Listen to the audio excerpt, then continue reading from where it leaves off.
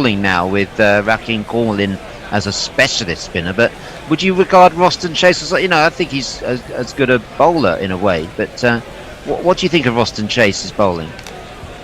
I like his bowling. In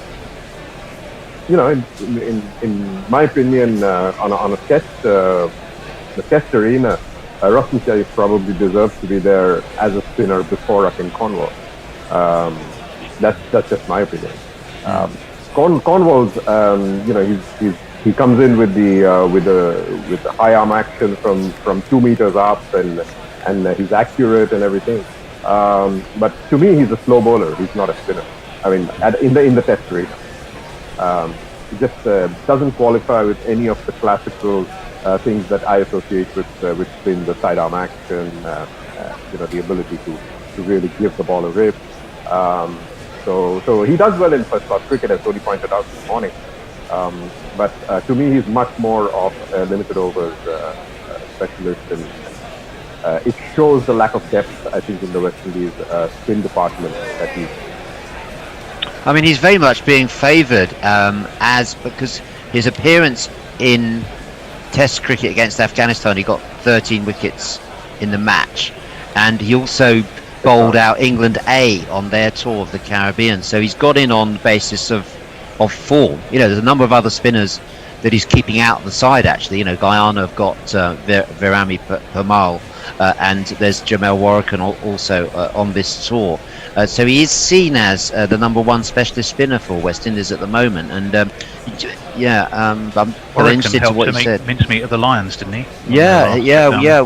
Along with Rakeem, but he wasn't getting as much turn and troubling the batsman as much as Roston Chase. Well, again, I think the interesting thing about Chase is its flight. Now, as we discuss bowlers, to me the interesting thing is, so you've got Broad and Anderson, you've put the band back together, you've also got Archer, but they're going to keep the dynamic duo surely for this one, aren't they? And open with Broad and Anderson and India. I'm looking for Anderson to get 6 here. Well, you've been right on everything so far. Let's get the money down. So the Bears already, I can see him reaching for his phone. He's already got money on that. There's no. And Ninja, what's your prediction for West Indies' first innings score? 250. Okay. Oh, and when you finish that, I'm going to send you over details of my share portfolio, and Ninja, you can have a look at that. Perhaps in the tea break, if David hasn't got something else lined up, which he almost certainly has, I suspect. It is going to be, of course, the Burnley Lara. So let's jingle him up, and then we'll jingle up the batsman as well.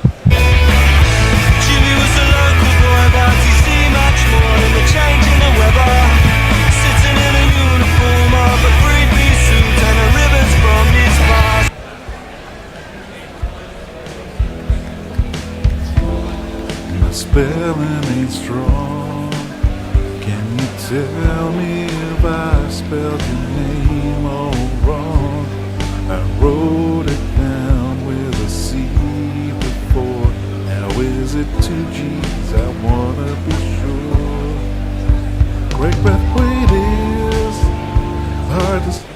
Well, the first ball is in already by Anderson and left alone by the man with 2 G's. And it's through to Jos Buttler. Did all right, didn't he, Buttler? Made a point. I think it will be disappointing to England that neither Pope nor Buttler went on, I suspect.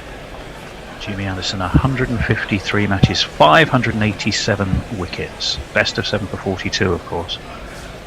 And I think, as we were discussing this morning, both he and Stuart Broad, every game, they still feel they've got points to prove. 3 slips go down, and again, that moves away from the right-handed Brathwaite, who is happy enough to watch it by. There's no run. We're seeing the bandanaed Broad going through his limbering up exercises. So I think that's the question answered. No surprise insertion of Jofra to break up the band. Not at the moment. And frankly, I'm not surprised. So it's probably first change, but could all depend on what happens. 250 and India has predicted. You heard it here first, folks. As Jimmy Anderson, black headband for him, is in full, and Brathwaite just eases this away into the offside. and there is no run. West Indies yet to get off the mark, and England already having a little quizzical look at the ball. Can't imagine why. It certainly seems to have been a little bit of movement in India early on, and certainly in terms of away swing. Yeah. He's kidding. So Brathwaite stands with his bat aloft. Anderson is in, and that one again, some movement in the air. 3 slips a gully. There's a man coming around from extra cover. But Joe Root applauds appreciatively for that ball from Anderson. So no one knows better than Anderson how to bowl here, right? Well, you say that. He's never had a test fifer at Old Trafford, which came as a shock to me. Although in the era of non-5 test series, there's been considerably. It surprised me also that England hadn't played West Indies here since 2007 until this series, and that one is left once again in a Smith-like manner as he kind of swats over the top of the ball and allows it through to Jos Buttler. Again, no run. Yes, you say that. Jimmy Anderson, let me see, is Old Trafford, his best bowling 4 for 38 against South Africa in 2017, but never a fifer for him on his home ground. And he's in again, and this one's flicked nicely off his legs, so the West Indies are away, and it's into deep mid-wicket. He's bowling as well, not from his own end, which sounds like a physical impossibility, but by which I mean he's actually bowling from the Brian Statham end, so he's bowling towards the Jimmy Anderson end, which I think is interesting in its own right. Anyway, it's the end of that first over. The West Indies are off the mark, and David's disappeared, so we'll keep chatting. He's our social media guru for now, but he's disappeared somewhere, and we are going to see. So we've got the black bandana of Jimmy Anderson and the white bandana of Stuart Broad. That extraordinary innings this morning that really wound back the clock. 33 ball 50 as he absolutely carted the ball to all points, tucking into whatever was thrown his way, really, to be honest. 13 runs off Jason Holder's first Jason Holder over to be played. Yeah. And I don't recall it being an especially bad over. He may be pitching a little short, and not with the pace to worry Stuart. Anyway, do we have a jingle, Bear? We do. It goes like this. Sweep the leg, Broady. Got the best head. Comes Broad. Big shout, but that. Well, he's shouting Piccadilly line, and that one was, going down the Metropolitan line. I think that was literally a way down leg. To be fair on Broad, it was hardly a sustained appeal in India, was it? It was. He's got everything right. He's having a hell of a day already. Well, yeah, height and direction were counting against that, but it certainly wasn't going to stop him at least asking the question, was it? I'm going to join your tone because I don't know what's going on with Dave. So David has he did disappear. Going, I have to disappear, and he'll be back in 5. He said, left alone by Brathwaite, who's just got the one. Hence he's facing, and his partner John Dylan Campbell has yet to face a ball. David has reappeared. Whether he's been to, we don't know where he's been, but maybe we shouldn't probe. Just be grateful he's reappeared. That's all we need to know. 1 without loss in the second over. 3 slips, a gully, a man at backward point. There's a man at a slightly backward square leg as well, quite short too. As Broad is in, and that was rather inside edged by Brathwaite, whose bat to me seemed a long way from his body, and no huge amount of footwork there. I think you do need to get yourself in on this wicket. Certainly always going to offer something to the bowlers early on in India, don't you think? Absolutely, and the way Brathwaite just played, that's exactly how Wokes got out. It was. Yes, it was. Disappointment for Wokes, but he'll be hoping, I'm sure, to to make up for that with a ball. I wonder what the conversation between Broad and Anderson is when they discuss which end they're each going to bowl. As in comes Broad, and that takes an edge and's gone. Broad's done it, Brathwaite's gone, pouched by Root. England have the first wicket. Extraordinary start.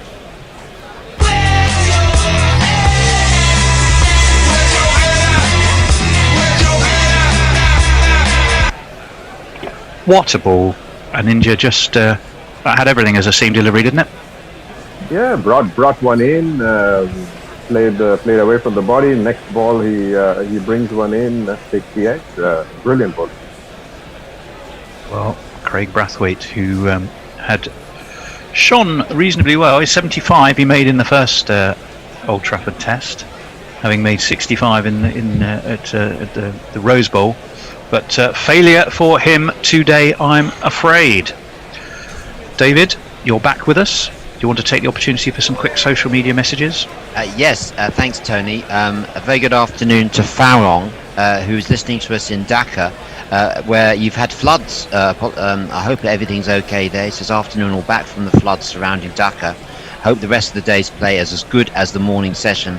Keep up the good work. Cheers. And a lovely illustration from Dr. Dan Diper, who's given us an impression of Jason Holder bowling to Stuart Broad, who's about to hit another 4. And a wonderful, I love that one, Dr. Dan. That's available on the Gorilla Twitter feed for you to look at. A wonderful illustration from Dr. Dan. Nestle says that Jimmy is styling the Guillermo Villas headband again. And Josie Oak says, going back to discussions at lunch, if counties offered free online coverage of matches for membership, they may get more members. I'll never join Lancashire because I'd never use it, but I'd watch online. Thanks very much, Josie, for that. Well, Shea Hope, the new man at the crease. Things have not especially gone his way so far in this series. 16, 9, 25 and 7. And let me see, Broad got him in the second innings of the last game here at Old Trafford. Had him bowled him, actually.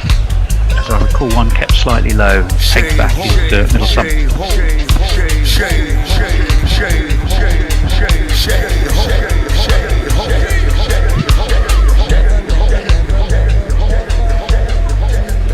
Three slips. Broad forwards, a big shout. It looked again to be going down leg, but a Ninja, I rather think you sense with Broad today, he just thinks everything he touches is going to turn to gold, right? Yep, he's going to appeal for everything today. That one was going to 6 stops. Well, that was on its way to Stockport. That's how wide that one was. But it's nonetheless, it wasn't going to stop. Well, actually, maybe not. Maybe I did that a bit of a disservice. It was high, and I think going down leg. But it didn't stop Stuart Broad from at least considering it and letting the umpire know. Let's have a look. It pitched outside off. The impact was in line. It was missing. As Broad is in again. This one is more competently played with the bat by Hope away to the leg side this time. There's no run. So the end of that Broad over, a successful one, no runs, a wicket, and a man who must be feeling that probably it's a good day to put a couple of quid on the lottery. Stuart Broad, because it seems to be going his way so far. David. Yes, just on that, the subject of the discussion at lunchtime about free online coverage of matches, because I've been talking, Tony, about the return of county cricket, but it's all going to be behind closed doors, so we're going to be relying on streaming. Messages points out to Voy that you'll find a lot of county cricket gets streamed free online. That's absolutely right. Surrey are going to be streaming, and I think Middlesex are going to be streaming the matches, although they're not going to be played at Lord's, Tony. No, both at Radlett, I think, which is a shame in a number of ways. One, because Radlett's in Hertfordshire, and two, it's about the furthest ground Middlesex could pick away from where I live. This one is forward and pushed nicely away into the offside. That gets Campbell off and running with 2. So he'll be relieved to be doing that. But I think they're behind closed doors anyway, David, as you were saying. Yeah, just a bit of a difference in behind closed doors at Lord's streamed. and behind closed doors at Radlett streamed. There's a big difference. MCC are not cooperating, are they, with Middlesex and at all? If you're listening from Radlett Cricket Club, we've got nothing against you personally. I can absolutely assure you. As this one is played nicely by Campbell, who drops the bat on it, lets the ball do the work. It's a way to cover. Yeah, no, take an easy single. Yeah, nothing against Radlett at all, but it's not Lords. You could say that about literally anywhere. But yeah, no. So why aren't Middlesex able to play at Lords? Well, I think again, I don't know. Good question. Maybe they. Good question. I don't know the answer, David. The MCC. And I'm sure Middlesex have. Well, no, MCC are stopping it, I understand. Well, it could be. I'm trying to think. There are hotels, certainly hotels near to Radlett. Obviously, it's a very localised tournament, isn't it? This the Bob Willis Trophy. So we're playing, I think, Surrey. We're playing you, of course, as this one is left alone outside of off stump by Hope, and it's through to Butler. So Sussex, Surrey, Essex. Is that it? Is it the four? Middlesex, Sussex. Kent, I think, in that. Kent Hampshire in there. Hampshire. I'm looking forward to seeing the Surrey Middlesex game on Sunday, Tony, because that's going to have 6 cameras. Surrey are promising us 6 camera live streaming, which should be really good. No, it's weird. I think we're all just thrilled to be seeing cricket again. And these series of tests with the West Indies have let nobody down at all. They've been terrific, because Anderson is in, and that one beats the outside edge of a tentative little prod by Shai Hope, who's not been at his best as we've been discussing this series. He's got a ton on the back of his bat, what he wouldn't give for one of those today. It's also not if you read it backwards, which is probably more likely. Certainly if he plays his shots like that, I'm afraid. 4 for 1 the West Indies, trailing by 365, 369 of course, that total that England, surprisingly to everyone except the guru in India, got to. And that one again just ducks in and moves away off the pitch and completely beats Hope again, and it's through to Butler. This is it's again, I'm going to ask an India this question. It's England guilty in the first game, I think, of picking the side they wanted to see in Brisbane, not the one that would do best in English conditions. Did you feel that as well? Absolutely, and I think they got it right, completely right this time.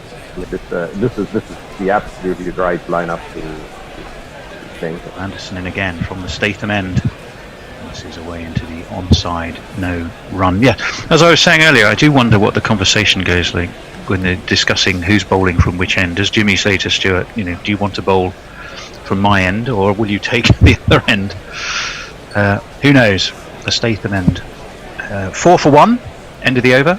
David, how are we doing on messages? Still on the subject of streamed county cricket coverage.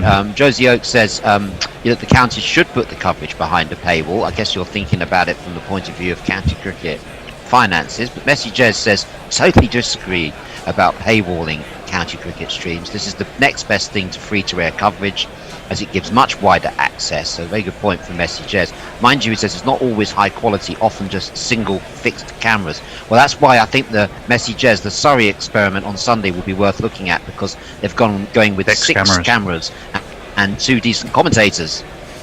You can tell me more about that in a moment. As Stuart Broad is going to be bowling his second over. He's around the wicket to the left-handed Campbell, who drops the bat on this. But it's Don Bess who was there at backward point, and he was in like a shot to ensure that no run was taken. Who have they got lined up for that game then? Well, I knew you were going to ask me that, but Mark Church is definitely heading it up. So that would be, in a way, similar to Kevin Hand, I would hope. Normally BBC. If it's Middlesex. Yeah. I think it's Kevin Hand. I need that absolutely sure. But the 6 camera thing is very interesting, because that's going to allow us to see the ball when it leaves the square. The problem with the coverage of training cameras is you can't see the ball when it leaves the square. So it really does reduce, I think, one's enjoyment of the game. So you need at least 3 cameras, and Surrey are providing 6. And in comes Stuart Broad again around the wicket, and that one is played off his hip by Campbell, but it's to backward square. There's no run. The Middlesex have actually been streaming the intra-club game, where Toby Rowland-Jones 11 has been playing. New captain as well for Middlesex, not Peter Hanscom, because they've sort of rolled his contract over to be 21-22. So Stephen Eskenazi taking the helm. So that's going to be interesting. I do think this is the future of county cricket. Is this streaming to this niche audiences? Oh, I'm with you, David. And this one is full by Broad and played nicely by Campbell. It's pushed, nothing more than a push, in fact, but he'll get 2 for it as it's away to mid-on. So he's comfortably up and running, but Shea Hope, on the other hand, an India, has looked distinctly unsteady in more ways than one, particularly against Broad, hasn't he? He has indeed, and as he has through the series. So he's really not given, sorry to say this, much hope to the West Indies. David, who appears to have disappeared again and reappeared again as Broad is in, and that one's left by Campbell. I think it was a well-judged lead, but it certainly was sort of angled in past that left-hander's off stump. And Butler took it actually diving away to his right, which suggests that it was really cutting across the batsman there. 6 for 1. We're 4 balls into the 4th over. 369 the total for England this morning, after that improbable but quite magnificently enjoyable 67, I think he got in the end, did he, Broad? In he comes as well. It's around the wicket, and again it's a repeat performance, because it's just a gentle push down through mid-on. They'll take the most comfortable of 2, and Chris Wokes, with his matinee idle beard, goes herring after it again. So that's twice in succession, and I think Stuart Broad might want to be either thinking about where he places Wokes, or which line he starts to attack Campbell, because Campbell's found it easy enough to pick up easy runs exactly through that spot. Yeah, I think he should be coming over the wicket. Well, it's a default reaction, though, isn't it, these days? Is if you've got a left-hander bowl around the wicket, and it's not always right, because I think there's a lot to be said for sort of trying to slide the ball across a left-hander. Anyway, Broad's in.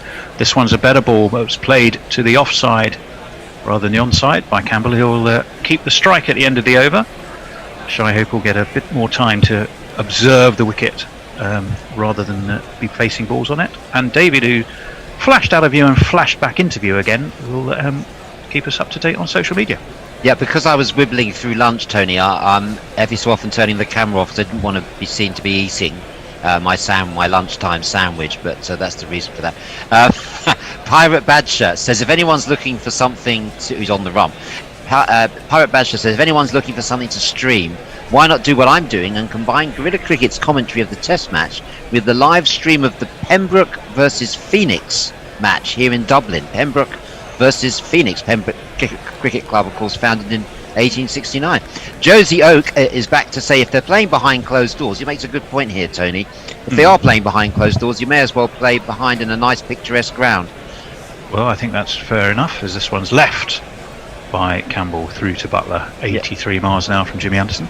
Rather than in a ground of acres of empty terraces. That is a good point. That's one of the benefits, I guess, will be use of outgrounds, and whether, if the sound of the wickets is good enough, that maybe more and more counties can do that and play in outgrounds. I believe Hampshire are going to be playing at Arundel, which last time I looked is in Sussex. Well, yes, extraordinary, and is it in Sussex? You're absolutely right. Home of a lovely castle, I believe. As Anderson turns at the top of his mark, comes rolling in. It's full, and it's played nicely by Campbell away into the onside. Middlesex used 3 grounds really for out cricket, as it were. Radlett, which is pretty, which is nice, very nice ground, and there's done a lot of work to host Middlesex and sort of upgraded its facilities. Uxbridge, I have to say, less so, although it has the Gatting end at one end. It's not a ground I'm particularly in love with, I'm sad to say. And Merchant Taylors, which is an absolutely wonderful, fabulous setting, and I thoroughly enjoy watching cricket at Merchant Taylors. So it's a kind of a 2 out of 3 for me for Middlesex. And this one again is full and played nicely by Campbell, who with a nice high bat steers it away through extra cover, but they just take the 2. Campbell will move on to 10. 11 for 1, the West Indies. As it was almost inevitable Stuart Broad, the man whose dander is right up, and of no surprise, well, he has taken the wicket 2-4 with an absolute scorcher of a delivery, and taken by Root to get rid of Craig Brathwaite. Anderson in again. Solidly defended by Campbell. Round runs Stuart Broad to do the fielding for his old mucker. And there's no run. 2 balls left of this Anderson over. Perhaps it inspires him more to be bowling from the Statham end when he can see the Anderson end in his sights as opposed to running away from it. Perhaps that's the psychology. I think that's it.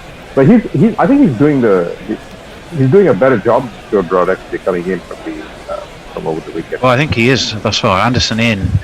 That one was a good delivery on the leg stump, sort of middle and leg, and Campbell just prodded forward defensively but effectively, and again there was no run.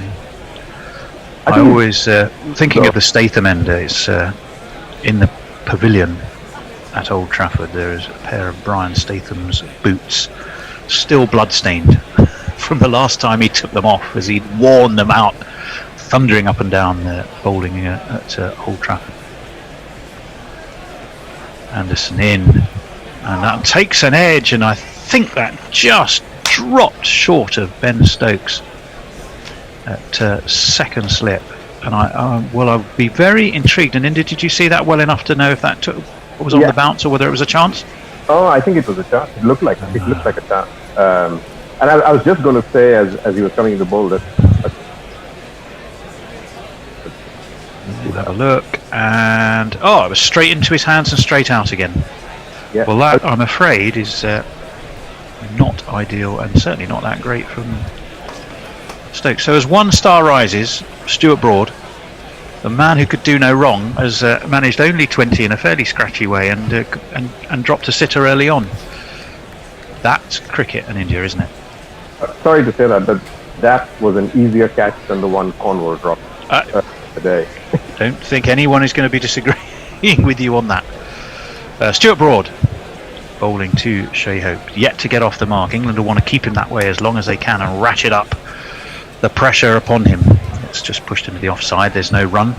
11-4-1. We're seeing a close-up of the Vincent van Gogh lookalike, Ben Stokes, who has his arms folded, and that was as conventional and as straightforward as a slip catch as you're ever going to see, and it just popped out, I'm afraid.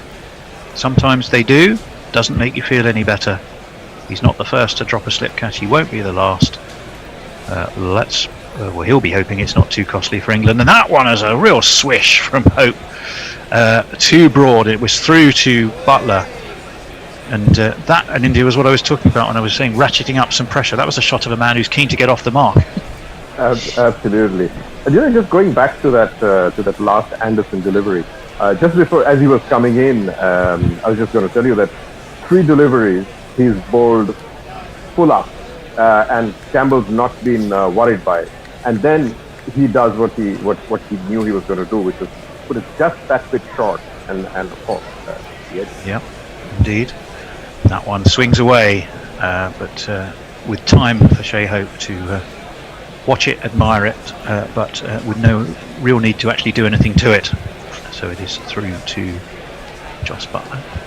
Joe Root is using a combination of hand and woolly jumper to shine the ball as much as he can under the lid.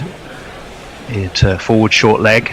We have, as ever, Ollie Pope. That seems to be his adopted role now, or as the more junior member of the team, is probably the one foisted upon him.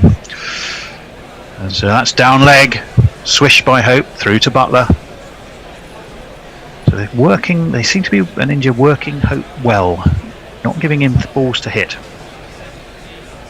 Indeed, I mean they're making use of the fact that he's not having a good time, and he's clearly struggling. Hopefully they won't get set though. Well, we'll ask David about some insights on Shai Hope and Shai Hope's form. maybe after this ball and before we get to the social media messages between overs. In comes Broad, and again. Well, that was a deliberate leave because it was too wide on that occasion. David, he's been struggling for form, and he's not looking any better today, is he?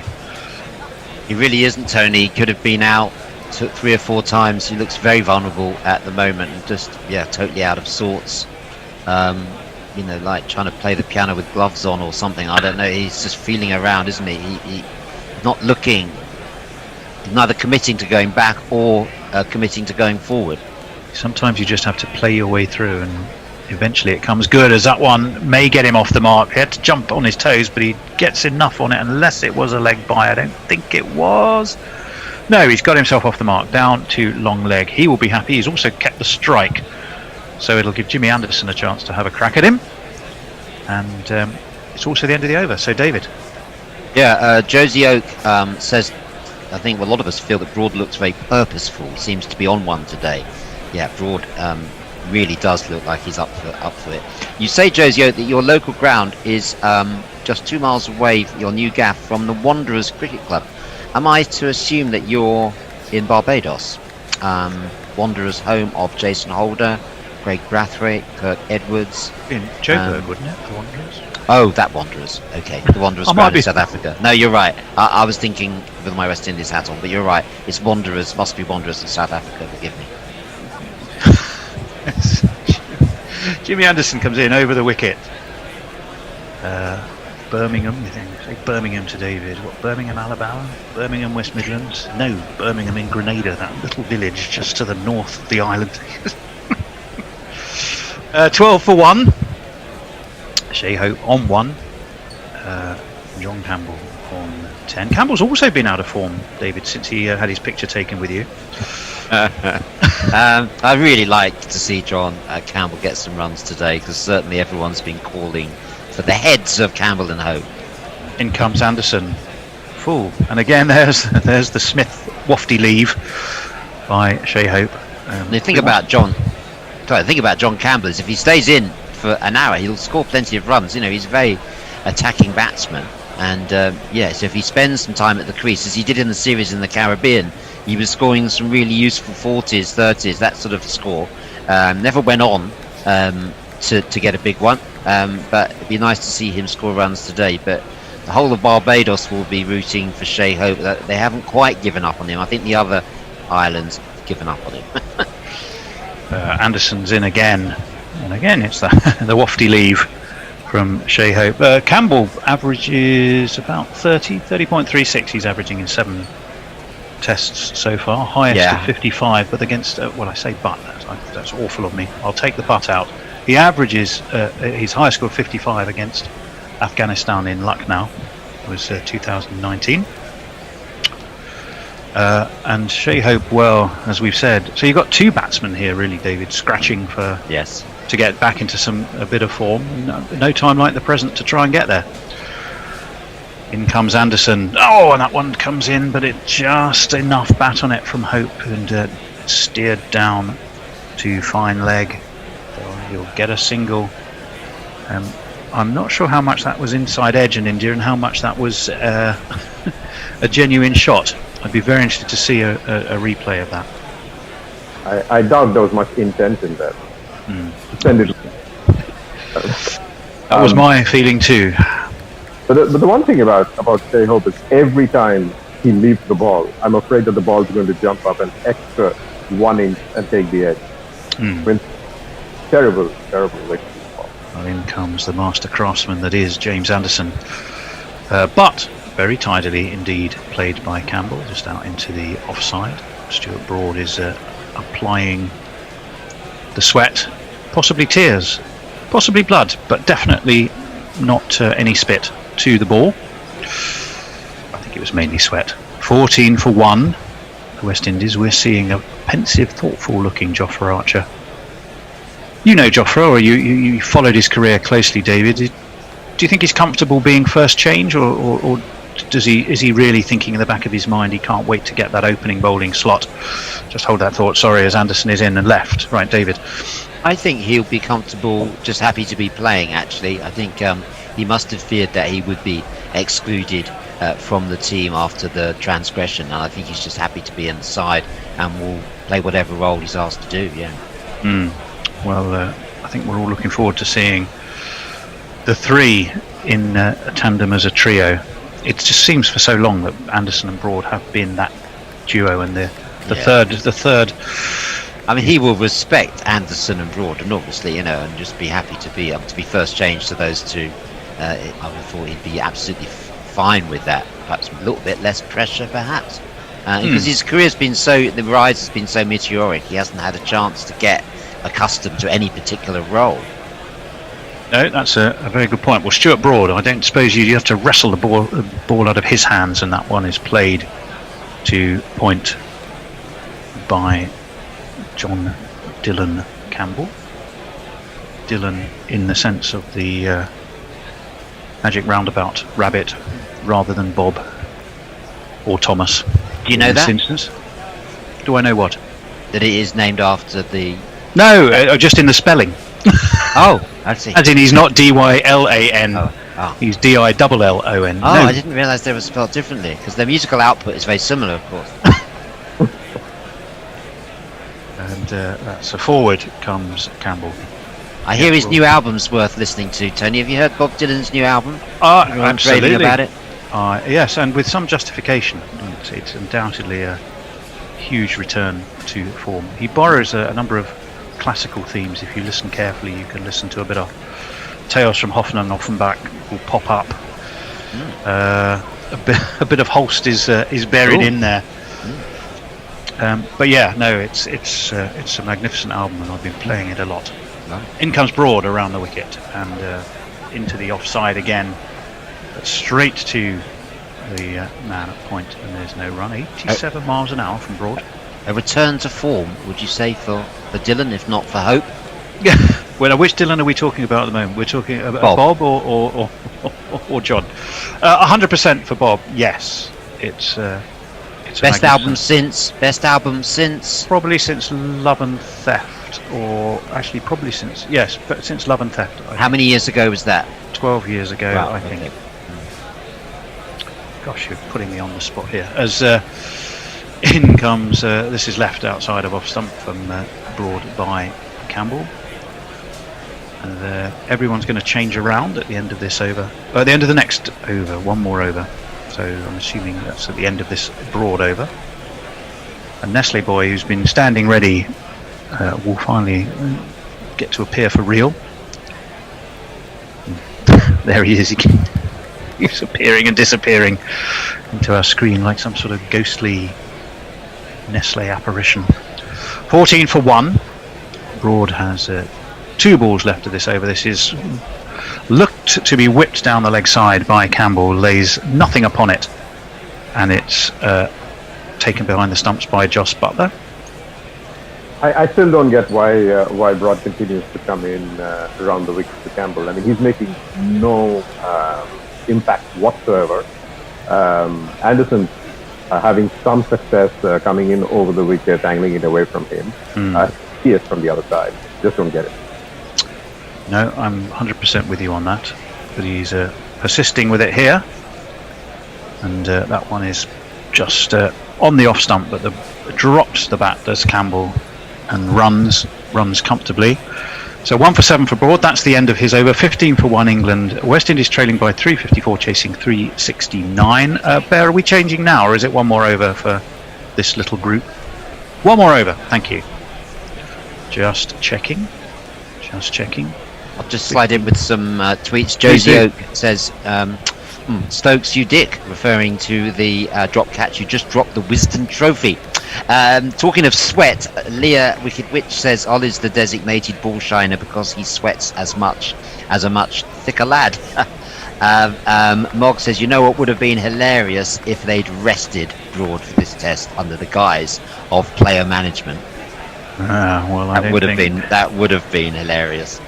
Well, it hasn't happened. Jimmy Anderson's going to continue from the Statham end, and that one is full and played nicely by Campbell, who, if not looking comfortable fully yet, has certainly looked the more comfortable of the two in moving on to 12. And Ninja, you do feel England are going to want another breakthrough fairly quickly, don't you? Yeah, I think you're going to see Arthur coming in probably, replacing Broad probably. I would think. Are you still standing by your 250? So far, so good. Okay, 15 for 1. Ben Stokes seems to be doing his best not to help you on this one occasion, as this one is full and played into the onside this time by Campbell. There is no run.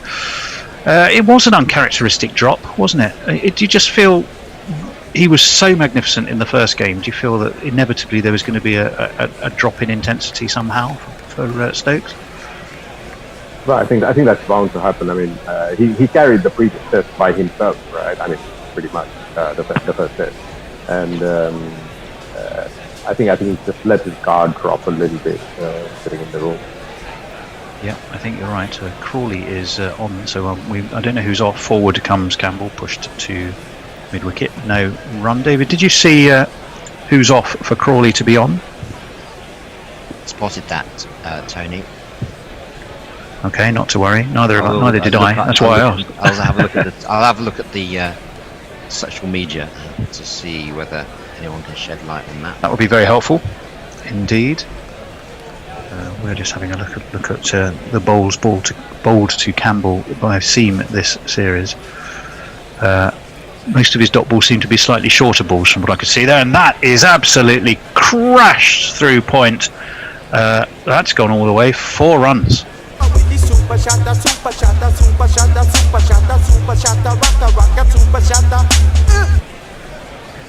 Well, that was a bit of slightly short by Jimmy. Bit of width, and thank you very much, said John Campbell, as he absolutely caned that. And as we saw the replay, there was real intent in the shot. Sometimes you wait for the ball onto the bat, don't you, in India, and it looks sort of elegant. That one was just almost pure anger as he smit that away. Well, it's the first one he's got which is short and wide, so I mean, just in the zone. Yeah, you don't get many of those from Jimmy, so he won't be that pleased with himself. And there's caused a discussion about the ball, which is being shown to the camera, and there is a huge nick of the seam seems to have been pushed inwards. There's a big old scuff and a scratch. I wonder what might have caused that. But to me, that's on a ball that's only less than 9 overs old. That doesn't look great in India, does it? That was probably Campbell's anger. Yeah, well, he certainly did. He certainly hit it, but he seems to have actually hit it on the seam and bashed the seam out of shape. So we are going to see the man with his box of balls. He's going to come on. The umpires are going to look for one that's around about 9 overs old. They are, of course, all grouped by age. So you don't take one box that's got a whole series of ages in. The box that comes out has got 8 balls aged to about the right amount, from what I understand. What I've never been sure about, and David could probably help me out, is where do they actually do the ball aging, David? That's the second question I haven't got a clue about. Okay, good. So far, let's see. Making his debut today, and India has correctly predicted that England would score 350s. Correctly predicted that Broad would get a 50. David, on the other hand, not quite sure about the ball question and doesn't know who the subfield is on. The point is, the only reason I asked you is because neither do I, David. So I wouldn't take it to heart. And I've been told off by messages for ranting. I saw that. I thought it was a little harsh. But we're all entitled to our opinions. 3 slips and a gully await Jimmy Anderson, as of course does Campbell. And that one, well, I don't think he knew much about that. To me, he was looking like he was playing a drive into the offside, and he got an inside edge down to long leg. And Jimmy is adopting the air of a bit of a grumpster as he ambles back to his mark. And Ninja has another full shot, wasn't it, to me? Absolutely, and that was exactly the right length that Anderson should be bowling to Campbell. Slightly short, and he's been struggling with everyone which has pitched on his off and which has been on that length. Well, good insight indeed. And so this should, barring a no ball, which you really don't see very often from Jimmy, be the last ball of our stint at Ninja as a double act. Yep. In comes Jimmy Anderson, and solidly played by Shea Hope. 20 for 1, the West Indies, trailing by 349. Hope 2, Campbell 17. The next voice you hear will be David with some social media messages, and I and the Ninja will see you all later. Yes, thanks, Tony and Ninja. The Leah Wicket Witch has sent in a very, very nice photograph of her lunch. Third test, day 2. It's turkey salad. Barry Goodman says, in tandem as a trio, don't you mean in tandem, like the goodies? Funky chicken goodies. And James Knights is not happy about the replacement of the ball there at all. Why? And don't know. The ball was knackered. He doesn't say. And Jossie Ox says, I keep thinking you're saying a ninja, expecting it to be Leonardo or Michelangelo. Oh dear. Well, John Campbell is facing up, and Broad is going to continue around the wicket with the headband into the pads, and it's clipped down towards deep backward square leg. Archer's down at long leg, and he'll come round. They'll get back for 2, I'd have thought. I've got 1 in the bag, and I've just lost another, Dave. I had under the fall of the first wicket, which I got, and then because Stokes dropped that bloody catch, I didn't get under for the second wicket, which is always very annoying. Can you hear me, Dave? Am I talking into the abyss here? Sorry. I've got Nestle. Where's your? I was about to say, where's your money now, Bear? Well, I haven't got any. I'm waiting to see what happens. Johnny Campbell's looking a bit spawny, and he might get through my money too. But they don't offer a lot on the over-unders for the wickets for the Windies, man. It's literally, they offer you about the opening partnership was 17.5 runs. That's just played off the back foot by Campbell out to backward point. So they offered me under 18.5 for the fall of the first wicket, at which point they were 1 for 1. I got offered under 16.5 for the second wicket.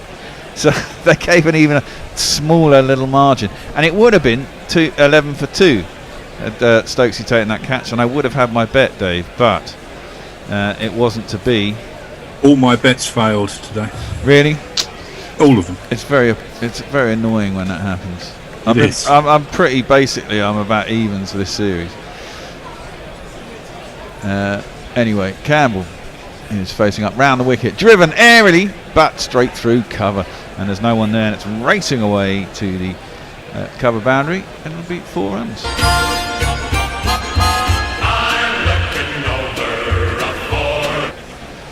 You're on a lot today, Dave, too, aren't you?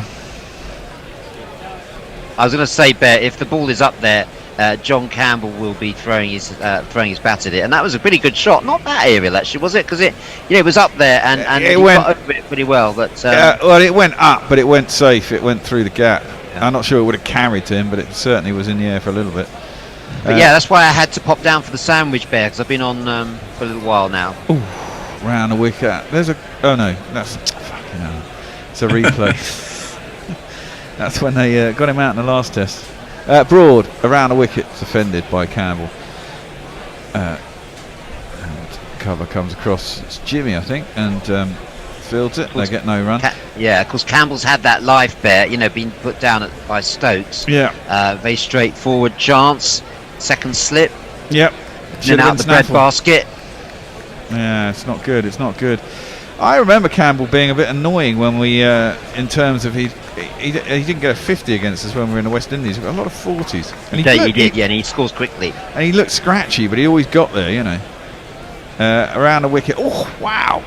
That's a good lead by Campbell. I think he's left out on length because that possibly went over the top of off stump, round the wicket and angling in this time from Broad. Just pulled his bat out of the way and got up on his tiptoes and let it through.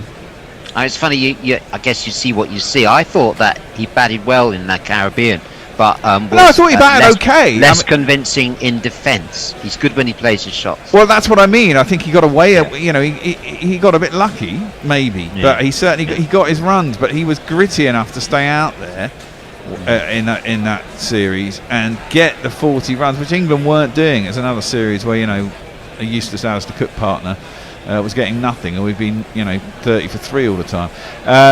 That's defended up to mid-on, and there's no run. And England. Please. Sorry. Yeah, go for it, Nestlers. Harry Goodman wants to know: are the replacement balls pre-disinfected? I would have thought so now. Yeah. Yes, I would have thought so. Tai Ping Shang wants to know: has the Gorilla Towers fridge been fitted with a padlock to keep the cussing in check? No. Yes. I'm the only one here. Messi Jez says, I'm about even equals I have lost most of my worldly possessions, but luckily I didn't have much to start with. That's not the way it is, Messers, not the way it is. He's a South London property magnate. I mean, you know. I wish. I'm not that either. We just had a picture of an ankle brace that Ford wears. I don't think you can read too much into that. He probably has that as standard anyway, just to protect his ankles. We're going to have a change of bowling, though. Yeah. It's going Get him to on. be this mean. He will break your belly, break your heart. Hotter than lava, cooler than Bogart. In your face, at your stumps, on your toes, on your mum.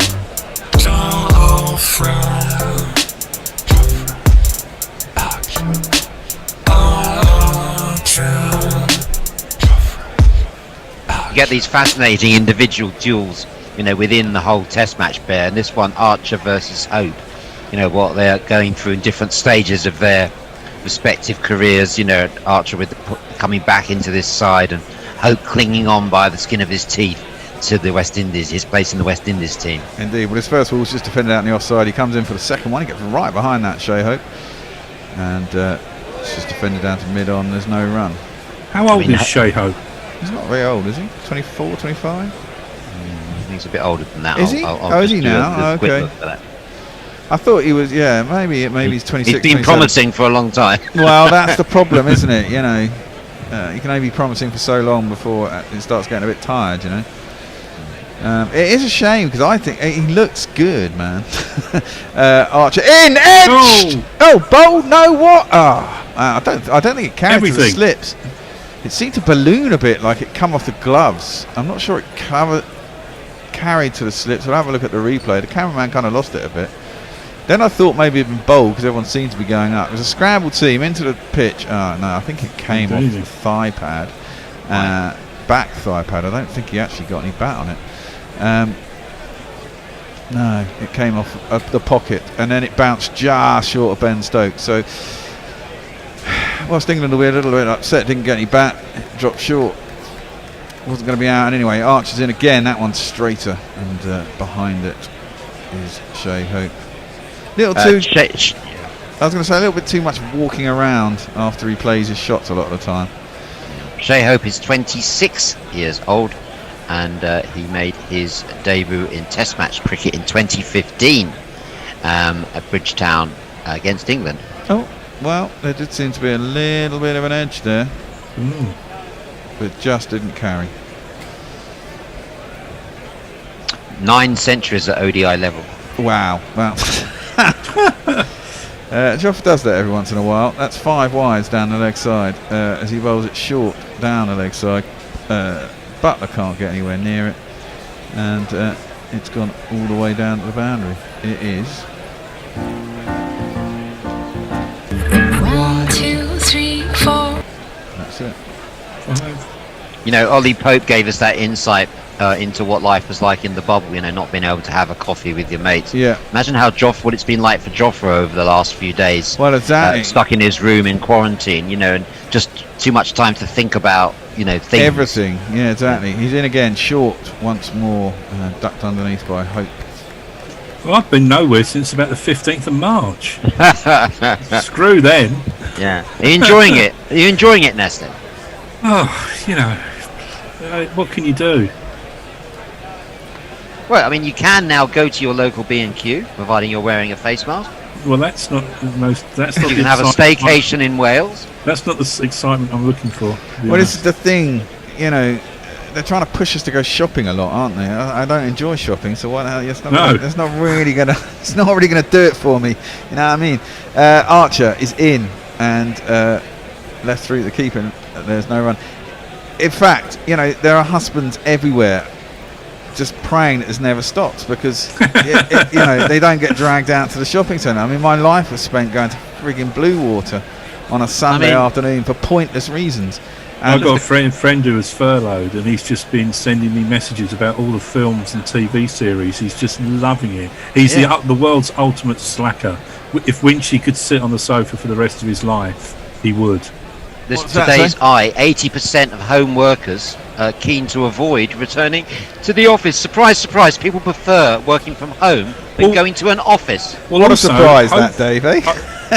I mean, it's not good for my business sort of thing, but these companies do not need these glass palaces in the city of London with 3,000 people in them. No, they don't. Spending $6 million a year on rent and services. Well, that's exactly it. It's a big money saver, and I bet you their productivity isn't down. It'd be interesting if things do pick up again, though. The other thing, anyway, let's play a jingle. We can talk about this as we go along. It's away from the cricket, but it's relevant. This man is going to bowl. He's on Instagram, and he's a Twitter fan. On the Ashes tour, not Ben Stokes, but he'll have to do. And I don't think people want to be at home all the time. I mean, some people definitely want to get out of the house, you know. Just less pressure to do it. Anyway, Wokes is going to come in for his first ball of the match, and Campbell gets right behind it and defends it out to covers, and there's no run. One of my mates works for a bank in the city, and he's been told he can stay at home now for good, and he's saving a fortune in travel. Well, and this poll, he's not buying stuff at lunchtime.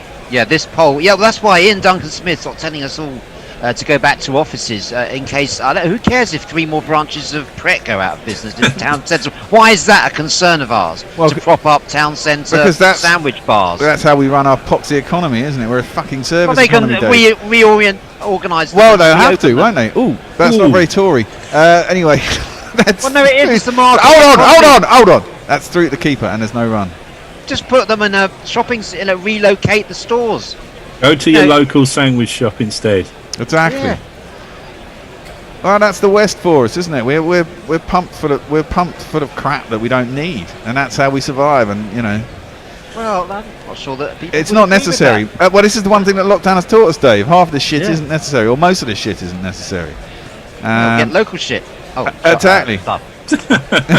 Sorry, St. Lucia. Oh well, we're getting passionate. Wokes in bowls and clipped into the leg side, and there is no run. Oh yes, life has been very chilled under lockdown, man. You know, I quite like it. Well, this survey in the newspaper says that most people who've been able to work from home during the pandemic want to continue to do so when the virus is suppressed. Half have already spoken to their employer about remote working permanently. Bear, can I continue to do this from Zoom? No. I want you all in here. No, I don't. I mean, I have thought about it. It's just the sound quality is not quite as good, and well, we should have a. Oh wow, look at that! Shot on Campbell. That's a great shot by Campbell. He's on the back foot, swivels. It was dug into the middle of the pitch by Wokesy and smashed out to the untenanted mid-wicket boundary for one of these. 1, 2, 3, 4.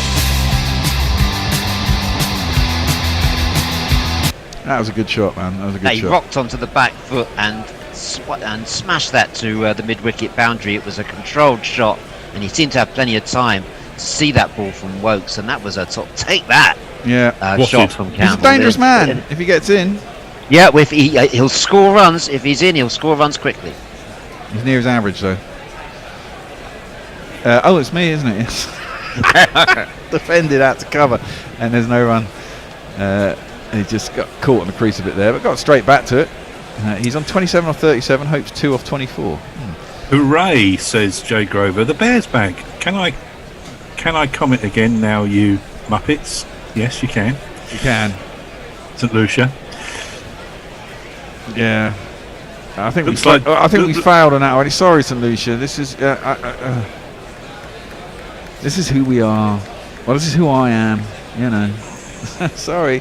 Wokesy in bowls, and it's a bit exciting. Bear, is that a variation on the KP? This is how I play. Basically, it is, and it's my company, Dave. So you know. But what about those people who heard you during the World Cup in the main model of professional restraint, commenting on the ICC cricket radio service? Well, yeah, I did. I didn't do much on it. And that last ball was just played up to mid-on, and they got through for single. I didn't. Barry didn't really want me on it that much, but that's partly because he had me on the first day. We'd had enormous trouble setting this up. We got there. Barry didn't have anywhere to send it.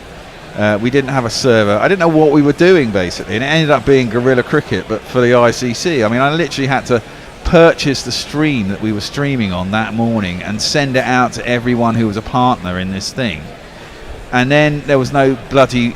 We were supposed to be doing it on the internet, and they'd installed the what's name lines for the radio commentary, so we didn't have a hard line for the network, and all this stuff. So we were basically broadcast. We got on 10 minutes late, and the 5th game of the competition, mind, because we've started late. And I'm running the first session of this thing using my bloody iPhone, just basically using my iPhone as the anchor. You know, it's just crazy. And then Barry gets me on about 4 hours later. My brain's completely bloody fried, and I had a spliff too. And I was basically non-communicative. And also it was Afghanistan versus Sri Lanka or something. You couldn't see the players' names, and we didn't have any monitors because they fucked that up too. But apart from that, how did it go? It went really well after that. So I mean, look, I've been there, Barry. I've struggled to get onto Barry Wilkinson's rosters as well. I did start the Sri Lanka-England game though, because no one was there. No one got back for lunch. So if they're not there, they'd never allow you to do it. Exactly, yeah. Well, and then I did it with this guy from the Telegraph. I can't remember what his name was, but he was quite dry. Johnny Barron? No, it wasn't Johnny Barron. I'd have been alright if it was Johnny, but this guy was really dry. He didn't really offer me a lot.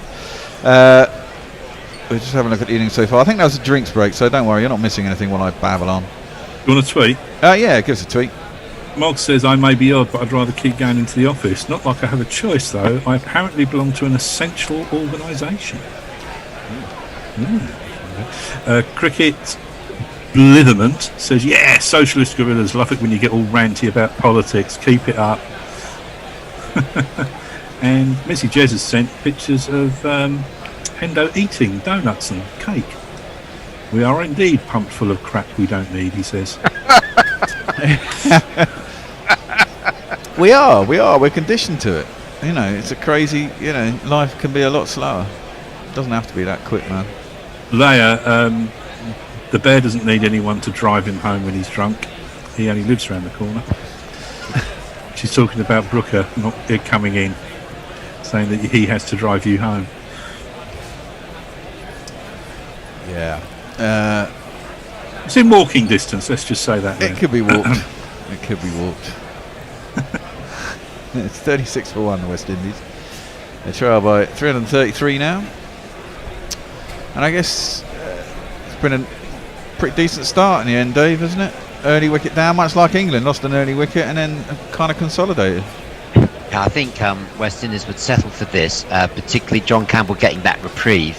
And he's growing in confidence now. I mean, he's moved on to 28 while Shea Hope's been stuck on 2. Yeah. But one of them's got going, and Hope is still there. So even the loss of Brathwaite early doors, there'll be every single person in the dressing room will be willing John Campbell on. He's a popular player, and as you say, scores runs at a decent clip, and attractive player to watch when he gets going. Be interesting to watch this duel between him and Jofra Archer. Looking forward to this. Yeah. Do you not think 5 tests against West Indies would have been good? Yeah, it would have been fun. Yeah. It would have been fun. Equally, I'm looking forward to the test against Pakistan. Tests against Pakistan are always fun. I love test cricket. It's just fun. Archer is in, and it's full. It's all full. Ooh, what's all going on? It's all going off. First ball is very full, almost Yorker length. Jabbed out by Campbell, back down the track, straight to Archer, who had a fluid movement, who reminded of Roger Harper. He used to be on the, was it Grandstand, the opening of Grandstand? He used to have that run out he did way back in county cricket days. It's very much like that. He just leaped across the pitch, picked it up with fluid movement through at the stumps. He didn't hit him though. I understand what Leah's talking about now. She's saying that I would have to drive you home, Bear, if I was coming in to Gorilla Towers. Exactly. That would be bad news for both of us. Yeah. One of the worst drivers in the team. Okay. Is your BMW still parked outside, Dave? No, it's off the road. That's just clipped off the hip down towards long leg. And there's no It's an run. Audi Nestle. It's off the road now. I'm going to see it. What I've happened to the Audi? downsized. That worried me because I thought someone's bound to graffiti that round there or something. Well, you left it so long, the battery didn't start or something, wasn't it? Or was it there was a air pocket in the fuel tank or something, wasn't there? Oh well. 37 for one. Only a possession. Who cares about material possessions? Well, That's it. it's kind of true.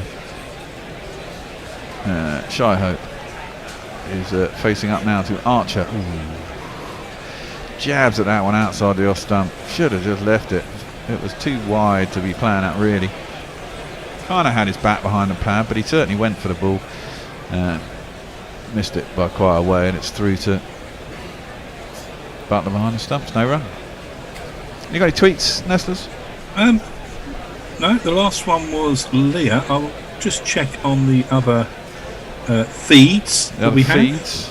We're being watched by a fair few people on Quick hotline. tracker, yeah. And Sadil SK is with us. oh, that's it. He's gone, and I thought that came off the gloves as it went down the leg side.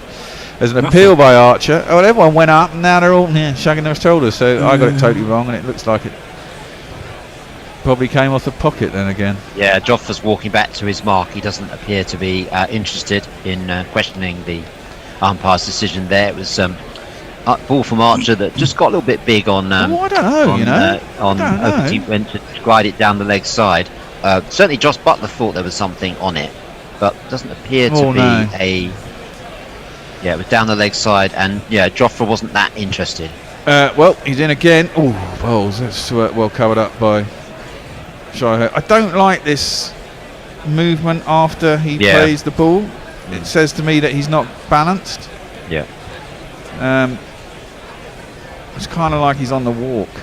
He gets into a nice position and then plays a shot and then walks over it, which says to me that he's not properly balanced. Yeah, it wasn't off anything on the bat. It was definitely off the hip. Archer in again, and once more, Hope covers up and defends down to mid on, no run. End of the 13th over, 37 for 1. If tweets or say something. Tweets and stuff. Jay Grover says, considering the amount of eldritch filth I have to read, I shudder to think what going into the office would entail. Also, poo, wee, bum and front bottom. Muttley says, as a trade unionist, I feel your pain, David. Bear is a horrible boss, not even listening. If you can get half plus one to join, we can start a union. Union for gorillas, listeners and yakkers. Ugly. It could get ugly. UGLY. And on Crick Tracker, Subrat Kumar Sahu is with us, and he's got an emoji with a mask on. Very on point there. Sadil SK says, I love the West Indies. Yeah. Everyone loves the West Indies, man. What it should be. They've always been good to watch. And they do. It's always competitive cricket between us. Wokes is going to continue. Campbell is facing up. He's in, bowls. Oh! He's tried to swash down the leg side. I think it kind of went top of front thigh into knackers and then out on the offside. Mitty Jez says, for a bloke who's never given an LBW in his umpiring career, the Bear surely has put the finger up a lot today. They're all out, Messi. They're all out. No, yeah. That thing about giving someone an LBW, and I don't know why I never did. I just didn't think anything was out, that's all. But then when I was bowling, they were all out, man. Defended up the track. And there isn't a mid-off.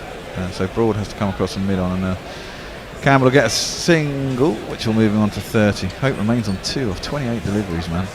Samuel Soma is with us. Has been loving the coverage on my internet radio when I go to bed late at night in Australia. Just wondering if you do most tests, ODIs around the world, or mainly big tournaments and games involving the Poms. Big thumbs up for the coverage. We do mainly Pom stuff, but if there's the problem is if covering, well, particularly if you're in Australia, covering shit in Australia, means that we're basically up from midnight through to 8 in the morning, and it does become tricky unless it's the Ashes. But if you were playing a series in India, getting up at 4 in the morning is not so hard, and we have done that before. We do cover all the major tournaments. We'll cover the IPL, things like that as well.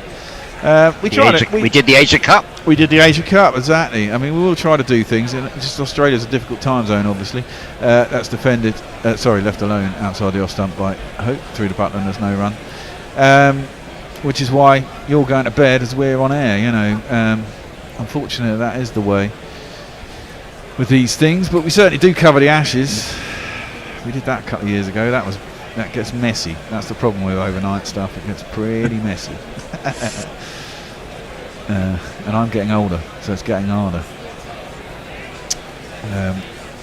Wokes is up to the crease now, bowls, and again it's left alone by Hope. Outside his off stump, there's no run. The thing you fear about Hope is that he does all this good stuff and he looks quite good leaving and he defends, but he's only on 2 and he faces 50 balls and gets 8 and then gets out. Yeah, well, you know, what's the phrase, where there's hope there's life, or is it where there's life there's hope? But it's hard to spot the life from Shea Hope at the moment. Strike rate of 7. Leah's pointed that one out. Strike rate of 7.14. Proper Test cricket. Proper cricket. Could have played his shot but didn't. Good cricket. Wokes is in and defended once more. Back up the crease and there's no run. But it does allow you to keep the slips in longer, doesn't it? I mean, he's not really making an effort to work the ball anywhere to get that single. That would require you to take out the 3rd slip, for example. Strauss doesn't really change with age, does he? He's got a huge head, isn't he? He's got a huge head, isn't he? Yeah. Well, yeah, but he's always had a shaved head for quite a long time, and I think that's maybe it, isn't it? He's got a big head. Wokes in, bowls, and covered up once more by Shea Hope. And there's no run.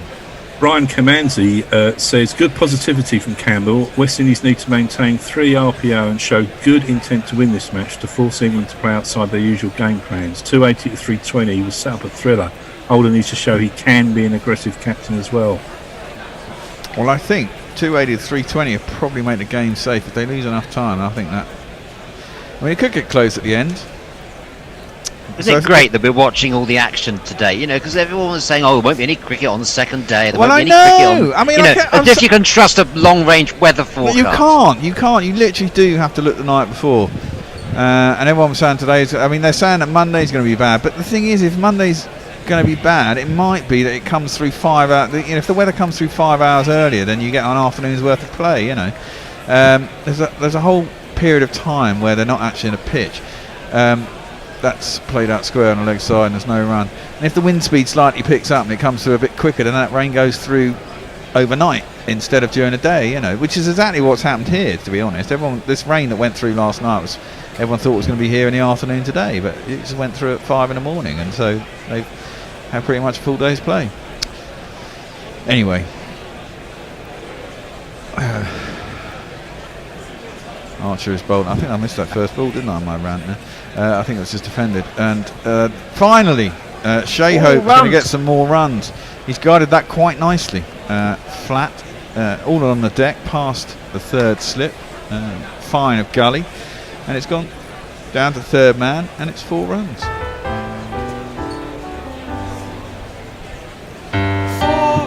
Do you want a Jimmy stat from Ravi? Yeah, come on in. He's the 3rd highest scoring number 11 of all time after Murray and McGrath. He still needs 93 to get to 1,000 runs as numbers 10 or 11. Also 3rd behind Murray and Walsh. Oh, no! If I was Jimmy, you know what? I'd go until I get X amount of wickets, or I get 1,000 runs. Well, you get. Oh, that's full again. I like this Archer bowling full. He tried the short stuff and it was too short. He's getting good pace up. He's bowling quite full. Pull it back a little bit to get a bit of nibble. That's well defended by Hope. No run. I think our friends, the Caribbean Cricket Podcast, have joined us. They'd settle for them just reaching the end of the session intact. Has to be a session-by-session approach with this brittle batting lineup. Yeah.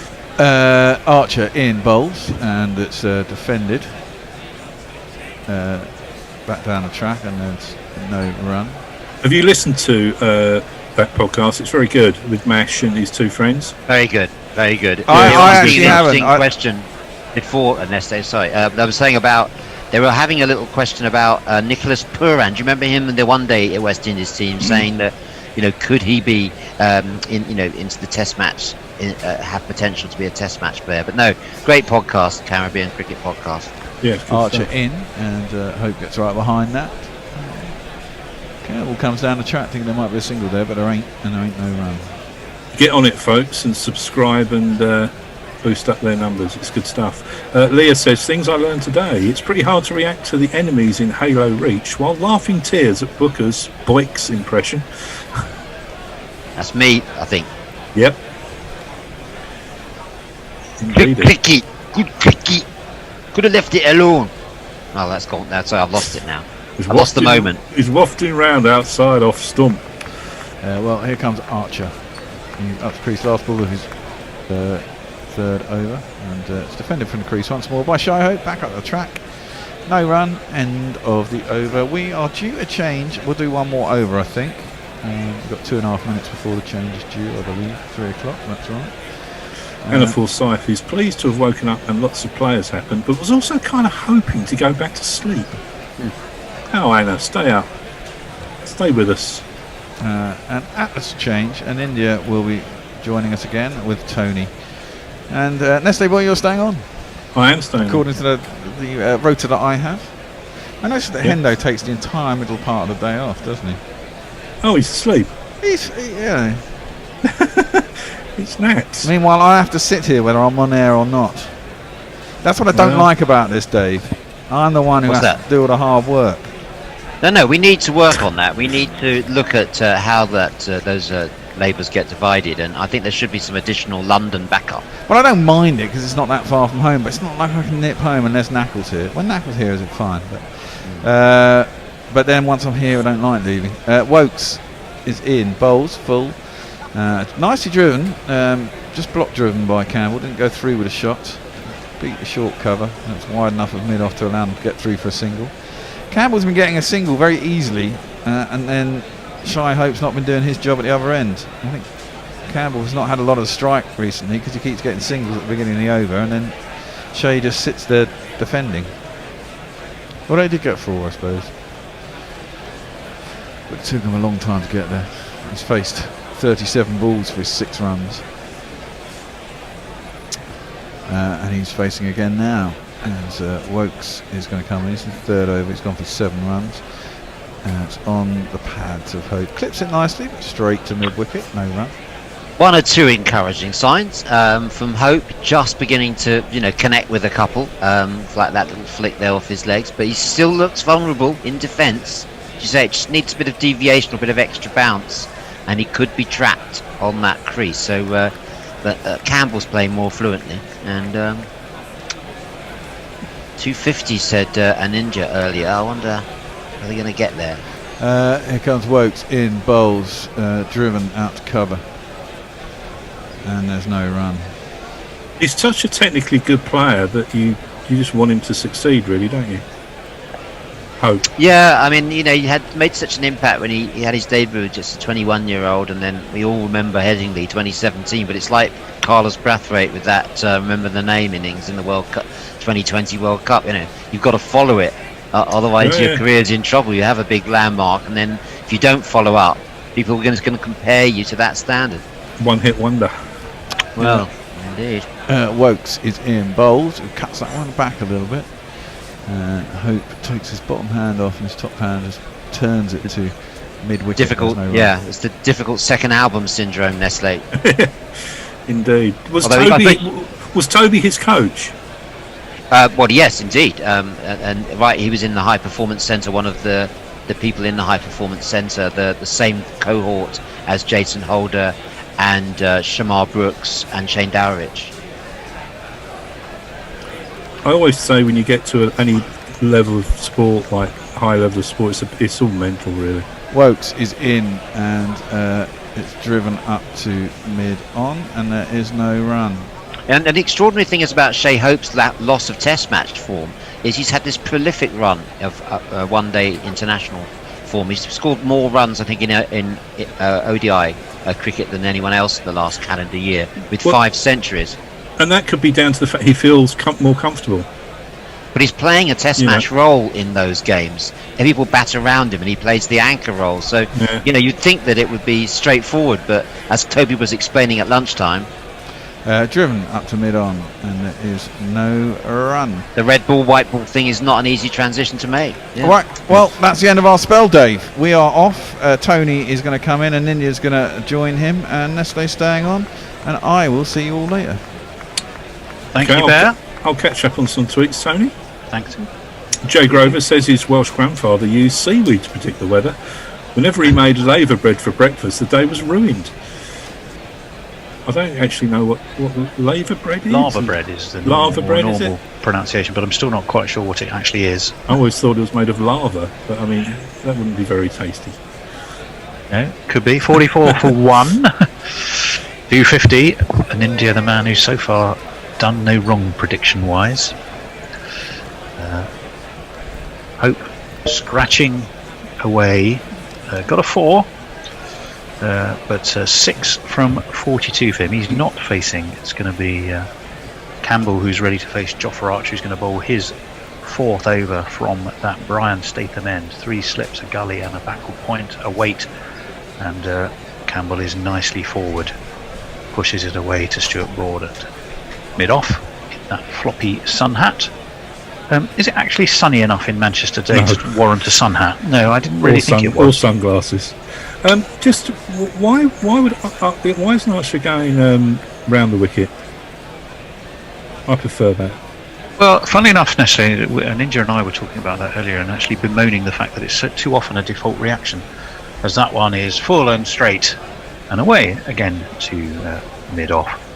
Yeah, we were saying it's. Well, I'll let a Ninja actually answer that question rather than me. But why not mix it up? But you can mix it up, but I mean, all afternoon, Broad's been, going around the wicket to Campbell, making no impact whatsoever. The angle's not worrying him. But every time anyone's going over the wicket, angling it away from him, he is struggling. In comes Archer. He does angle this across the left-handed Campbell, and it is through to Joss Buttler for no run.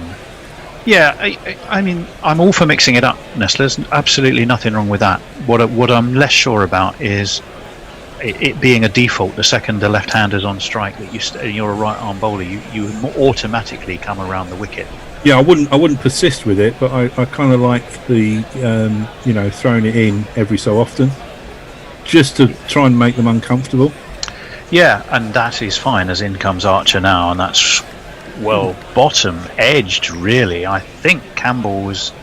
Well, I don't know if Campbell knew what he actually wanted to do with that.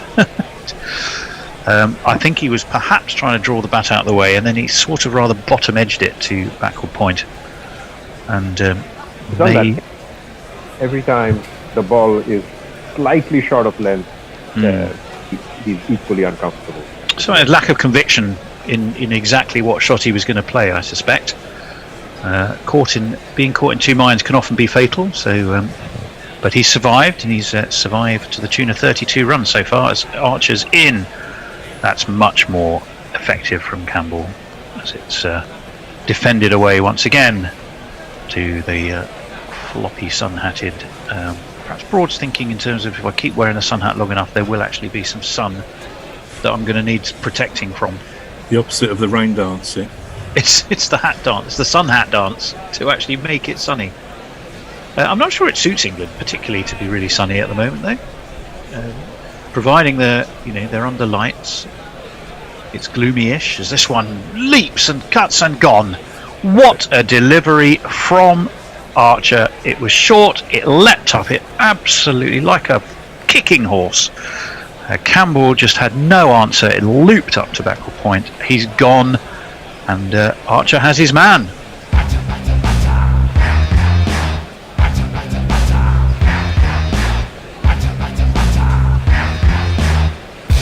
On your bike, mate. Rory Burns the man to take the catch, and Ninja, what a delivery. Could have gone round the wicket. this is Geoffrey Archer at his best. I mean, when he bowls that delivery, I mean, the right-handers can't get their heads out of the way, and the left-handers can't get their bats out of the way. So, I mean, it's just his best delivery by far. Delivered from over the wicket, I believe. I'll get me coat. No, Nestlers, you don't need to do that.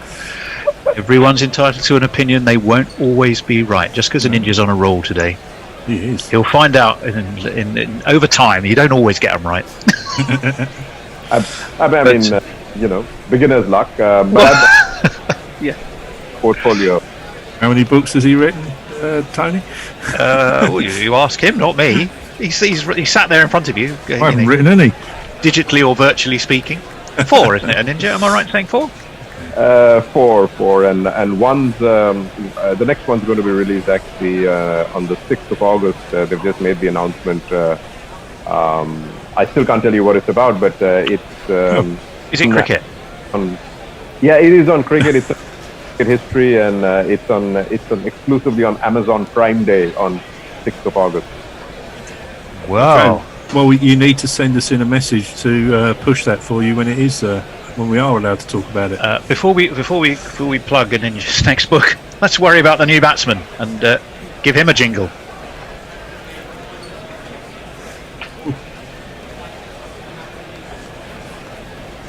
Yeah. Who's coming up next? And is he any good? Well, he's not bad, show more. You know him, not really. He ain't bad, show more. You know him, show more. That's away into the onside, and there was no run. That ball from Geoffrey Archer, well, it was short for length, but it was quick, and it reared up, and it was more kind of, I suppose, 4th or 5th slip, really, that flew to Rory Burns. His hand was off the bat. His non-batting hand was sort of pulled backwards. He had no control over it at all. Archer's thrilled to bits. So Wokes is in again, and that's beaten Brooks, but is through to Butler, who, well, that's pretty sure. Did he get something on that? We're looking closely at Butler, and I wonder if there was just a hint of edge there. Ninja, did you see an edge there, or did he get away with it? Butler made a right old Horlicks of actually trying to catch it. I don't think there was a miss of that. It was very close. Well, A, it was very close, and B, you wonder what Josh Butler was doing, because he just seemed to get himself in a right old tangle. He caught, clearly the way he's shaking his right hand, caught him right on the bottom of the fingers. As that one swings a little from Wokes, but it's pushed straight to extra cover, or very short extra cover. Yeah, that ball from Archer, the only way you're going to get away without not getting out is to actually get out of the way of it. Yes, well, he just wasn't. He wasn't good enough, was he, to get out of the way on that occasion? It's the second wicket for England, 45 for 2, 324 the deficit. What's the follow-on? Although it's way too early to even be thinking about that, as this one's again wide of the off stump and going wider. So although there's some movement in the air and a little off the pitch, it's not going to trouble a batsman if it starts that far wide.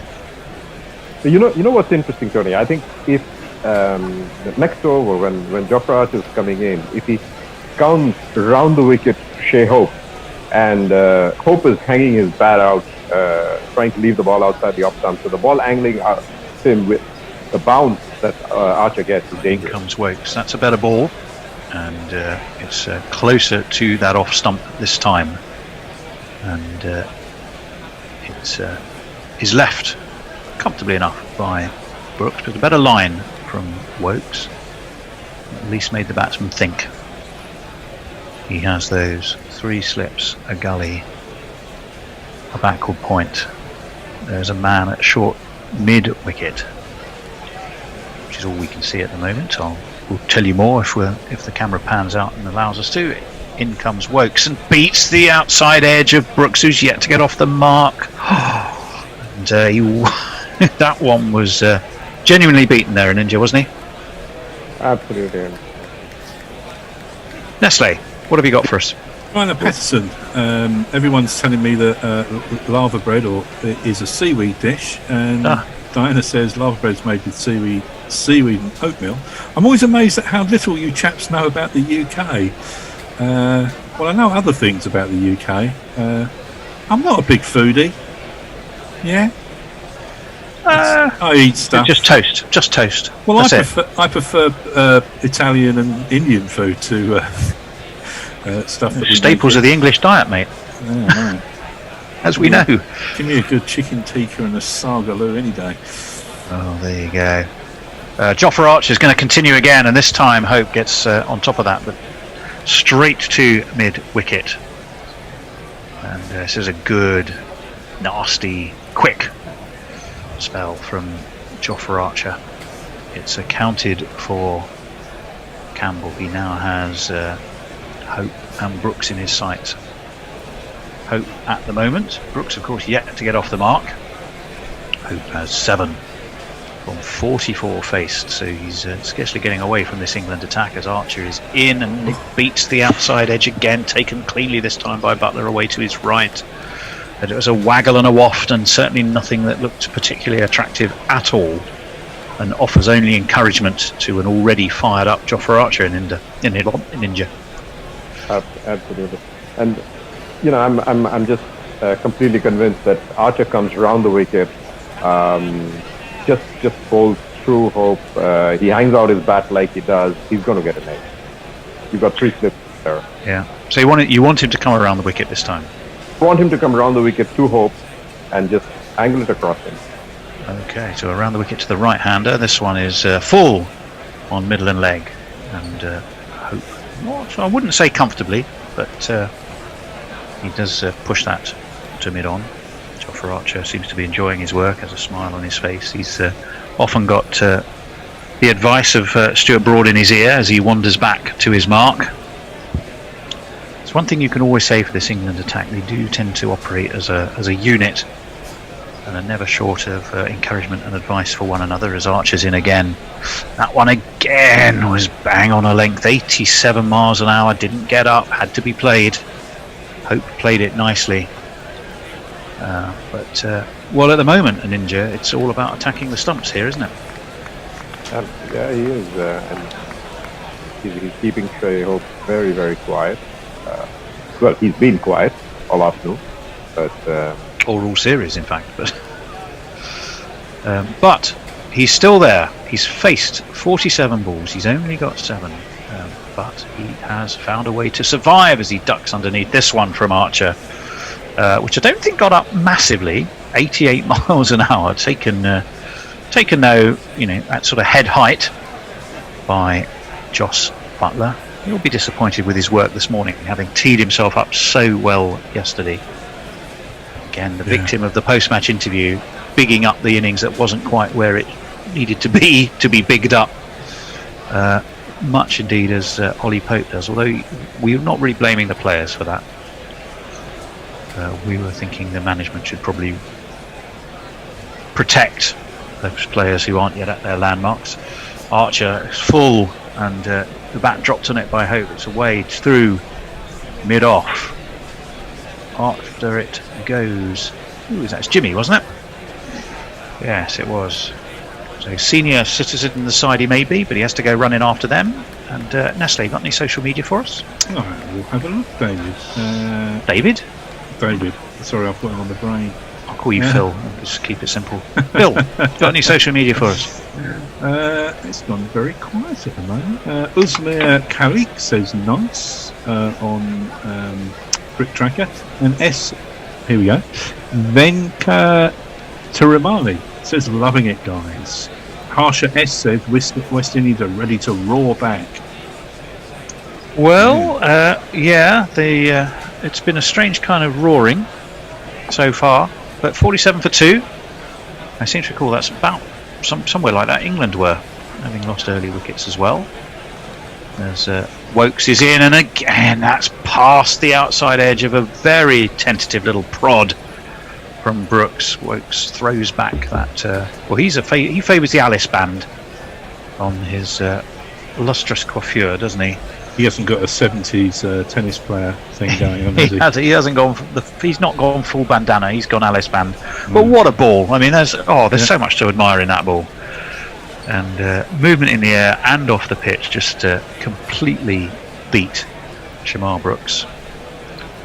So he's got to put that behind him and face this next ball from Wokes, and he does, and he turns it around the corner quite nicely, backward of square leg. They will take a very comfortable single. I've lost the crowd noise. Can anyone else hear it? No, the bear shut the window. Okay. Whether he opens it or not, I don't know, but you're right. I can't hear it. As long as the listeners can. It does sound very strange without it, though, doesn't it? Don't you think? I'm so used to it. Yeah, possibly. 48 for 2. Way! The man who goes way is possibly going way somewhere, but we can't hear him do it. As Wokes is in again, and forward comes Hope. Brooks at least has got himself off the mark now. Hope is on 9. England will be straining for that extra wicket this side of tee. And what do you think would represent a good score for the West Indies at tee and India? I don't know. I think they just should play cautiously here because they've got nothing to lose. In comes Wokes, taken by down the to his right by Butler. I guess the answer, probably to answer my own question in a way, is anything for 2. It's probably about the size of it right now. Time and wickets, eh? Yeah. Remembering, as Ninja so rightly said, is that the pressure is on England to win. The West Indies only need to draw. We did worry if they picked a side yesterday that had that perhaps too much in mind, but Gabriel did come roaring back before the game was again taken away from this. One's pushed to mid-on. Jimmy Anderson in his England cap falls down to field. They only need a draw to retain the trophy, but you'd want to win the series, wouldn't you? As a one-off, yeah. And I mean, there is something I'd love to hear a Ninja's point of view. Of course, there are World Test Series Championship points up, but have we really even thought or considered that much? As in comes Wokes, driven superbly. What an off drive that was! I think that's going to go all the way. It's got Stuart Broad going after it. He's never going to win, and it's 4 runs. 2 + 2 is on man.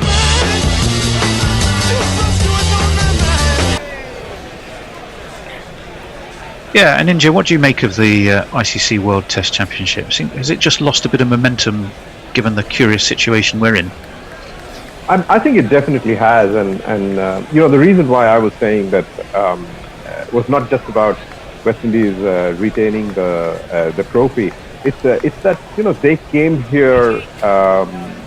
If you like, they took the biggest chance of any team as a visiting team to come in and trust that everything was fine and start off cricket again. And they come in there, and if they can get a draw and take the trophy, retain the trophy, I think they'll be very, very happy with that. And I think it's very good for cricket. I mean, it's brilliant for cricket that they took that chance and they came. We will be eternally in their debt for doing that. And, it's made for a fantastic series as Archer is in, and it's worked off his hip by Brooks around the corner down to long leg. They take a single. Hope will be back on strike. Brooks perhaps just now, after a torrid start, he's starting to feel his way into his work. Shy Hope, who's been dogged, he looked like a walking wicket for a lot of that 13, but he is still at the crease. 1 for 14 from Archer. The one he got, that of course of Campbell, was an absolute rip snorter of a ball that was almost unplayable, I think. He's in again, right arm over again, bit too leg sidey and flicked away nicely through square leg. There is a man after it. It is Dominic Bess, sweater and ball shiner, and he gets a nicely enough. Yeah, all the listeners can hear the crowd noise. Oh, excellent. So it's a different. We're in a sort of a hermetically sealed studio environment at home. We're not hearing the man who goes way going way. 55 for 2. seeing Jimmy doing some more limbering up, perhaps thoughts he'll be back into the attack soon. Archer drops this one short, and Hope goes down on his haunches. And well, he played it, or avoided playing it, well enough. I always worry when players go down like that they're just going to kind of topple over backwards into their own stumps. But he didn't. And indeed, actually, it was a half tracker, and he had ample time to see it and get himself out of the way and keep his bat at right angles so it wasn't periscoping, which of course is also has its own risks. As Archer turns again, rolls in that easy manner of his, and that's nicely driven by Hope, driven straight to cover. And again, there is no run. 55 for 2. Blair is hoping that Aninda's book is available in Germany. Stuff on Amazon Germany is a mixed bag. Some stuff not even available. Well, keep an eye out for it. Books are available on Amazon Germany, actually. Good. There you are. There you go there. No, just on the I'll tell you something after the As ball. Archer's in, and that beats the outside edge of what was a very sort of half-hearted looking drive from Hope, and is through to Butler. A Ninja, sorry. No, you were talking about the Test Championship, and I think you've got Pakistan after this, and then what's the next series? I guess that's India, Australia. We're not sure what it is because it involves travelling, and no one's too sure what the situation there is. But I think it was due to be India. Obviously, everything was due this year to fit around the T20 World Cup, which now is not happening. As in comes Archer, and that's driven rather edgily to backward point. Ollie Pope slathered in a layer of sun cream. That's the fielding. The T20 World Cup has miraculously become the IPL, so we'll leave it at that. Yeah. Well, you've teased us there with a thought, so I'm just going to ask Nestle for social media messages, and I'm going to ask you to come back to that because you hint at something skullduggerous, but we shall see. Nestle. We're doing some food stuff still. Lava bread is Neptune's seaweed snot, and sadly the only thing Di Yoreth Morgan could cook, best served with long life beer and several Bensons. Leah likes Germany's favourite finger food, the doner kebab. Yeah. Nestle reads tweets like a health and safety officer, shit scared of Karen from HR, says Jay Grover. Well, there is some health and safety stuff in my career down the years. John Yeltson's with us. Brooks has an age very similar to his first-class average. This surely does not indicate a bright future in Test cricket. Well, we have a change of bowling as well. We'll let him bowl and then jingle him up. It's Jimmy, of course, and this one is whipped. Let's whip straight to mid-wicket. Bear, have you got a jingle for Jimmy? Jimmy, Jimmy. Jimmy, Jimmy.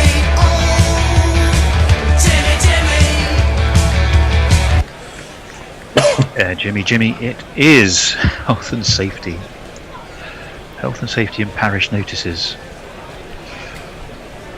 I know in the US they're very health and safety conscious. I remember I got told off once for walking down a set of stairs by not actually holding the handrail as I walked, and a security guard yelled at me. Really?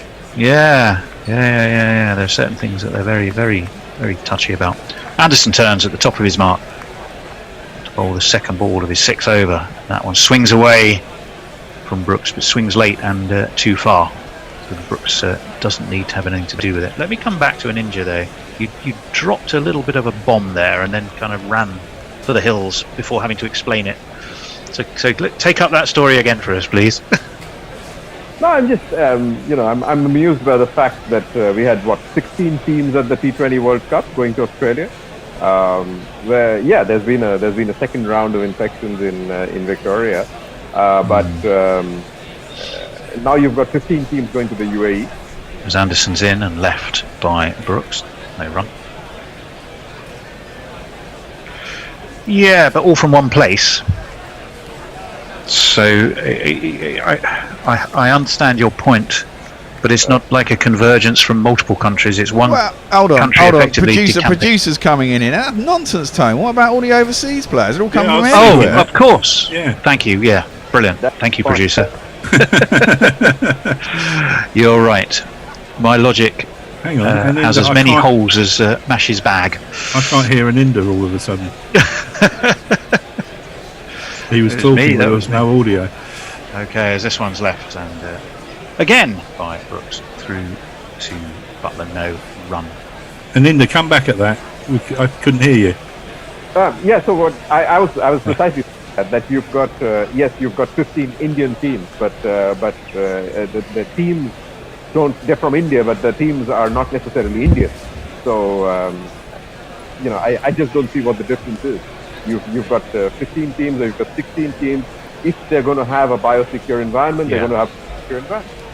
No, now I understand your point. It's well made, as this one is full, and Brooks goes onto the back foot, steers it away to point, and there is no run. Yeah, I mean, yes, they come from different countries, but you're right. It's 16 teams of different nationalities, and if you're going to play in biosecure environments, there has to be the sufficient amount of time to test people and be ensure that they've had the requisite time where they have been tested, quarantine, etc. So you're right. If you can do the IPL, then presumably you can do the World Cup. You're not wrong, as this one's left alone by Brooks, and it's at the end of the over. Nestle. Anna Forsyth says not to be negative after he just got a fantastic wicket, but I wasn't awake when Jofra was batting. Maybe we should just start saying Archer can't bat anymore, and then maybe he'll start being able to. It seems to have worked with Broad. Maybe. All these American health and safety regulations are vigorously enforced because you can't count on common sense with the average American. Well, we have a lot of our American listeners who we're delighted to have. However, they are quite strict on some of those issues.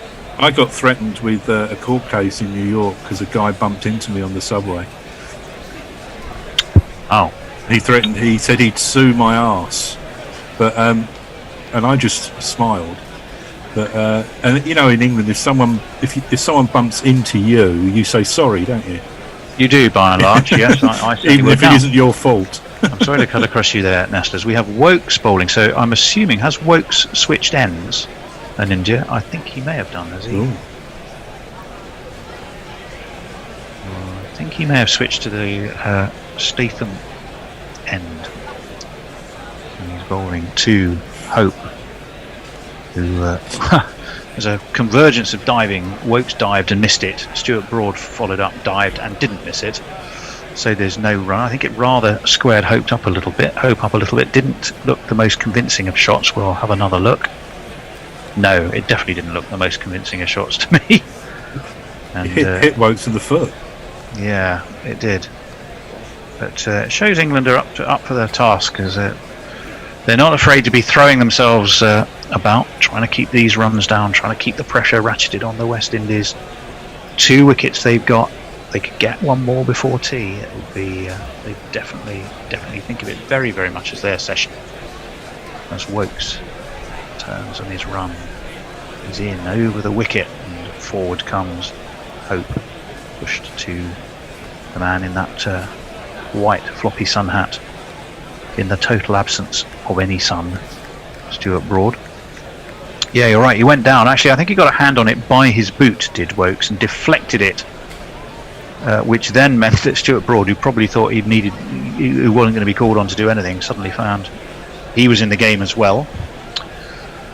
Hope on 15 off 60. As in comes Wokes, flicked off his hip. He'll get at least one there. We'll hope it's down to long leg. It will be just that one. No wicket for Wokes yet. Off with 40 for 14. He's halfway through what is his 6th over.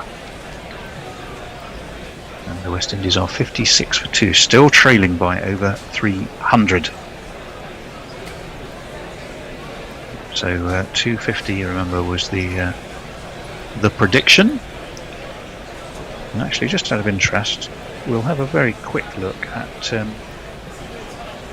CricViz and see what they're thinking of the world. They currently have England 64%, West Indies 1%, and the draw 35%. As in comes Wokes, full driven, but driven straight to extra cover. Jofra Archer does the fielding, and there's no run. Joe Grover is calling Bear the great and powerful Oz. Because when he when he intervened in the IPL debate, he suddenly exploded into life. He does. He's not always the best at staying silent. And Messages has sent a new poster in for the green room. Okay, in comes Wokes on off stump and driven. Well, just really the bat dropped on it to point, and Ollie Pope released a throw to the bowler's end that had it been a direct hit, and it would have been a heck of a throw if it had been, but had it been a direct hit, might just have worried Brooks. Be worth having another look at it. He swoops on it, the throw comes in, and I think he would have been short there in India if it had hit.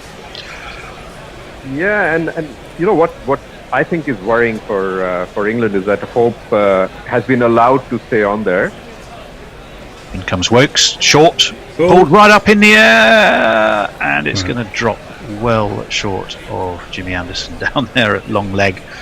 Again, that was a shot to the leg side that you really didn't feel that there was any control of. It's a single for Hope. He'll keep the strike. 58 for 2 West Indies, and we'll go back to Nestle. Pirate Badshaw on the run said, I haven't been threatened with legal menaces for bumping into someone, but a politician did threaten to sue me when I paraphrased a tribunal report to her face on the doorstep.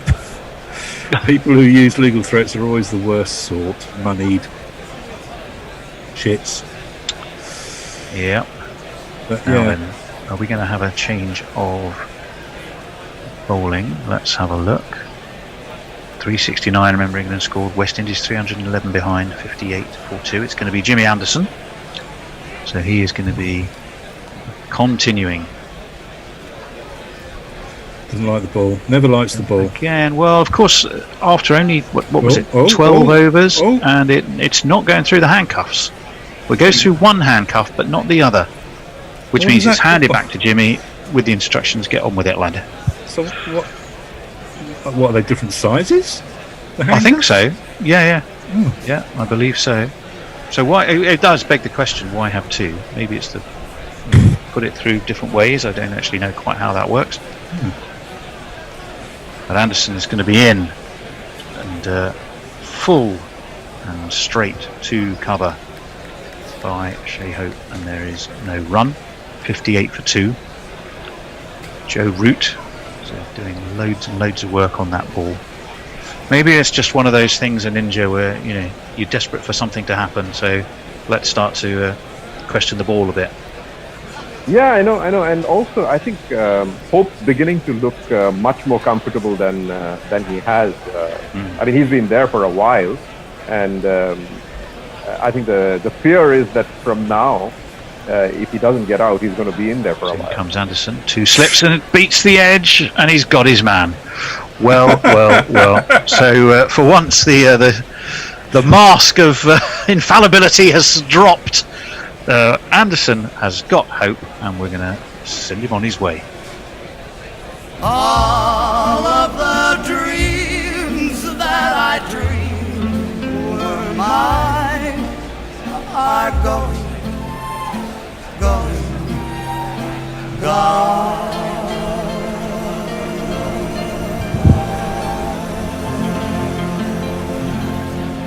And wasn't that just an absolute textbook Jimmy Anderson delivery? And textbook commentator's curse. Well, yes, he was looking settled. He was getting set. It was he's been in for a while, and and off he went. But Jimmy, to his credit, must have heard that and chose that moment to deliver an absolute peach of a delivery, which clearly did the job. Nestle, how are we doing on messages whilst we wait for the new man to the crease? Just before Nestle comes in, go on. That was Anderson's first of his 6. Of his 6? You're predicting 6 for him, are you? Yeah, he did. Yeah. Okay, well, you have been right so far. 250 the West Indies. Jonah Jones has joined us, says, morning chaps, are you lot eating a bit of humble pie about Butler's selection? One half decent innings doesn't make a summer, as they say. I think he needed to go on for us to really get it. We've looked at the pie, but we haven't eaten it because he didn't go on with from where he was overnight, I think. And Brian Barish has sent us a picture. Good morning, chaps. He's in America. Figured it's high time to get 2-month-old Hazel into both cricket and quality commentating, since she can't hear her dad call Aussie rules in the US right now. And he's got a picture of his little person there watching us. Poor thing. It's going to disturb that child for the rest of his life, I think. Should we jingle up the new batsman? Austin Cheese, and what do you get? Cricketer, a village in Somerset. I did some research and well was done. So now that he's a man, that son of a gun. Well, we're just looking again at the delivery that accounted for Shea Hope. Taken nicely by Butler, but it was an archetypal, typical delivery from this master craftsman Jimmy Anderson, who's now got a third slip in for the new man and drops it short. And Roston doesn't need to do much. Roston the Uncomplicated, we've christened him, because he is not necessarily spectacular at the crease and seems to do no more than he actually needs to do, whilst also accumulating the runs. And he didn't need to do anything there. How many wickets has Jimmy got now? In total? Yeah, in total career Test matches. What does he need to get I can tell you higher up the rankings? Well, I'll tell you that in just a moment, as he's going to be in to chase wide of his off stump and left alone.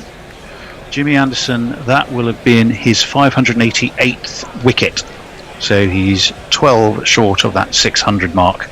Right. Certainly England's leading seamer of all time in terms of wickets. Is he going to play in the Pakistan series? Yes, I think so, although I'm not sure they've actually announced the squad for that yet. No, they wouldn't. This is where, if Knackle was in the green room, he'd already have an answer sent our way. I'd be amazed if he didn't, by the way, as this is wide again of Roston Chase's off stump and high too, and through to Butler. So just one ball left of this successful Jimmy Anderson over.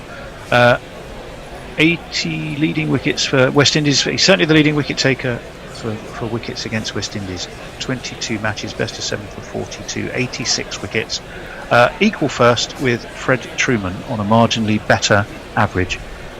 John Snow, Angus Fraser, Stuart Broad making up the top 5 there. As Anderson is in again, left alone, so it's a wicket maiden. So well done, Jimmy Anderson. Well done, Jimmy. Well done, Jimmy. And Nestle Boy, what have you got for us? Leah is back on. She says the cricket stuff on Amazon situation has been getting better lately. They even had an official Afghanistan fan shirt during the Cricket World Cup, which is fair given that the Afghan base is probably the biggest in Germany. Jay Grover says giving the lie to the perception of Sheffield being a hard city, going into a pub means running the gauntlet of several hundred sorry mates with the lads smoking outside. We are polite and timid people, he says. Peter Lloyd, those top bowlers against West Indies, Botham, Harmison, Caddick, Jim Laker and Dominic Cork make up that top 10. Sorry, Nestle. Just to say, Peter Lloyd tells us about the handcuffs. The rules say a cricket ball has a minimum and maximum size, so it should go through the max. Wokes is in, and this one is a little, again, a bit falsely played away into the offside by Brooks, but it'll get him a single and bring Chase back on to strike. So yeah, Peter says the rules, the cricket ball has a minimum and maximum size, so it goes through the maximum cuff but not the minimum. If it goes either way, it needs replacing. I understand. So there's so it allows for a degree of, predetermined latitude, as it were. which I suppose makes perfect sense. Yeah. You would need two rings to be able to do that. They figured it out, Tone. They figured it out. Ain't got it. Well, excellent. What would we do without the knowledge of our listeners? As Wokes is in, and that one's played quite low by Chase. It didn't get up particularly high in India, that one, did it? No, it stayed a bit low. And I was just looking at Anderson. So he requires 32 wickets more to get above Anil Kumble. And then he's going to be, I think, the fourth highest wicket taker of all time. Once he's there. Quite incredible given the fast bowler in his career. Yeah, that is extraordinary. Doesn't have a 10 for though. Oh, well, he's As useless then. in comes Wokes, and that's again played late with softish hands by Roston Chase, which means that it's away to backward point. And Rory Burns ferociously chewing another one with a kind of a 1930s film star beard and moustache combo. Well, Jonah asked, do you think our best pair of bowlers are still Broad and Anderson? I'd say yes at the moment. Well, I'm going to throw that one to a Ninja at the end of this delivery, or after this delivery, as Wokes is in. It's left by Roston Chase. Ninja, what's your thoughts on that one? Oh, I have no doubt about it. I think Broad and Anderson, as fast bowlers hunt in pairs. They're the best pair who've been in World Test cricket for a while now. And absolutely no doubt about that. So I was just going to tell you, Anderson on that list I was looking at of the top bowlers. He's the only fast bowler at that level. I mean, all three above him are spinners. It's just remarkable. That's true. Hold that thought as in comes Wokes, and it's pushed away into 2 mid-wicket, no run. I suppose spinners have greater longevity to a certain extent, and that's probably why that should be the case. I mean, think of if you think of Old Trafford, then it's very hard not to think of Jim Laker and 1956, those incredible 19 wickets against Australia. Tony Locke getting the other one. Well, physically, I mean, Anderson hasn't been. Wokes is in again, full and rather uppishly on the drive by Chase, but safe enough, no run. End of that Wokes over. He hasn't always been 100% fit, has he? He's had his moments. Jimmy, yes, he has. Yeah. Well, obviously had his moments. He wouldn't have gone to Sri Lanka. He obviously just one game of the Ashes, and that's tea. So we do have tea. It's 59-4-3, and I think England and Ninja will take that with knobs on, won't they? I am definitely. It's been England's day by far. They had a horrible start, and then that Stuart Broad innings, and they bowled well. I think they've got to be happy with what they've had so far. Yep. Nestle, I'll do a quick run through the scorecard. Do you want to do some social media first, though? Yeah, I've just got a couple of tweets to end this session with. Messi Jez extolling the virtues of Hot Mic, and he's tweeted to everyone to download the app and use the GC Radio login to give us a little bit of cash. Brian Barish says, owing to the fact I'm usually listening to the GC YouTube feed and now watching, I'm rather amused watching Tony Bishop's head becoming attached and detached alternately from his neck. I think that's down to the well, I think the issue the might be green I have screen. Well, it's my blue screen, and I'm rather stupidly wearing a blue shirt on a blue screen, which does tend to mean that my head bobs around in a sort of like I've been sort of decapitated, as it were. Well, Dick Stallard actually asked the question, where does Anderson sit on the pantheon of great fast bowlers in the world? Well, he's got to be up there, isn't he? I mean, absolutely.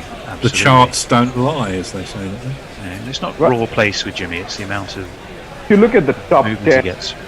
10 bowlers in the world of all time, the first three are spinners. As I said, there's Muralidharan, Warren, and Kumble. And the next 7 are all fast bowlers, and Jimmy leads them. Yeah. Well, there you go. Well, let's just quickly remind you the state of the game before we figure out for ourselves, in fact, what's happening at tea. England, of course, 369 they made after an extraordinary morning where the overnight batsman who appeared well set went early, and the unlikely source of Stuart Broad, ably supported by Dominic Bess, saw England to that 369, a 50 for Broad off 33 balls, which is quite extraordinary, and amazingly good entertainment. The West Indies, in reply, 59-4-3 off their 25 overs. Brathwaite went early to who else but Stuart Broad, who must have been feeling at the time. He was caught route. Bowl Broad was Brathwaite, and Broad must have been feeling he could do no wrong. John Campbell became the first victim for Jofra Archer. A really vicious, spiteful ball that leapt up at him, and it took an edge and looped to Rory Burns. Shea Hope also went to Burns. I beg your pardon. Shea Hope was caught Butler bowled Jimmy Anderson with an absolutely supreme ball that just cut away from him, drew the edge, and Buttler did the rest. Brooks is not out on 4, Chase not out on 0. Anderson 1 for 13 off 7. Oh, I managed to lose the page. Anderson 1 for 13 off 7. Broad 1 for 13 off 5. Jofra Archer 1 for 16 off 6. And Chris Wokes, the only seamer so far yet to take a wicket, also the most expensive, none for 17 off 7. Now, what are we doing at tea time, Bear? I don't know. But I did want to ask. I did want to ask. And India, this thing about the IPL and the T20, I thought was interesting. But I wondered, do you think it's partly because the IPL is under the auspices of just the BCCI, and therefore they can kind of cajole everyone to get there? And to be fair, for the overseas players, surely it's a preference of choice as to whether to go. So I think that's probably a lot easier to organise, isn't it? Whereas the ICC, I can imagine going around to some people who want the money or think it's safe will go, and other people will go, this is not worth it, we can do it next year. Because there is another one next year as well, which is quite crazy. So, thoughts? I think that's right. It's just so much easier to manage with one board, and the BCCI clearly has a lot of commercial stake here. So it's in their interest. If they could organize it, then they would organize it, and they've done it in the UAE before. So they know what it's about. The ICC is based in the UAE. Let's not forget that. It's not that difficult for the two to decide that. And you're right. If, for example, the Kiwis say that they don't want to come, or Australia for some reason says that they don't want to come, then the whole T20 World Cup is put in jeopardy. You have one board to agree to it. It is easy. I mean, there's the cynical part of me which says if you can hold one, why not the other? But there is the logistical nightmare as well, of course. Follow the money. Well, yeah, there is the money too. But I mean, how many grounds are there in the UAE that you can use for the? That's the other thing, I think, because they have done it there before. But I'm just thinking when England go there, you've got Sharjah and you've got the other place. I can't even remember. Abu Dhabi, and that's about it, isn't it? There's only 3 international grounds around that point, isn't it? Don't the wickets get tired? Which is probably more than the number of teams they have out there, but then exactly. But also it's behind closed doors as well, isn't it? So the size of the stadium is less relevant. What matters is the. But I'm not thinking about that, Tone. Ability to be biosecure. I'm not thinking about that. I'm thinking about the. I'm sure they can make it biosecure. I'm thinking about the tiredness of the wickets and how that plays out in the competition.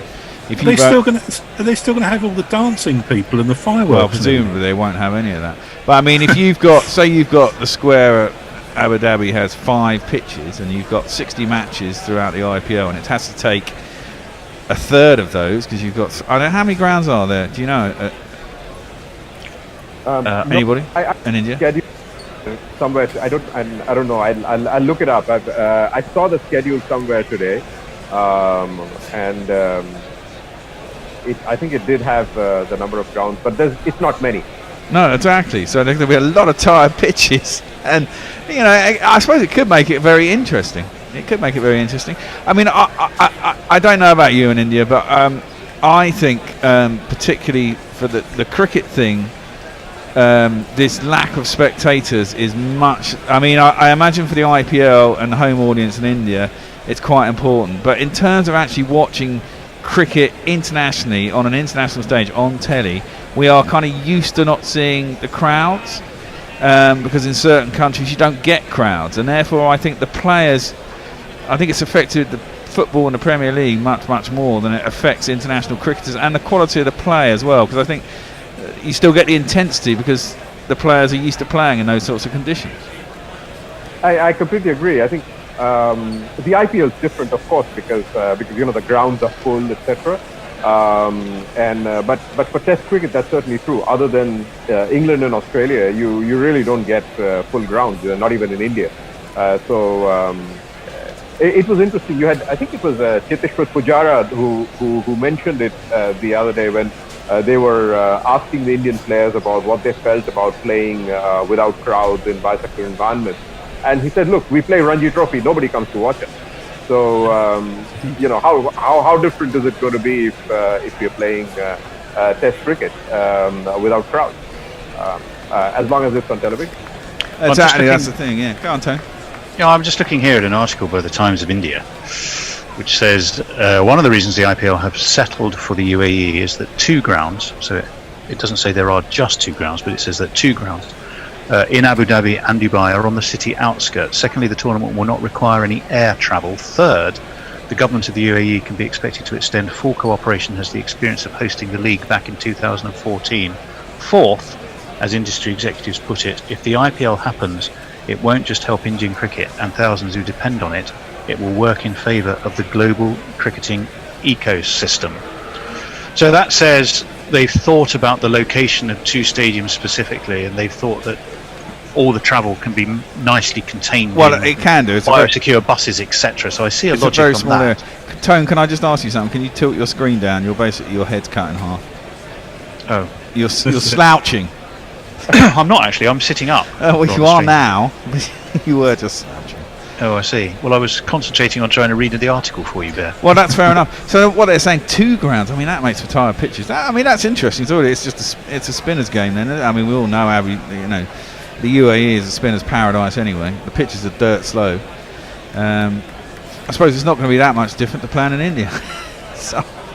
True. And I don't know if you've seen the grounds, but they're right, because it's basically you have the expressway between Abu Dhabi and Dubai, and you have the 2 grounds at the exit essentially. Yeah. Now the Dubai ground has the ICC headquarters about 100 meters away, so it's just off the. So they're right that the buses going between the 2 of them are just it's going to take an hour and a half between the 2 grounds. And there's no shortage of hotels, for sure. No. Well, I was about to say that's got to be another consideration. I mean, if you think about this series, the selection of Southampton and Old Trafford made itself on the basis of hotels of sufficient quality attached to grounds. And whilst you may not have the hotel, I don't know if the hotels are attached to the grounds in the UAE, no. but around them you have. I mean, you just have.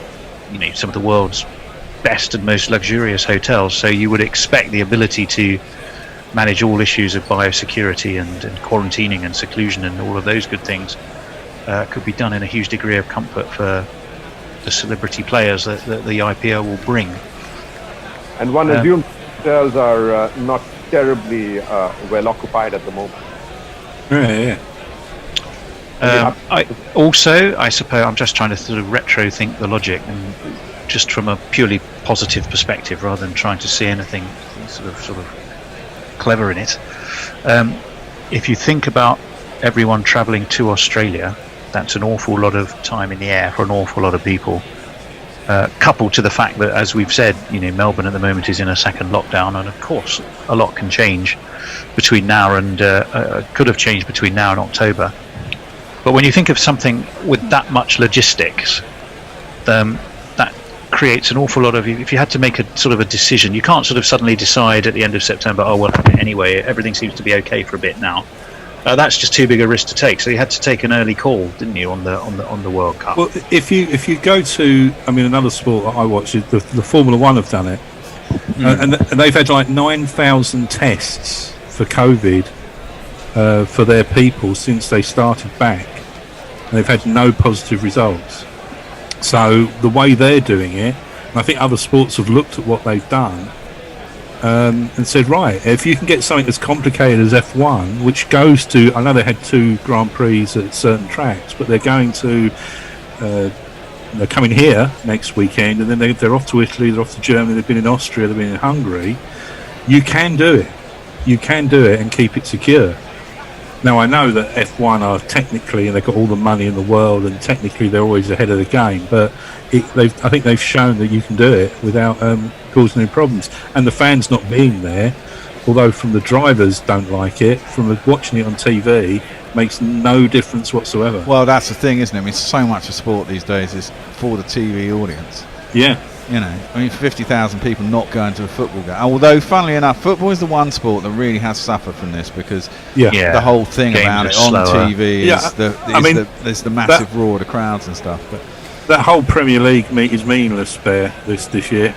sod Right, off. well, don't get me started. Start with this bloody It's a very nonsense. sore subject. So let's. It's What? got an Not sore at all. You're just all sore losers. And what a point. I Jesus, think go away. cricket does suffer as well. I think Formula One's an odd one because at the end of the day, you know, if you've got a helmet on and you've got an engine roaring in your ears, how aware? You know, don't tell me. Lewis they Hamilton are. is They can aware of the buzz of the crowd. Really? Yeah. They can hear the crowd. They've always talked about that. They've always talked about the roar when they've come through. You know, when they've overtaken someone on the last lap or whatever. The drivers have always talked about how they heard the crowd. It's very noisy. I mean, when you've got some of those grandstands hold 50,000 people, and they're all screaming. Yeah, it's quite loud. Yeah, even above an engine, sure I it can is. imagine. Yeah. But you know, from a TV point of view, it's made no difference. But it's the actual beyond that. It's the way they've managed it. I think that everybody's gone, okay. And I bet there's been some phone calls to the people who are running F1 and doing other sports saying, you know, how did you do this? How did you do that? Because I think they were sort of almost one of the first sports to go back, weren't they? Major sports, pretty much. Yeah, they were. You know. Yeah. What have they done in tennis, Nestlers? Not a great deal. There's been a lot of waffle about, the US Open's going to be played, but a lot of the players are saying, I'm not going to go, I don't want to go.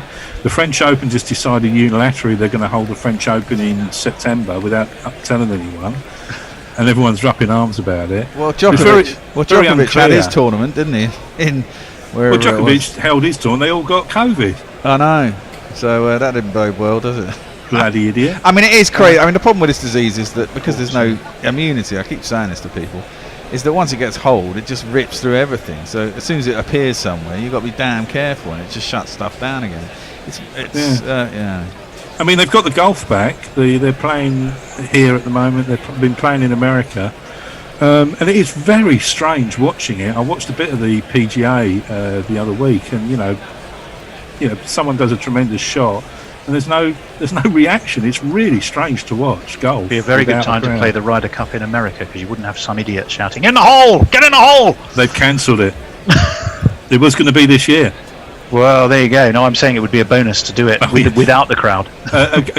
Quite a few of the players and people have said it's great watching without that arsehole going in the hole. Yeah, well, there you go. So I'm not exactly unique in that point of view.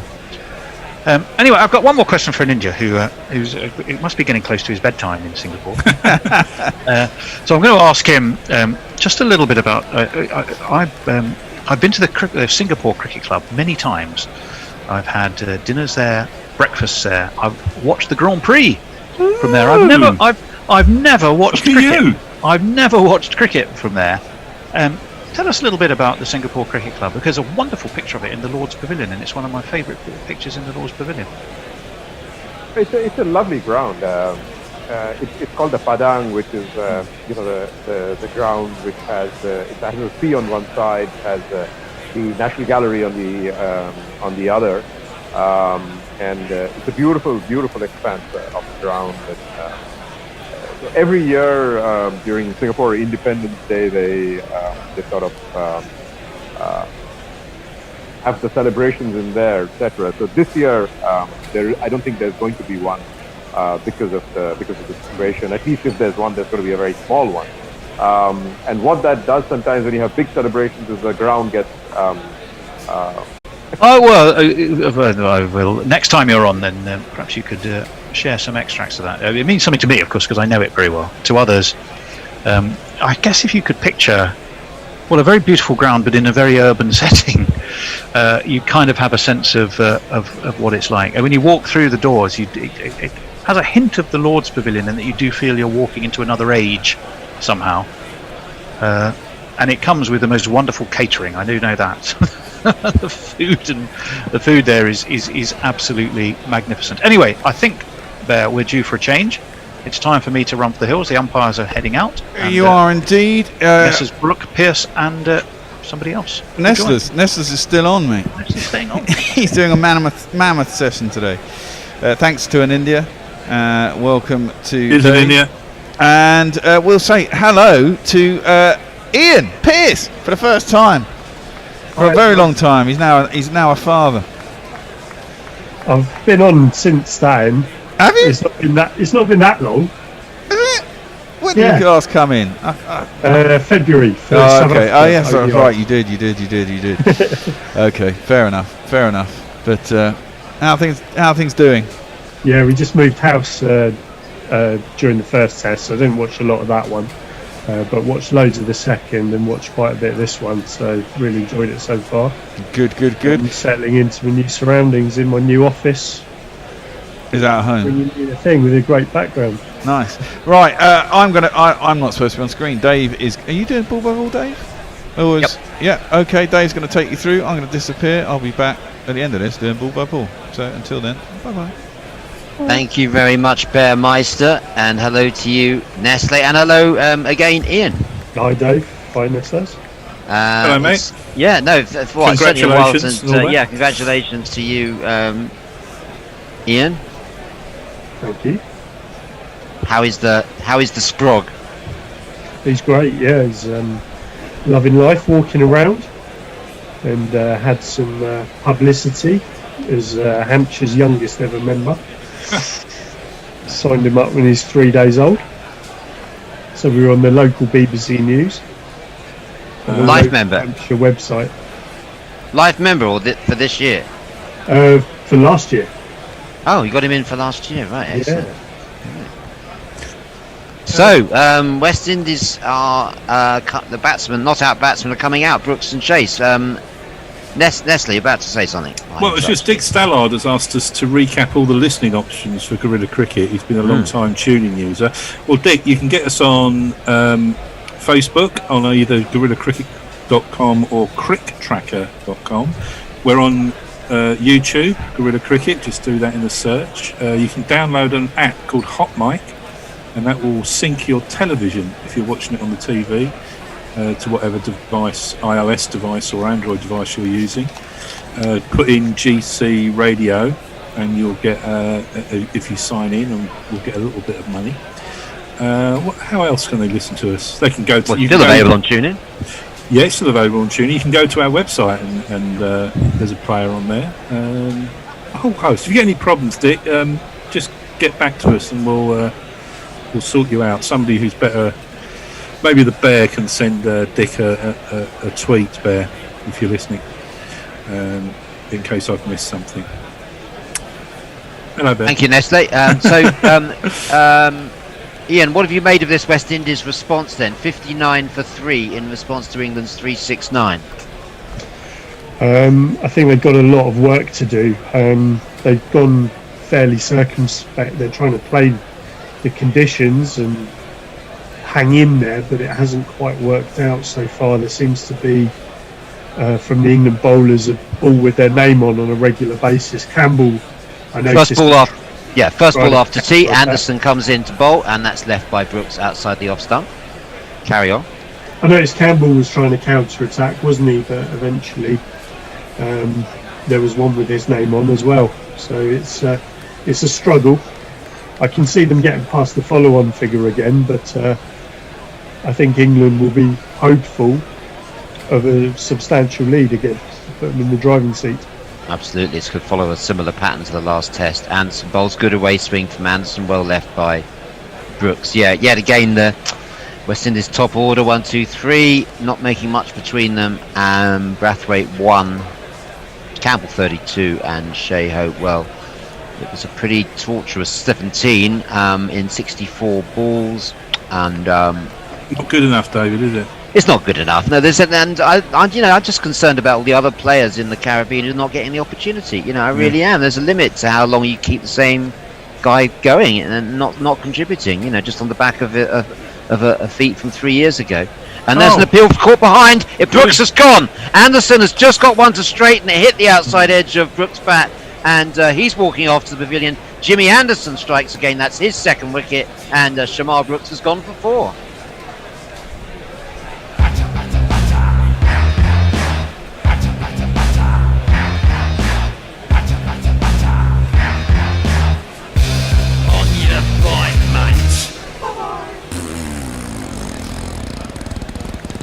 To my untutored eye that he didn't bring his bat down straight there and got a sort of inside edge, and there was a problem in the way that he presented the bat to that ball. I mean, it was a good ball, but the question mark over how it was played.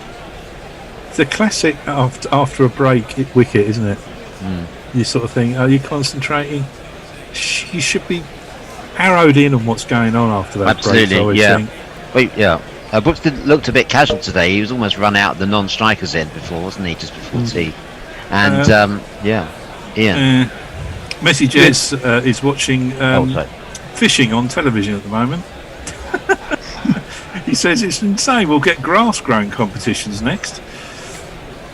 And Leah watches the Ranji Trophy online. She thinks first-class cricket is followed in new ways in our digital world, and crowds are not indicative of the interests. What do you think? I agree with that, because if you look at the old way, everyone followed the scorecards of county championship matches but didn't necessarily go and attend them.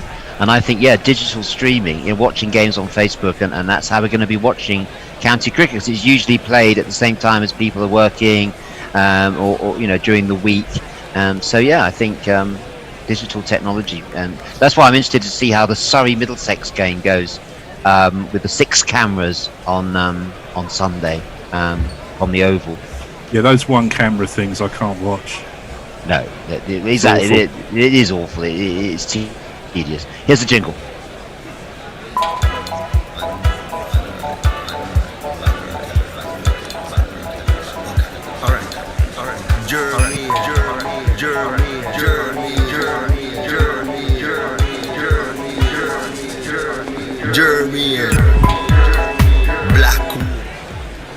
It is Jermaine Blackwood, one of the success stories for West Indies in this series. It's all relative. He squares up to that first one by Anderson, and there's no run. He's in there because of the fall of Shamar Brooks. It was a classic Jimmy Anderson delivery, just did enough, a little bit of movement away. It drew Brooks into the shot, but his bat didn't come down straight, and it got caught the inside edge, and it was well taken, comfortably taken, I should say, by Jos Buttler. So, and Bear is cleaning up on the unders betting market. Anderson bowls, and there's an attractive shot by Blackwood, but it's gone into the ground at cover point, and there's no run. So Blackwood's got going to have his own way of going about things. He won't be pushing and prodding like Hope has been doing for the last hour and a half. And in the end, Hope was out for 17, and at least with Blackwood, you're going to see a bit more enterprise.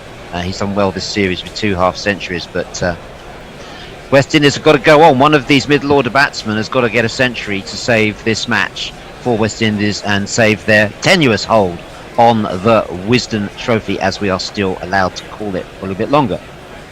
Anderson gets to the top of his mark. He's bowling still to Blackwood, Jermaine Blackwood. Both batsmen yet to score. Anderson and Blackwood just puts his bat on that, puts it down towards backward of cover for no run. So Ian, you've had time to look at the West Indies batsmen. Anyone caught your eye? Do you think, like the look of Jermaine Blackwood, would he fit into a full-strength Hampshire side? He certainly would fit in. Yeah, it looked really good. Second test, first test as well. What I saw made a big difference and reliable runs down the order. And I think was it late on Monday, I thought that with him in, West Indies had every chance of saving that second test. Yeah, just that then when he lost concentration, that short ball, wasn't it? He got out to just before tea, which was a bit of a concern for West Indies, and the end that precipitated the collapse. So Jimmy Anderson 2 for 13. He's become the leading wicket taker for England against West Indies with 87 wickets. He's gone above Fred Truman. What would Fred think about that? We're not missing any action because there's a change of gloves going on there. Blackwood's asked for new gloves. Jimmy Anderson's got time to reflect on all of those wickets. He's 2 for 13 today, and total number of wickets now for Jimmy Anderson in his career. Would you like to have a guess, Ian? Test match wickets. He must be about 590.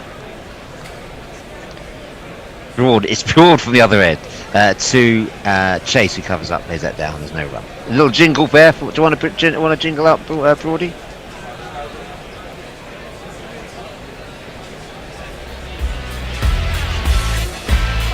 Sweep the leg, Brody. Got the best headband around. Something has gotta keep her down. Got the best headband around. Your ego ain't gonna beat you down. Got the best headband around. Even though your hair is thin now. I made that 589 wickets, Ian, for Anderson. That one from Broad is outside the off stump. It swings away. Chase lets it go. And there's no run. Yeah, 589 wickets. 1 out. One out. Not bad out of 590.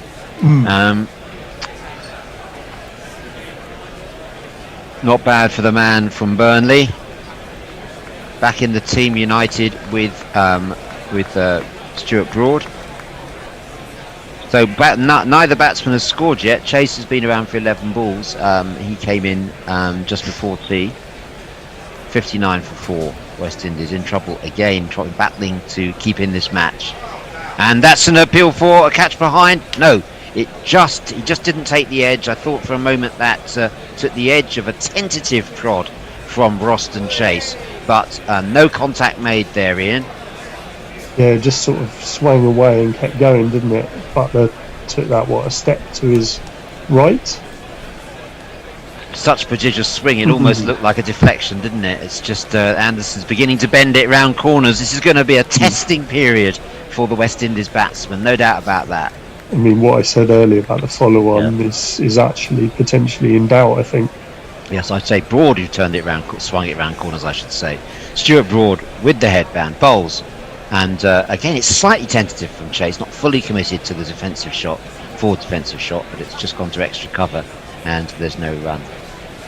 Yeah, it's been some great exhibition from Broad and Anderson, the old firm. They hunt in pairs. But Stuart Broad made a real statement in the last test, didn't he? What did you think of those two spells from Stuart Broad in the second test? Classic Stuart Broad, weren't they? Yeah. He does it in bursts, and it shows why I think England should make the most of him while we got him, rather than resting him. Absolutely. He bowls and chases forward to that one. It's well directed from Stuart Broad with a really good follow through. Someone tweeted us earlier, didn't they, Nestle, and said that they thought Broad looked really purposeful today, and he has got a purposeful look about him, as though he's going to get on one. Yeah, I mean, since he didn't play in the first match, we got his gander up, didn't we? Yeah, because he managed to get his motivation. Whereas I think in the absence of a crowd, he was concerned before the series started. No danger of that when he was left out after the first. He was definitely motivated. He bowls. Chase takes the bat out of the way. It was a good lead from Chase. End of the over. That's 27 overs gone. West Indies 59 for 4. Nestle. Right. So Jay Grover congratulating Ian. Do you only bring one jar of baby food and then eat it? He asks. Ian's nonplussed by that question. The virtual background is threatening to envelop ice cream, Ian, in a grey vortex, says Messy Jess. Yeah, you sometimes have to watch the colours you wear, Ian, with that blue background. Oh, okay. Well, I'll put a different shirt on for the second half. Andrew Jones says, I think the West Indies keep putting England in because they don't want to be 60 for 7 at lunch on the first day and already out of the match. Yeah.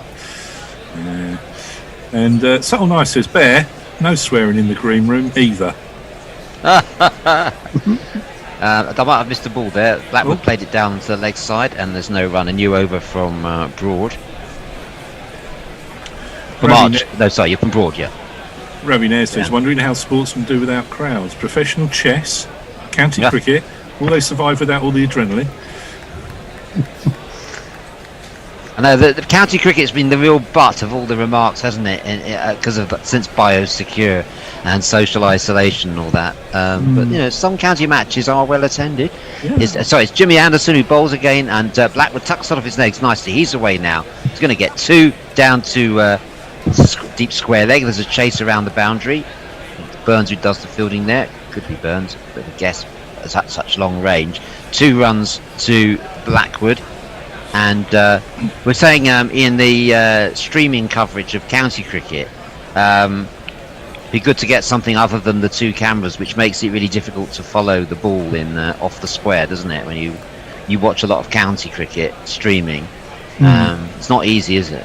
No, it's not. Not particularly enjoyable. Anderson to Blackwood, and that's down the leg side. Pill for LBW. He's given it. He's given it. Umpire Goff's gone up with the finger. It looked a bit leggy to me. Is Blackwood going to review this? Got to. Yes. Blackwood calls for an immediate review. To me, that was going down the leg side. How did you read it, Ian? Yeah, I was even wondering about some sort of inside edge as well. Yeah, certainly worth a review. Maybe it'll be umpire's call. I think we'll get a first look at the replay ourselves. Anderson, it was a fair delivery. Yeah, it was a fair delivery. Well, this will be a big wicket if they got rid of Blackwood now as well. That would be 5 down for 61. Let's have a look at it. It's going into the sitting on the knee roll. You can see the 2 middle and the off stump. We can see, yeah. So the question is, will it be umpire's call? There's I think that's nothing missing. on the ultra edge. Big moment in the match. This. If the Bear's giving it. Bear's giving it. I just don't think straightened up. Those 2, and it's missing. Wicket's missing. So Blackwood survives. Big moment that in the game, because if West Indies would have gone 5 down there and one of their men in form would have been back in the hutch. As it is, Blackwood survives because West Indies runs have been coming from the middle order and the lower middle order in the last 2 or 3 years.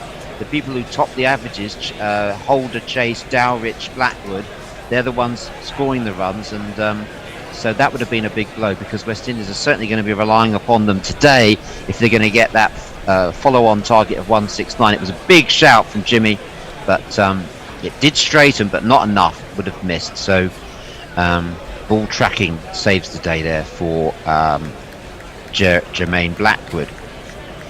So Jimmy, 2 for 15, really looking absolutely at his best. Something's happened there, and he's not allowed to deliver the ball. West Indies 61 for 4, and well, the wisdom of keeping an unchanged batting lineup, questionable. Here's Jimmy Anderson. He bowls, and it's Blackwood who squares him up, and didn't know too much about that. Squared him up, and he went out onto the offside for no run.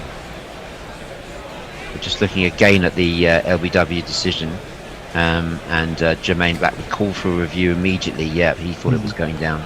Yeah, I mean, I didn't notice when the ball was delivered, but when we got that first look at the replay, you just can't have the off and the middle stump visible like that for it to be hitting leg. I thought that was a poor umpiring decision, actually, if you don't mind me saying so.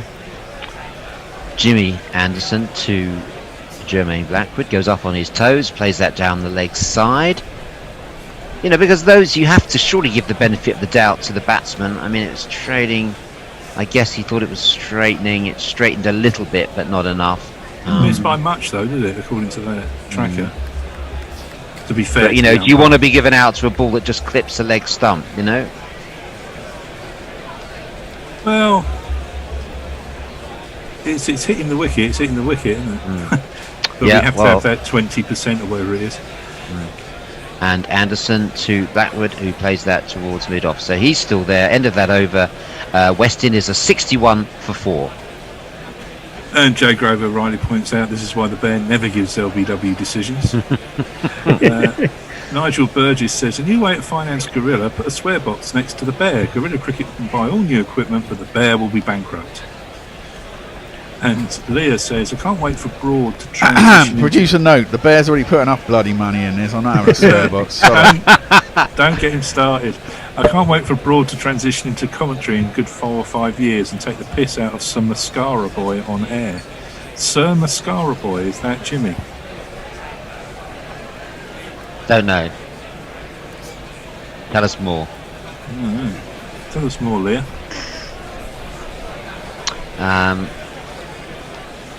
Cameron's on Mike Atherton, broad bowls, and that played by Chase up to mid-on. Now, Ian, you're a betting man. You work at Ladbrokes. I'm allowed to say that, am I? Yeah, you can. Well, Just said it now. UBT Group. Oh, I beg your pardon. Ladbrokes Okay, is one of the many 4:30. brands that I work with. 4:30 at Doncaster today. Okay. Athers makes its debut. Named Right, after okay. the big man, Mike Atherton. Take a look at the form. I can't comment because it's over the flat. I'm only a jumps man, as you know. But Is I'll it be very first interested off in bat? whether it's worth a little punt. Here comes Broad, he bowls. Chase covers up and there's no run. Yeah, making his first, I believe it's his first appearance on the racetrack. 4:30 at right. Donny. Trained down in Newmarket. Yeah, so let me have a look. I've got Racing Post in front of me. Excellent. I Athers. thought you might have. Yeah, Athers. Okay, so unraced, trained by Roger Varian. Is that good? Yes. Okay, so he cost enough 320,000 guineas. This Ooh. cost. Ooh. Get you a lot of jumping horses for that. 20,000. His Chase waits for Broad. Chase angles that down. It's just evaded Rory Burns of the gully. They're going to go through for a single. Roston Chase is off the mark. What's he up against and what sort of odds? Is it a working man's price? Oh yes, certainly is, about 15 to 2. Okay, so it's going over 7 furlongs. Oh, the sire is Dabawi, who was pretty good over a mile. So yeah, I'd do an each way. It probably need to improve for the run. I don't know what they're like from Varian first time out, but Who's on board? Owen Walsh. Any relation to Ruby Walsh? Don't think so. I'm going to have to back it now. Any relation to Courtney Walsh? Here's Broad bowls and Blackwood plays that onto the leg side and there's no run. If it's good enough for Ian, it's going to be good enough for me. With a name like Athers, it's and the pedigree that it's got, to me that puts it in, that puts it into top class straight away. Yeah, I mean, I'm certainly interested in the breeding. Nestle, you tempted by what you've heard just now? Well, it's one of those things where people start talking about a bet and then you suddenly go, oh, God. I should say that bets can go down as well as up. We're and too when late. it stops being fun, stop betting. Broad bowls, covered up goes Blackwood and there's no run. I've just realised we're too late. It's run and it came third. Oh, it ran. I got the timing wrong. Yeah, it was Each 420. It was 4:20. Yeah. So we would have got a place. We would have got the place. I'm so sorry, everyone. If we got this 5-10 minutes ago. Yeah, 5-10 minutes ago, we'd have made you some money. You could have donated into Patreon for the Gorilla crowdfunding, and we'd have all been. Yes, Nestle. That's why Athers was jumping around the commentary box with a laptop in his hand just now. Right, I thought it was right. Here's Blackwood. Waits for Broad. Defensive, solid to mid-on, and there's no run. And that's the end of the over. Chase is on 1, Blackwood's 2, Athers came third, West Indies 62 for 4. And Jay Grover has just called Ian One Horse Pierce. Ian, a very shrewd judge of a bet, if you don't mind me saying so, Ian. I've always very interested when you're on something.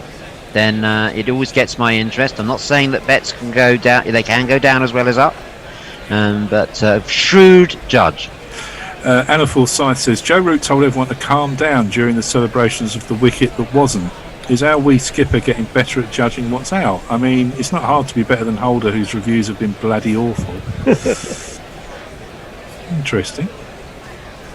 So the question there is, so obviously if it had been given not out initially, we're quite confident, are we, that Root wouldn't have reviewed that? Jimmy Anderson to Chase. Good lead from Roston Chase outside the off stump. A lot of merriment amongst the England boys. They're making their own amusement in the absence of a crowd. Ben Stokes seems to be either the butt of the joke or his butt was the subject of the joke. Either way, he showed his butt to another player. I didn't mean naked butt or anything like that.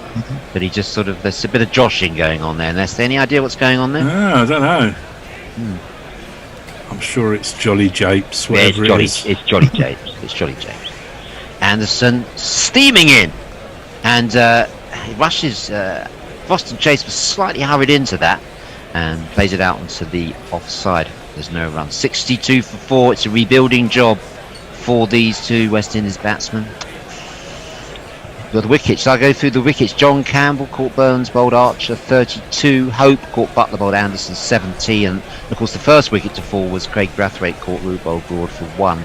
And then Shamar Brooks caught Butler, bowled Anderson, 4. So 62 for 4 chase from Blackwood at the crease. Dowrich, Holder and Cornwall to come. Here's Anderson, and it's well left by Chase. So it's going to be tough going for the West Indies. The ball is swinging around, good cloud cover, and it's an uphill struggle to, first of all to save the follow-on. And as you say, Ian, even if they do save the follow-on, you've then got potentially quite a big lead for England to go into the second innings with, as per the last test. Also, we're a lot earlier into the test, aren't we? That we lost the day in the second. Yeah. Whereas the weather's been better than expected today, hasn't it? Has indeed.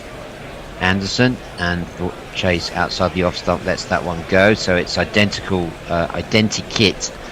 Good time to get a plug in for Patreon. We talked about patreon.com/Guerrilla Cricket. Please give generously so that Guerrilla can continue to provide free-to-air coverage of and non-geo-blocked free-to-air coverage of lots and lots of international cricket. And there's a wonderful t-shirt for anyone who signs up on patreon.com. You get a free Guerrilla Cricket extra large size t-shirt.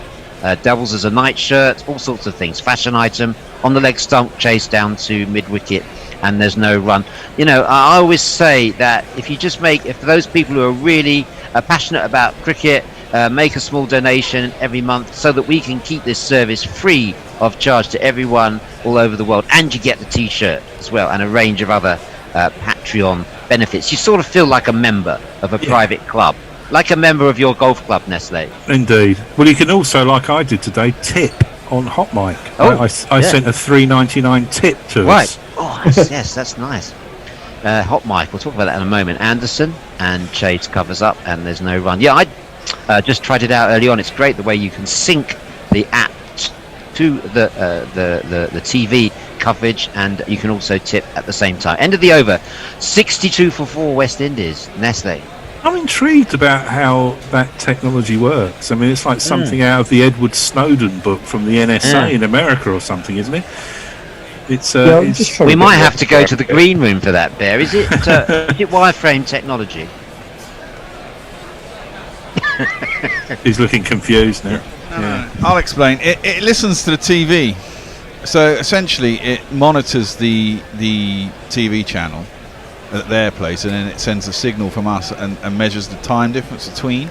So it essentially goes off the commentary of the stream that you're commentating on. Although I have some thoughts on that, and I'll give them to you after this ball. Backward to Broad, and that's bang on target for Broad. He hasn't missed a beat in this spell. He's absolutely on the money, and Blackwood's having to really concentrate to keep his wicket intact. I do think that it's possible, because when I discussed this with the back end team, so it goes off what the commentary was on the TV, but it's basically what the sound is on the TV. So I think that you could probably get us in quite good sync with anybody covering a certain game if you did it whilst the ball was bowled, because you get the scrape of the feet, and if it's a shot, you get the noise of the bat off the shot, the shot off the bat, and the voice of the players. Oh, Broad, and that's a big swish from Blackwood, who'd been pinned down for some time. Just gave it a bit more width and a bit fuller, encouraging Blackwood into the stroke. He obliged by having a good old waft at that one, and doesn't make contact, fortunately for him, because if he had, well, he'd been a goner. He'd have been a goner. It does say, Bear, don't sync while there's adverts on. Yeah, because it's listening to the commentary essentially. Yeah, and it's got that's its what I own mean. But comment it stream. listens, but it does listen to the entirety of the audio from the broadcast. So the bits that are generic, like the stump mics and stuff like that, also it can possibly sync to them. So it might not be perfectly. Broad to, and that's sort of driven back along the ground into the hands of Broad, but into the ground first and foremost. So what would we call Hot Mic there? I know it's an app, but what sort of app is it? it's essentially it's for people like us actually. I mean, it's not just cricket on there. I mean, there are a lot of American sports on there. There's football on there. We spoke to the Anfield Wrap yesterday, didn't we? And they're pretty interesting people, and they're on there and they do their commentaries. There's lots of commentaries on there. It's just a way of syncing up your TV to something other than the people on there. Interesting. Broad bowls and Blackwood plays it out on the leg side. Stokes giving Blackwood a piece of advice by the looks of it. He's having something to say, either speaking to Blackwood or speaking to Broad. No, he's asking, did he enjoy tea? That's what yeah, and the good thing about Hot Mic is you can, there's comment stream on Hot Mic as well. So we'll have to start monitoring that if we're not already. I think sometimes you've been monitoring it, Nestle, haven't you? Yeah, it's good. I mean, I'm intrigued about how they came up with the idea. Who were they, and where did they get the technology from? I think Bear knows the answer to that one as well. Broad pumping in bowls, and that's driven up by Blackwood, not really off the middle, goes to mid-wicket, where Dom Bess, who we haven't seen much of so far today, hasn't got on to bowl yet. He does the fielding and there's no run. Bear, tell us more. I think they built their own technology, so I don't know exactly how it works, but it's their own technology and they're constantly trying to update it. What's the other question? Why? I mean, ostensibly for people like us, I think people look for a different way of viewing stuff. Second screen. Second screen, that's the buzzword. Yeah, that's what I was looking for. Yeah, second screen apps. Here's Broad, back foot, Blackwood covers up. There's no run. 62 for 4, Nestle. Second screen device. That's what it is. And it was kind of what were they doing to kind of say, right, let's do this? What were they? Were they fans who were just getting annoyed with non-synced commentaries, or?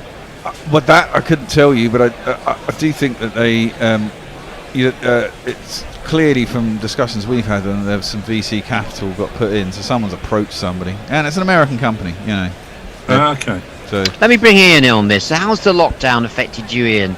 Have you noticed any big changes in, sort of the way that people are betting and working and everything else, watching sport? What observations would you like to make? Yeah, I mean, sort of the mixture thing was esports took off massively, which is basically betting on people playing computer games.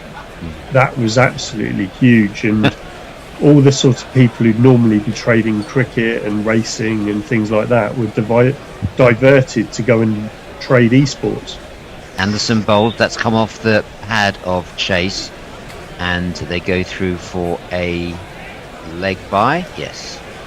So esports, has that run its course, or is that still sustained at a high level? Absolutely. Yeah, absolutely. Not run its course. The F1 stuff is huge.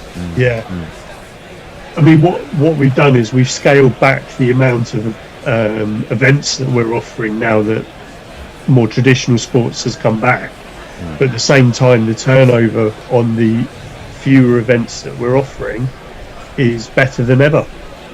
Interesting. Anderson again to Blackwood. Blackwood drives to mid-off and there's no run. So racing's come back. Premiership football, the market returned on Premiership football?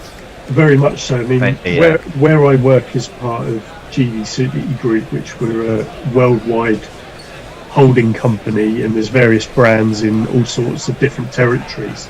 The Ladbrokes Coral, which is mainly UK, is basically back to the level that it was start of March because of the return of racing in Premier League.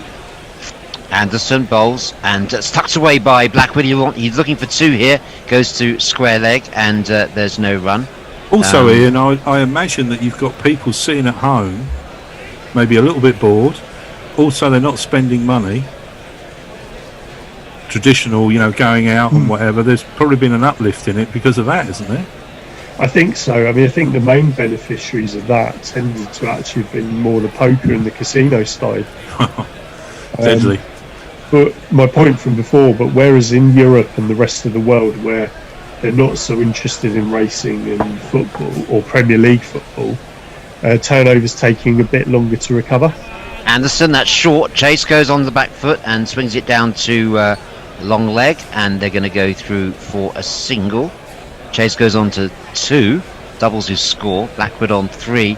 Tough session this for for West Indies. 65 for 4. Can I just give a shout out to Peter, who's listening to this coverage in Southsea in Portsmouth. Peter, welcome along. Hope you're enjoying the coverage. You were saying before, I think that West Indies batsmen need to play county cricket. Very, very good point, Pete. We're going to talk about that in a moment. You make a very good point there, because West Indies batsmen haven't got the experience of playing in English conditions that they used to enjoy in the halcyon period.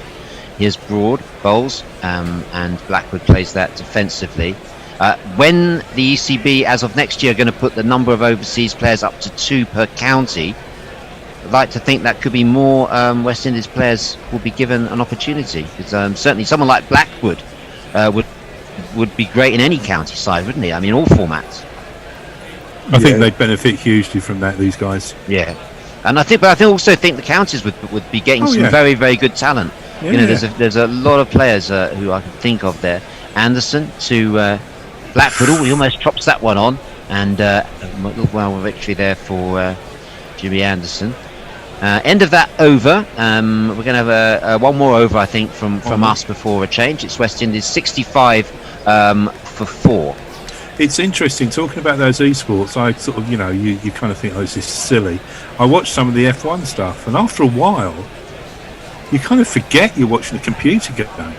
Yeah, I watched a bit of it, and some of the sort of the aerial shots that they do, showing all the cars in formation. Yeah. If you're not properly paying attention, you can easily be fooled into thinking that's a real race shot. And then the teams have pumped a lot of money into it. You know, Ferrari, Mercedes, McLaren, Williams, Because I know, obviously, Guerrilla Cricket did the cricketer version, and because that was pre-recorded. Broad to Chase, plays that pleasantly through the covers. They're going to get runs here. Coming back for 2, and Burns does the fielding. That was a pleasant shot from Chase, who's been one of the better West Indies batsmen in this series. If you're joining us, West Indies 65 for 4, and although that looks like a perilous state, don't forget most of West Indies runs do come from the middle order and the lower middle order, so they'll have their sights first of all on avoiding the follow-on target, which is 170 to avoid the follow-on, and then looking to try and get close to this England score of 3-6-9. As Roston Chase, he would be a good addition to any county side as well. Off-spinning all-rounder, plays all formats. Broad bowls to him, and that's guided out onto the offside, and there's no run.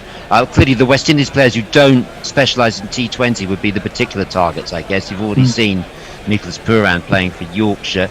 I mean, Ian, as a Hampshire man, the long tradition of fantastic West Indies players who played for Hampshire, he did have Fidel Edwards. He's still got Fidel on the books. We have, yeah. I think the problem, though, will be, is that the move to 2 overseas players is because you're not allowed any Colpacks anymore. Right. And you've got 5 of those, haven't you? Yeah, exactly. So the 2 Colpacks are main bowling attack, Kyle Abbott and Fidel Edwards. Broad outside the off stump. Chase lets that one go. Yes, so you've got, how many Colpacks have you got? We had, let me ask a different question. How many players are 3. not Colpack? 15, I don't know. But anyway, Kyle Abbott and Fidel Edwards would be the 2 overseas players we would want. So unfortunately, there wouldn't be room for anyone else even if we wanted them. Yeah. But because those 2 win us a lot of points. Yeah. One thinks back to the days of Gordon Greenidge, Malcolm Marshall, Andy Roberts at Hampshire. And some of those players only really came to fame in West Indies after they played county cricket. Chase covers up, plays that one down, and there's no run. Like Gordon Greenidge would have learned his game playing for Hampshire, Clive Lloyd for Lancashire, Viv Richards for Somerset before they played Test cricket, I think, for all of them. So that's right. Greenidge largely grew up in England, didn't he? You know the great story about Sussex signing up the wrong Greenidge, don't you? Sussex signed Jeff Greenidge when they meant they were supposed to have signed Gordon Greenidge. So it was G.A. Greenidge, who played for Sussex for 6 or 7 years. Didn't do badly, actually. Here's Broad bowls outside the off stump. Chase lets that one go. Did you know that story, Ian? No, I didn't. I wasn't aware of that. Not C.G. Greenidge, Cuthbert Gordon Greenidge, but G.A. Greenidge, Geoffrey Greenidge. He got the wrong one. But he did a good job as an opening batsman for Sussex in the 70s. That's like that guy they signed up just after the war to be captain of Surrey, isn't it? Is that the wrong one as well? Yeah. Well, the famous Australia selection of the wrong Taylor, wasn't it, as well? But yeah. My last ball before Hendo comes back and Bear takes over ball by ball. Broad bowls outside the off stump. Chase lets that one go. 67 for 4. More talk about Hampshire cricket, I'm sure, will follow. Bear's going to take over ball by ball. Hendo, welcome back to Hendo. He's going to come on to some Riz. Tony should be there as well. I don't know where he is. He's trying to get in. Hold on. He's trying to get in. The Bear won't let him in. He's knocking on the door. I've just let him in. I just want to tell him what the last tweet was. Well, I'm just going to tell you how well James Anderson's been bowling in this spell. Either side of tee, 6 overs, 4 maidens, 2 for 4, and of course a very tight LBW decision on Jermaine Blackwood. He thought he'd got that one. It was given out by Michael Goff. It was just seen to be going down the leg side, but I thought it was a pretty good shout at the time. I have to say, I think the Bear did as well, from what I've seen on Twitter. Oh yeah, I actually thought, my immediate thought was, especially as it was given, I thought it was just good. I mean, it did look a bit tight, but it seemed to me that it kind of ducked in a little bit and then straightened enough. And it was aimed at sort of leg stump, and it seemed to be swinging away. Certainly pitched to line, and I thought it straightened onto the line it was on, which seemed to be just inside leg stump. But it wasn't. It carried on just not enough. We have a change in bowling. It is gonna be. It will break your heart, break your heart. Hotter than lava, cooler than Bogart. In your face, at your stumps, on your toes, on your mouth.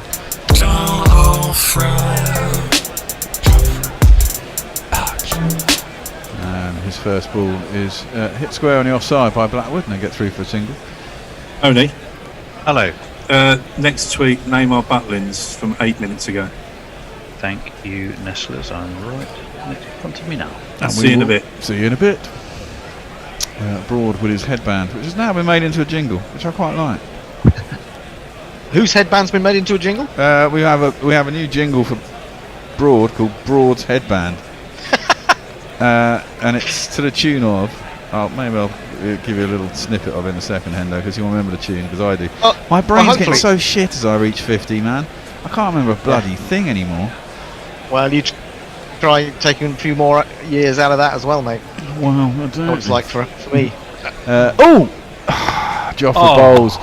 And the first ball is over. There's an edge, drops just short of Stokes, who looks a little bit stiff. And they get back for 2 runs. It doesn't make it to the boundary. Sorry, I'm just trying to get your picture right.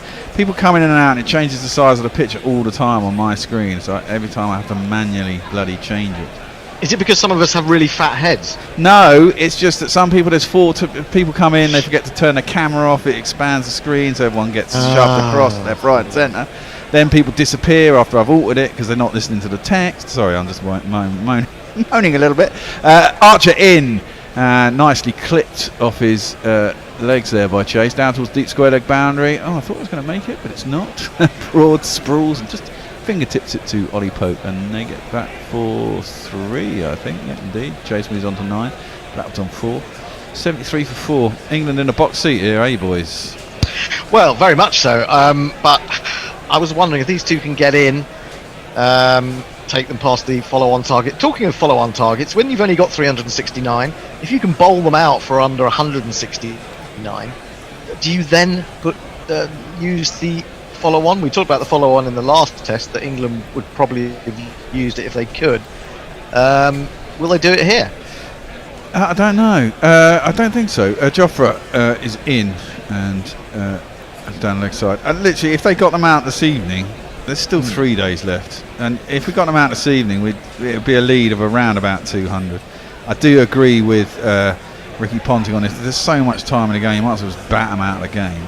Because they're going to be so far behind the 8 ball, England could be all out for 100 and still set them 320.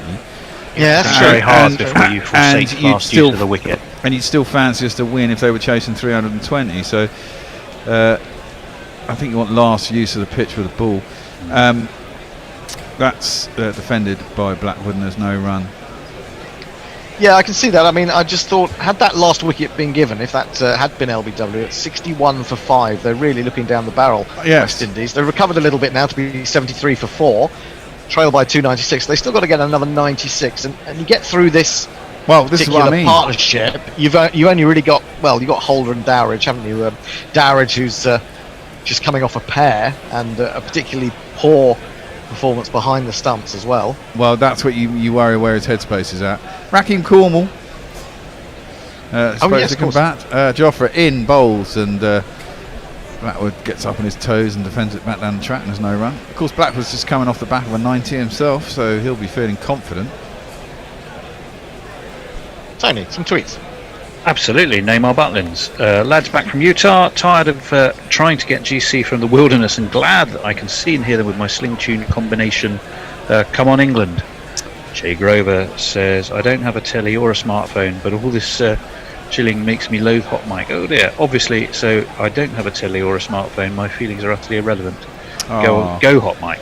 Okay. No, your feelings are not irrelevant. You can still listen to us on our website in glorious old-fashioned internet radio. Simple play button. Radio audio, yes you can. Welcome back, says MJ Knuster to Neymar Butlins.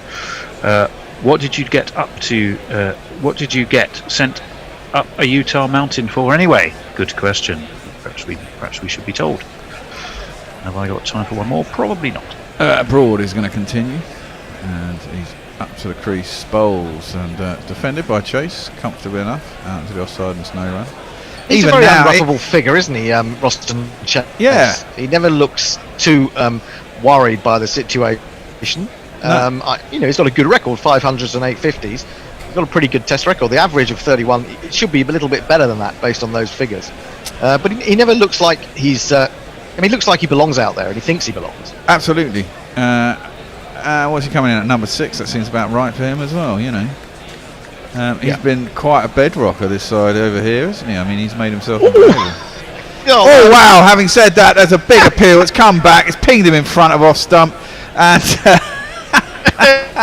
ever there was a commentator's curse, that was it. We absolutely kneecapped him. He's gone. There's no review. Or he could review. Maybe there's a chance it's outside off stump, but I very much doubt it. Roston's has decided that is not worthwhile. And we have to say goodbye. Smacking from. After you've gone. Well, that's the third in a row for my unders, boys. Well, that really did jag back. I mean, again, we're talking Roston Chase up, and I don't think you can blame him for that. I think that would have got a lot of batsmen. Really good ball.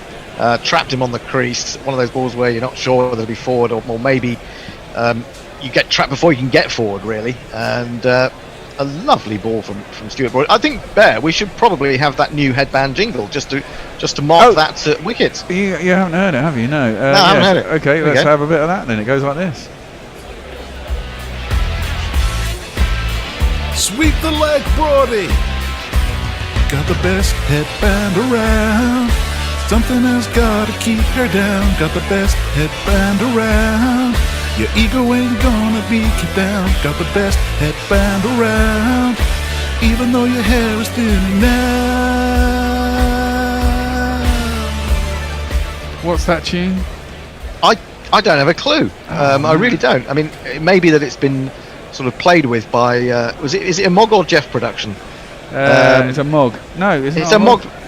No, I think it's Peel. Oh, it's a Peel production. I think it's a Peel production.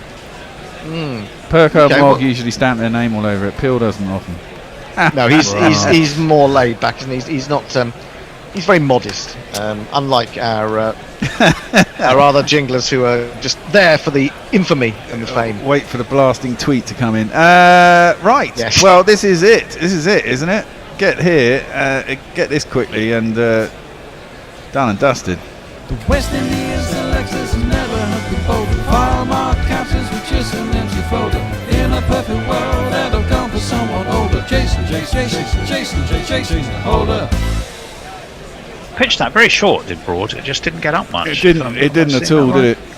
Well, I was thinking that was possibly why there was confusion from Roston Chase as to whether to go forward or back to that. I think that's the ideal length in a way, isn't it? When you get a batsman unsure in that way, and it jagged back a long way. Well, it jagged back a long way, and it also hit the middle stump, quite high up to the extent where it was umpire's call, and the umpire had given it out. Order which says it not as. The thing is, it was out, but not as plumb out as we perhaps initially first thought. But it's often the umpire. I mean, it's looked out, didn't it? Broad. Well, yeah. Oh dear. That one. Josh. Luckily, I haven't put money on the fall of the under the next wicket, because that's terrible keeping by Mr. Butler, and we have extras. It's gone through the keeper. I'm not going to just play a little bit. Ball went through the keeper, and somehow let it through, straight through the keeper, went through. That'll do. Yeah, poor.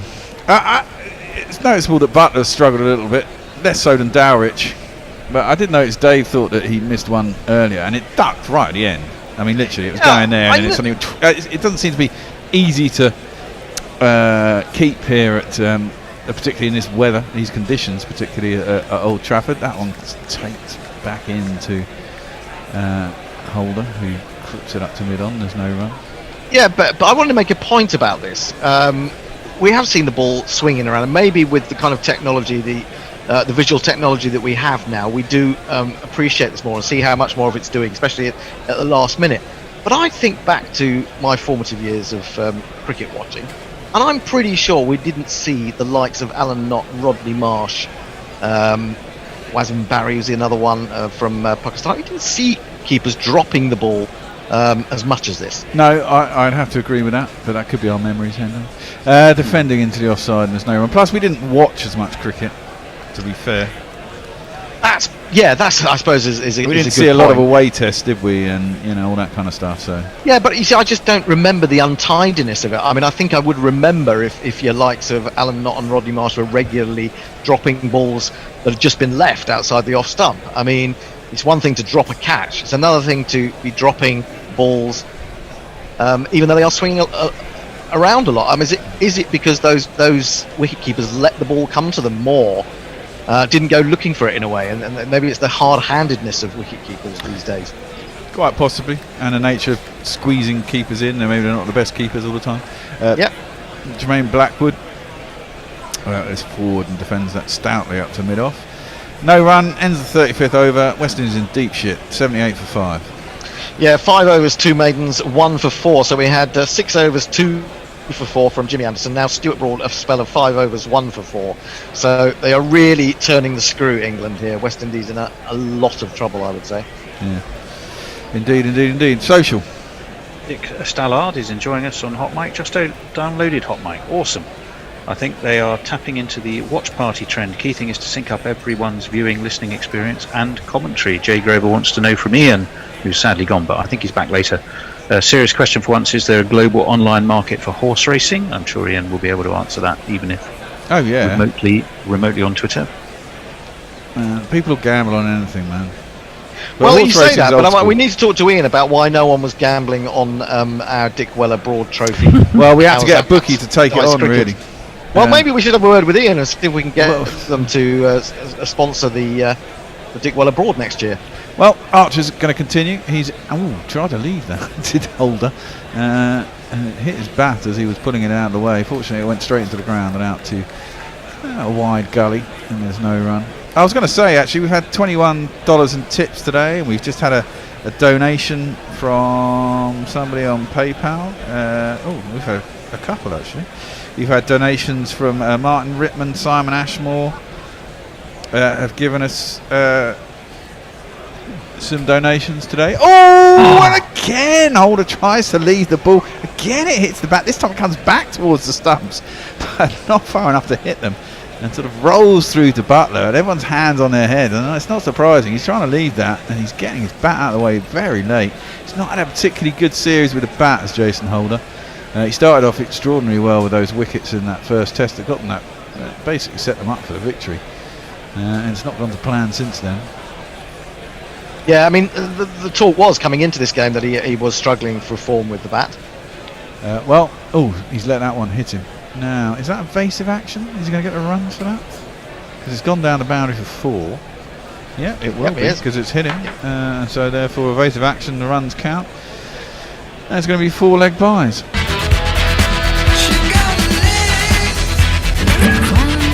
3, 4. Leg buys. There you go, 4-leg buys. Is it 4 or is it 5? It's 4, No, isn't it's it? 4. Yeah. 4. Why would it be 5? Well, no, because it's 5 wides, isn't it? 'Cause you get, well, no, because 5 wides, you get the wide, and then you get 4 buys, essentially. It Yeah, become five, but 4 there is no wides, wide involved in the leg buy. Yeah, exactly.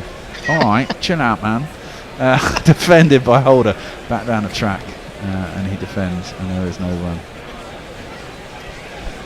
Any more tweets, Tony, while you're Absolutely. Axie Moronica is saying the one thing for I'm glad for this summer is no 100-ball cricket. A few of us might say that. Something I've appreciated in lockdown is how swamped with sport we are in the UK, and we don't need another format with even more mindless cricket being shoved down our throats. Well, there's a big argument to have been that. It's been postponed from this year, thankfully. I'm sure we'll all be back on it next year. That's clipped nicely by Jason Holder, though. I think that's going to race away to the boundary. Gets there around about now.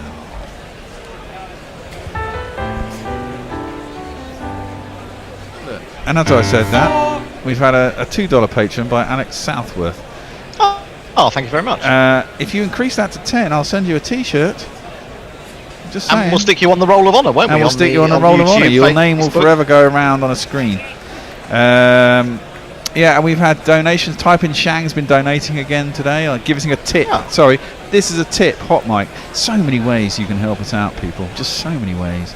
And all to get our lovely commentary. Archer is in and it's defended out to cover, and there's no run. Sorry, I've been digging into the beers that were been kindly delivered yesterday. There was a whole 2 boxes from Amazon with various with various IPAs and lagers, and they're all in the fridge. And of course, none of you are here, so essentially it's just me in a fridge full of lager and IPA. Well, I think you should. Can you not redirect some of them? No, to me and to Tony and. No, that's postage cost. I think that would be. Postage. Well, I mean, we're getting enough money off people. We're getting a few people off Hot Mic, so I think you could afford to redirect them, Bear. It's like otherwise. What are you going to be like in about a week's time? I'll be fine, Hendo. Good for nothing, mate. Good for nothing. I do exercise between tests, you know. Yeah. I sweat it all out in between tests. Okay. I believe you. Loads of people wouldn't. Yeah, of course. Change of bowling though, Bear. Oh yeah. Broady's coming out of the attack, and it's going to be this man.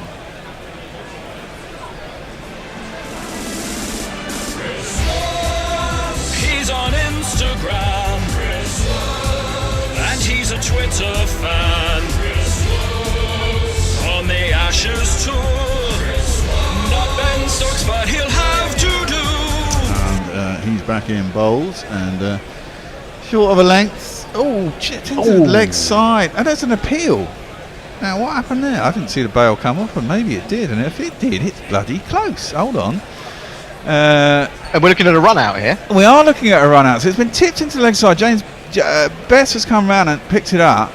He's thrown it at the stumps, or maybe it hit Holder, and he's appealing for. And he can't be, intentionally trying to block it. So Bess picks it up, lasers it at the stumps, bat down. No, he's well in. There's nothing wrong there. Nothing wrong there at all. That's fine. No, he's in. No, the bails did come off. He trimmed the bails, much like Roston Chase did to Root. But yeah, but he was well over the line. Yeah, he was well over the line. So he's not out. I didn't even say the bails come off. I wonder what he was appealing for. But good going there. Well run. Start off the mark, Jason. But he's a tall man, so I guess he can make it up. Zach Crawley's on the field. He's not looking very happy, is he? He's not getting a bowl, is he? But it's the ball's only 36 overs old. It's dull, overcast conditions, and they're taking shitloads of wickets for the seamers. You don't really expect to have a bowl, do you? Talking about Bear, Crawley doesn't bowl. No, I was talking about Don Bess. He didn't look happy. I thought you were talking about him. Defended up to mid-off, and there's no run. No, I thought you were talking. Don Bess was shaking his shoulders as well. Maybe that's because of the run out, but he can't be expecting to bowl, really, can he, Don Bess? Well, I wouldn't be surprised to see him given a little bit of a bowl this evening. I mean, there's still what, an hour or hour and a half to go, perhaps. Yeah. I'll be doing a couple of rotations of my seamers before I got to Don Bess. Yes, although you might just want to have a little look to see if there's some spin. Yeah, you might do. Driven nicely by Holder up to mid-off, and there's no run. I think he got about 17 in the last innings, didn't he? And that was his only double-figure score, was it? Oh, Holder, no, he got 30. He got 30, didn't he? And then Dominic Best got him out with that fantastic delivery on the final day. But that's his highest score of the series, isn't it? Yeah, 35, I think it was. He's had a pretty poor series with the bat. And England do look all over the Windies at the moment. Wokes in. Bowls. Oh, that's into the pad. It's a big appeal. That's got to be reasonably close. But Jason Holder is quite tall. It didn't seem to straighten much. It's probably going over leg stump. We do have 3 reviews remaining, which kind of changes the circumstances a bit. Yeah, and Wokes is saying, oh no, Wokes is saying it's probably a bit high, and then route reviewed. Okay. It's the extra review. It does give them the opportunity. And, you know, if it turned out to be out, hey ho, it's one of these.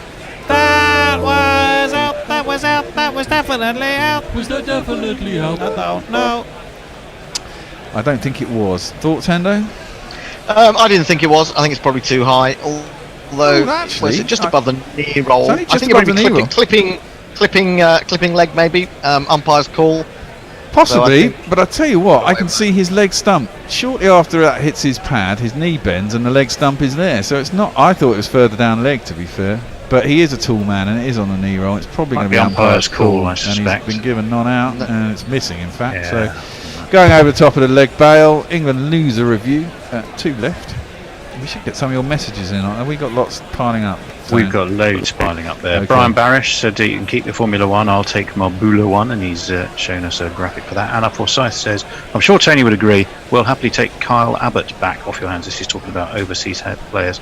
To free up an overseas player, Ian. Yes, Middlesex certainly would take Kyle Abbott back from Hampshire, thank you, I suspect. Here comes Wokes. He's up to crease now. Bowls and left alone by Holder through the keeper, and there's no run. I can't remember if I put a bet on yet. No, I haven't. Excellent. Oh, Lord. Leo Wicket Witch says, all good bear as long as you can still roll a spliff and pour a nice blonde one. Jay Grover all good, says, man. All good. Says, Broad's headband sounds like a movie Tony Bishop would star in. Presumably that's my other Tony Bishop personality, Tony Bishop, the... Don't look him up. Don't look him up. If you're in Whatever cinema, you do. especially. Yeah, you don't want to be doing that. Don't look up Tony Bishop. Left alone. The off stump by Jason Holden. There's no run. That's my doctor. Or if you do, we're taking no responsibility. Absolutely. Nothing to do with us. I think it's very tricky now for the West Indies. Holder has really got to play the proverbial captain's innings.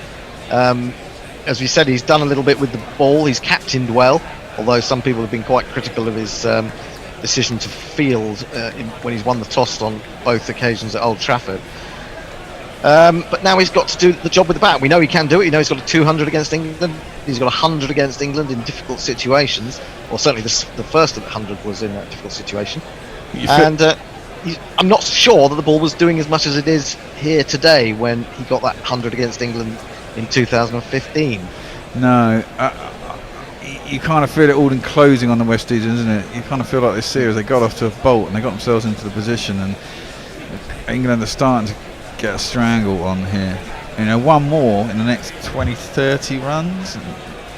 Oh, yep. Again, that's crashed into the pads. It's quick, 85 miles an hour, so it felt quicker than that. Archer into his 9th over, 1 for 26. Crashed into his pads, probably going down leg.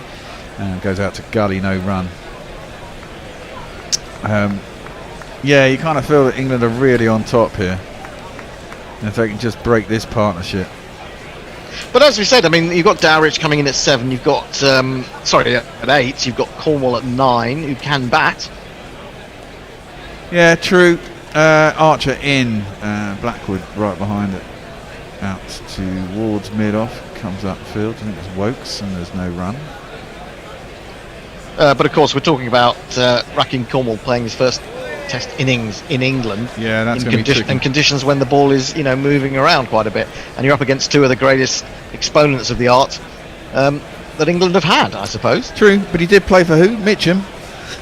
Thames Ditton. Thames Ditton. I've played Thames Ditton. Is that the one that you have to go round the roundabout and then up the track? On the back foot, pushed through the offside. Bess is chasing after it out towards the covered boundary. They come back for 2. They think about 3, but it's not there. You have probably just described about 10,000 cricket grounds in the UK there, Bear. But no, I have, but there's a particularly big roundabout on the A3, and you kind of have to come off the slip road, go round and roundabout, and then up some. There is a slip road. Yeah. The pavilion, which is a nice pavilion, very tiny, and you have to cross a small road to actually get to the cricket pitch. And the opposite is the Angel Pub at the top of Angel Road. Which is, I don't remember names of pubs. Always very nice indeed. I remember pub. I don't remember the name. Especially when I don't go there that often. That's a good shot. On the back foot, Blackwood. It's short, it was wide. It wasn't particularly quick, and he's quick to latch onto it and drives it square out to the point boundary. And first one leads for a little while. There's not one boy for me, I must have 2 or 3, I need 4. One thing you can say about Blackwood is that if you do bowl him a bad ball, he will probably hit you for 4. Yeah, because he's that aggressive mindset the whole time. Which is not a bad mindset to have. It was a little bit uppish, but and that's the way he plays. I mean, he's driven a couple of times into the covers in this series and been caught, but I think he was pretty safe there. Well, he's been playing the uppercut quite a lot, hasn't he, against the short ball over the slips. He tries that same shot again. It's out to the offside. He took a couple of steps down the track and then no more, as it went straight to cover and there's no run. 97 for 5, closing in on the 100 and the 38th over. So we're not close to 2.5 and over. If nothing happens, let me race through a few messages at the end of this over. Okie dokie.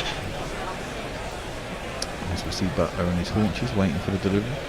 A lot of crow's feet, hasn't he, Josh Butler, and his eyes. Butler in. Butler in. It's not Butler, it's Archer. And this time it's up and it's full. And Blackwood again. 2 full. Nice half volley and driven beautifully on drive down towards the long on boundary for 4 runs. It's Nissan She. It's Nissan She. Give us some tweets, Tone.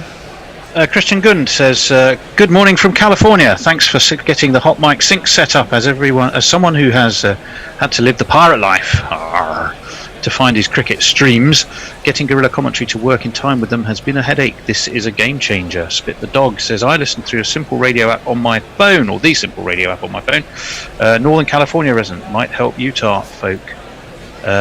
Leah sends a picture of Jimmy. Say Jimmy auditioning for the Deer Hunter remake. Obviously a fan of his dark headband. Neymar Butlin says, "Camping is one man's joy and another man's definition of absolute hell. I loved it. Utah is fabulous." I don't mind camping. Although we kept going to France. Wokes is going to come in and bowl to Holder, who leaves it outside his off stump. There's no run. We used to go to France every year and we put the tent in and we camp on the way down. And since Airbnb came in, the last time we did Airbnb, and it was a lot bloody easier, I will say. But it's quite nice. But the problem is we got a big bloody tent because there's 5 of us, the 3 kids, of course, and no one helped me put it up. So basically, it was me putting up a tent every night. And me taking a tent down every morning, and then you move on to the next place. Me putting a bit up like a tent. technology at Guerrilla Cricket. We yeah, all stand basically. around watching while you get everything sorted out. Yeah, kind of, exactly. It gets a bit annoying because you never stay somewhere long enough. That one jagged a little bit in the pitch, but short though, and Holder was able to get across and on top of it, played it into the ground square out to Pope at point. And this is the problem, Bear. Though, if you will be good at practical things. Then you will get expected to do them. I tell everybody I can't do anything of any practical. You see, this is the problem, Hendo. When the end of the world comes, I'll be all right, mate. You will be all right. You and the cockroaches. Yeah, exactly. I'll be long dead. Exactly. I'll still be surviving in a radioactive wasteland. Wokes in, bowls, and it's too far wide of Holder's off stump. He leads it through to the keeper, and there's no run. It's a bit difficult to say which of us has got the best end of that. To be honest, yeah, I think I'd be happier to be dead rather than in a wasteland of radiation and no sunshine and. Exactly. You want to be winds of 80 miles an hour all the time, something like that. Yeah, close to the fireball. Make sure you get incinerated pretty damn quick. Nuclear winds, that sort of thing. I don't think I'd want to hang around for that. You never know. You might get your wish quite soon with Trump at the wheel. Left alone outside the off stump, and that was a pretty good lead by Holder because it came straight on with the arm and maybe ducked in a little bit off the seam, but wide enough is off stump. Well judged by Holder. It's through to Butler, no run. Yeah, we should mention that the West Indies brought up their 100 recently with those 2 fours in that lost over by Blackwood. They've gone to 101 for 5, so that's just to help them psychologically a little bit, I think, getting the 3 figures. This partnership now worth 28. I think I need under 111 and a half. Yes, I've got 10 runs to play with for a wicket. Come on, England. Oh, awful. Well, Broad's up in the stand. He's having a little rest. As Wokes comes in, goes from the hand in the air, carries along that line, and Holder just leaves it through to Butler, no run. Getting some tweets, Tony, while we're... Slim Sam says, I love me some guerrilla cricket. Cricket commentary with a lot of humour, especially without any geo-blocks. So when I can't be in front of the TV, or even when I am, keeping a lad in Zimbabwe thoroughly entertained. Well, delighted, Slim Sam. Spang V. Sai says, Broad's jingle is from the You're the Best by Joe Esposito from the Karate Kid soundtrack. That's it, yes. On the back foot, just played out towards cover, and there ain't no run. Andrew Jones confirmed that. Jay Grover sent us a video link, and Leah has said, yes, she's confirmed that. It's You're the Best Around from the Karate Kid soundtrack. You uncultured swine. I don't know who the. No, I think I went to see Karate Kid, the original, I think, at the cinema with the Ralph Macchio version. I was probably about 14 or 15. Yeah, I remember Ralph Macchio, who was also in Crossroads. He was about 29 when he played that, didn't he? But it's like, you really notice it now. The kids all watch these kind of Disney things, you know, or you know, teen horror movies. And they have these women who are about in their mid-20s playing sort of 17-year-olds, and you go, it's just not right, you know? Not at all. Can I quickly get one more in? Colin Rosenthal, I can't help feeling that wicket-keeping problems have something to do with lack of match fitness. That's actually not at all a bad observation, because Joss Butler, when he did miss that one, looked sort of a bit lethargic and a bit dead on his feet to me. So that may not be a bad observation by Colin. Well, do you actually say, though, at the beginning of a season, which this effectively is, that you know, you haven't got match fitness? I mean, I don't know. I think you get that pretty quickly, don't you? A couple of games. The third test in a row, I suppose. Yeah, quite tiring. That's down leg short and left alone by Blackwood. Ian did reply to the question around global betting on horses, so that job is done. Andrew Jones says, got to love how Broad celebrates the LBW, then as an afterthought decides to appeal. Yeah, we've seen that before. That's why he is eponymous for our Dick Weller Broad celeb appeal. I suppose the ideal would be a World 11 in which Dick Weller was keeping to Stuart Broad. Oh, wouldn't that be amazing? Yeah, celeb appealed and jazz hands all at the same time. Down the leg side this time by Archer, and it's the wrong line really. 9 miles an hour. See, if we had limitless resources, we could probably get some camera crew to set that up now.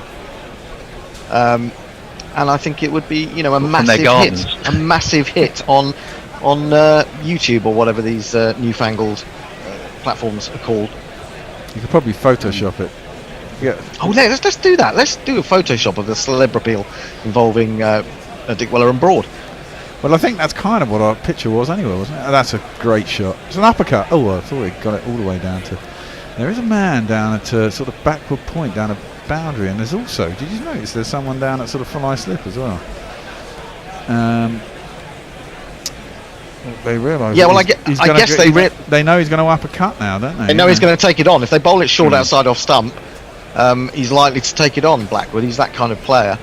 And with Archer's speed, I mean... Yeah, that's going to travel a little way if he gets hold of it. Yeah, if he gets out of the middle, it'll certainly go most of the way to the boundary, you'd have thought. Well, he's at the end of his run-up. He's got 3 balls left in this over. This is 10th. He's bowled pretty well, I think, Archer. A bit wayward at times. I guess he is kind of the enforcer, the quick man, banging it in the pitch. He's getting it right, it counts. And that's not right. It's a 2-leg side. It needs to be a sort of foot across, doesn't it? It needs to be a sort of middle and off line, tailing it at the head. Anyway, Holder can get out of the way, and it goes down the arse to Butler, no run. More tweets, Tone? Just Yeah, bang 'em Marty in. Q, who's a Geordie living in Andalusia, says Guerrilla cricket is fantastic to watch. Broad and Anderson opening the bowling. How many more times do you think we'll get to see it in the future? Well, I think Hendo, are they both they're likely to play in the Pakistan series, aren't they? Oh, they'll play the Pakistan series. And no doubt. they've both got their eyes on the Ashes, I think, as well. Ooh, that's off the hit. There's a leg slip. Ooh, there's a leg gully slip area, and it's into the thighs of Holder this time by Archer. It goes down there, but it goes into the ground. I'm not sure it was off the bat. Bounces short of the leg gully, and there's no run. I think that certainly Anderson has gone on record as saying he's looking to the next Ashes. He wants to play in the next Ashes, which is the end of next year. Whether that tour to India will go ahead depends after Christmas. Depends on COVID, I suppose. Yeah, Archer short and too far down the leg side again. It's a bit of a waste of a delivery. But as we saw earlier, he has to get one right, and he got Campbell an absolute snorter, and that's a dot ball. Yeah, I just got back, and I was settling down, and I saw that Campbell had got 30 odd, and I like watching John Campbell. He's got some lovely shots. He really has. But he's unfortunate. He's the kind of the James Vince of the West Indies team. He can't get much beyond 30 or 40, and it's frustrating. And absolutely, he got a cracking delivery that I don't think any batsman would have avoided, really, unless that wasn't a class batsman. I mean, it could have gone anywhere. Outside off stump. I mean, it could have bounced off the gone flying over the slips. He just, it's the luck of the draw when it hits you like that, really. Well, it looked to me as if in the end it came off the bat handle as much as anything. So if you can't even get the bat up high enough to control it, you are in the lap of the gods. A few more tweets. Leah points out the Works jingle is based on Go West by the Village People. It certainly is. Don't know much about sport apart from cricket, I'm afraid. She's replying to someone. I think she's in a conversation with Nestlers. Anna Forsyth says, I retract my earlier comment about Joe getting better knowing what's out. Okay. Leah's talking about, I forgot hillbilly cricket, aka baseball. Nestlers is sadly relaying the news that Peter Green has died. Which is very really? Sad, the original guitarist for Fleetwood Mac. Oh, that's sad. And I think that is a great sadness. Indeed it is. Abhishek, hello Abhishek Chopra. I'm delighted to hear from you. Hello, he says. Bear, Hendo and Tony, I'm coming into the attack from the Arabian Sea end. Greetings, gentlemen. Well, greetings to you, Abhishek. Greetings to you, lovely Abhishek. to hear from you. Messi Jazz says, things you expect to hear on Guerrilla Cricket. Number 234, I remember the pub, I don't remember the name. Yeah, exactly. That could be either the pub or a girl you met there you could be discussing, I suppose. Leah says, Utah might be a lovely piece of land. The problem are, the bonkers number of Mormons that live there. Jay Grover says, Butler has crow's feet because of the decades of horror he has both seen and perpetuated. It's a little harsh. Jersey Oak says, I noticed that the IS Broad Batting account now has over 1,300 followers. Yes, it does, extraordinary, but got blocked by Broad's official account. Oh, really? Why? Where's his sense of humour? For goodness sake, Broad. These people Come on, Stuart, that's so pretty annoying. shabby. Anna Forsyth says, Butler has crow's feet, you take me back. Joss is perfect, apart from his batting, and occasionally his keeping. And that voice is pretty weird, but apart from that, he's perfect. Leah says, if you want to train for the apocalypse, Bavaria is not a bad shout. Really wild weather and inhabitants are utterly without a brain. Are we still watching highlights? Yeah, we are. Well, I think it's drinks. Abhishek says a drinks break. Abhishek says, I contend there's something to be said for both experiences and hence about interest levels emanating from them. Attending a Ranji game at the MCA BKC ground in Mumbai is just the best. And Nigel Burgess said, Patreon, done it, joined Patreon. Where's my shirt? Where's my t-shirt? It'll be in the post. We'll talk to the dispatch department. Who's that? Young trainee who we have working in the dispatch department. And we'll send him to the post office. On minimum wage, of course. Who said that, Tone? Nigel Burgess. Is he $10? Well, you've got $10. Well, he doesn't specify the amount, and I don't have that information in front of me. But I'm sure he's honest as the day is long. So you need to get packing and shipping. Well, it's only since no, they have to be new page. Oh, you only offered it since the beginning of this series. What? Yeah. What are you going on about, Bear? Why are you getting upset about the fact that you can deal with the admin later. We don't need to discuss that now. All right. Anyway, we should be having a change. Yeah, we should. Oh, are we? I'm going to run off taking then. over. You're staying, Tony. Ian's coming in. Yeah, you're staying with me and Ian, I think. No, well, on my... I don't think I am. Or is it On Dave my coming schedule. back? It's Nestle's All right. on mine. It's Nestle's, is it? Sorry, Yeah. my mistake. That's me for the day, unless there's overspill. Unless there's overspill, and there normally is. There's always when we're involved. overspill. So I'm going to just stay in audio, but probably won't be seen again. Tony, never seen again. Wokes is going to take up the attack. 102 for 5, the West Indies. They trail by 267. Jason Holder has got 5 from 23 balls. Blackwood, who's been showing admirable attacking instincts when he's had the opportunity, has moved to 20 off 37. 2 slips to gully, mid-wicket, mid-on, mid-off extra, backward point and a long leg. That is the field, and Wokes is going to start this spell his 10th over. He's in, he bowls full. It's driven by Blackwood. Seemed to be just leaning back a little bit as he played that. Wasn't putting his weight or transferring his weight into the ball nearly enough, and that's possibly why he mistimed it somewhat up to mid-on. And there is no run. Welcome back to Nestle Boy. That was great timing, because I just managed to finish my Cornish pasty. Oh, that is excellent work. And it's welcome back to Ian. Hello. You've just moved home, is that right? Yeah, we did. Yeah, about 2.5 weeks ago. Guerrilla people are moving home en masse at the moment. Onto the back foot goes Blackwood, defends it into the covers. There is no run. West Indies need another 68 runs to avoid the follow-on, but it's a moot point as to whether England would enforce that. The Bear very much against that notion because there's so much time left in the game. That said, we've been lucky to get play so far deep into this day because we felt that we'd be lucky to get an hour or so at one point. The light is quite dim now. The lights are on as Wokes is in, bowls to Blackwood. Blackwood drives fiercely and drives well. That one he did lean into, and Wokes puts a hand down but can't stop it, and it races away to the boundary for one of these. Well, we don't have a jingler. Basically, the Bear has disappeared. I was thinking, who's about to do the jingle? And there's an empty chair staring back at me. So, well, all you need to know is it was 4 runs. 4. Yeah. Perhaps not, Nesters. Well, it's better than silence. Is it? Is it? I'm not sure. 106 for 5 then. Blackwood onto 24. Wokes has the ball back in his hand and he's putting some real work on that as he rubs it against his trouser leg. Here he comes again past the umpire, bowls to Blackwood, and Blackwood is back into that one, defending up to mid-wicket. Did someone just sneeze or something? No, put me I off? coughed. I was about to... You coughed. What it was, it put me off my stride somewhat. Fortunately, I'm not bowling. Wokes is. It didn't put him off his stride, and that ball ended up going towards mid-wicket. And there is no run. Look out. Who's tweeting? Who's doing tweets? I'm doing tweets. Okay, well, I just said look out. Bear's on the left, eh? Oh no. A strong bear. Oh dear. In comes Wokes again. Bowls to Blackwood. Blackwood onto the back foot, forcing shot. Is that Crawley, I think, or Dominic Sibley at extra cover, who couldn't quite grab hold of it despite extensive efforts, diving away to his left. They'll get through for 2 more. Blackwood goes to 26 and the West Indies to 108 for 5. He's good entertainment, Blackwood, is he not, Ian? Yeah, I've enjoyed watching him. Seen him a bit before, but yeah, the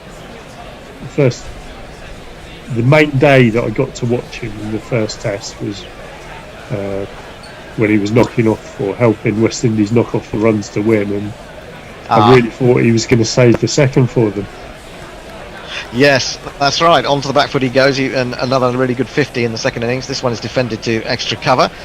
He's had 2 good knocks in this series of 95 and 55, and he's doing quite well today on 26. It's 108 for 5, 41 overs bowled. Let's have some tweets. Before I just do the tweets, the Bear is happiest, isn't he, when he's got like a beer and a bag of crisps or a bag of Monster Munch, isn't he? Look at him, he's like in heaven. He's absolute heaven over there. Nigel Burgess says, stop whinging, Bear, I did $10 a month. Send me shirt. Send me a shirt. Quite right too. Did you do the Dick Stallard one about Broady being an absolute legend? No, I don't think so. Don't think we did that. Absolute legend with the ball. Every time he has a bat in hand, I do feel a tinge of regret that he never materialised into an all-rounder. Yes, I do too. Although we do get these occasional cameos, like we got today. A very good cameo of 62 runs, and very much putting the pressure back onto the West Indies. Archer starts a new over, getting in very close to the stumps, as he is apt to do, and Holder leaves this one outside the off stump through the keeper. No run. Abhishek says, Ian and Nestlers, hello, you lovely folks. Oh yeah, Abhishek. And Josie Oakey says, I saw Peter Green in 2010 in Sydney. Well, there you go. I've got a story about Peter Green. I'll tell you after this ball. Okay, is that another of your sort of mingling with the stars type? No, it's a funny one. Okay. Here comes Archer into Holder. He takes a step back as Archer's about to deliver, then drives, half stopped by Best, deflects it towards Sibley from cover point to extra cover, and they don't get the run.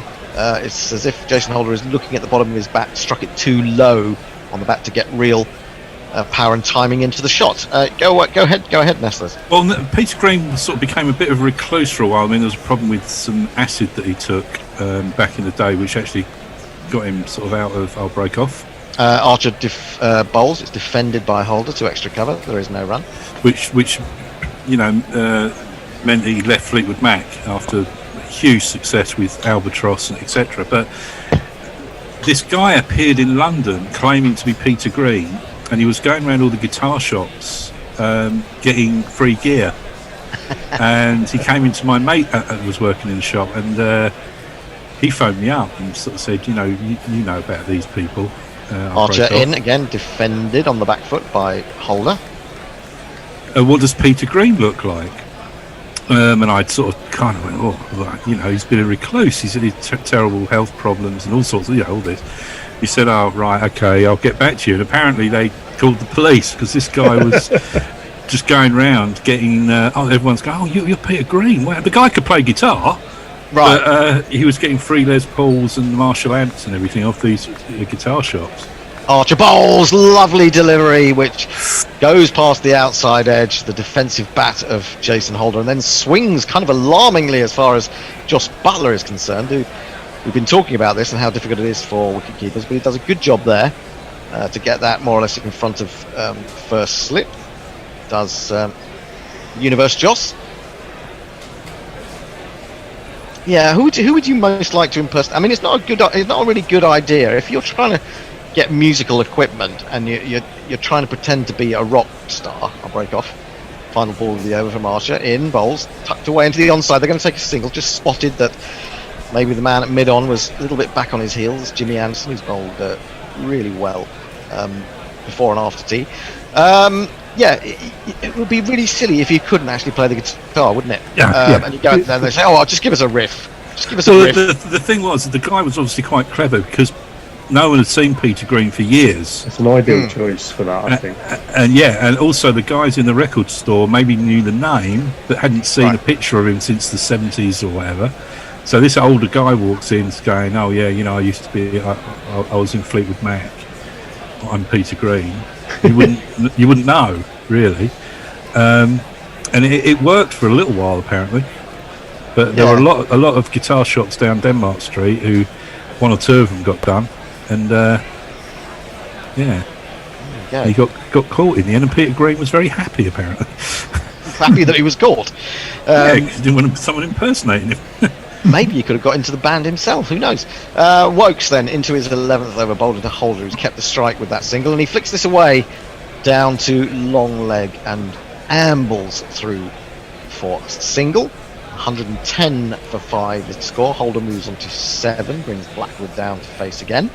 I don't think that Fleetwood Mac's a good environment for someone who's had health and drug issues to go back into, particularly given their history. I wonder if he went in Basingstoke. There used to be a big furniture warehouse that was Peter Green furniture. I wonder if he would set that up. Yeah, with all the money he got from dodgy guitars and amps. Yeah, because that's what you want to do, isn't it? Set up your own furniture firm. It's been top on my bucket list. This is pushed up to mid-on, and there is no run. Blackwood remains on 26. Any more tweets, Nestlers?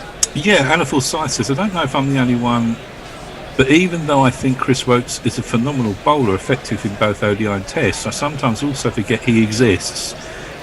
Is that terrible? Well, I kind of know what you mean, Anna.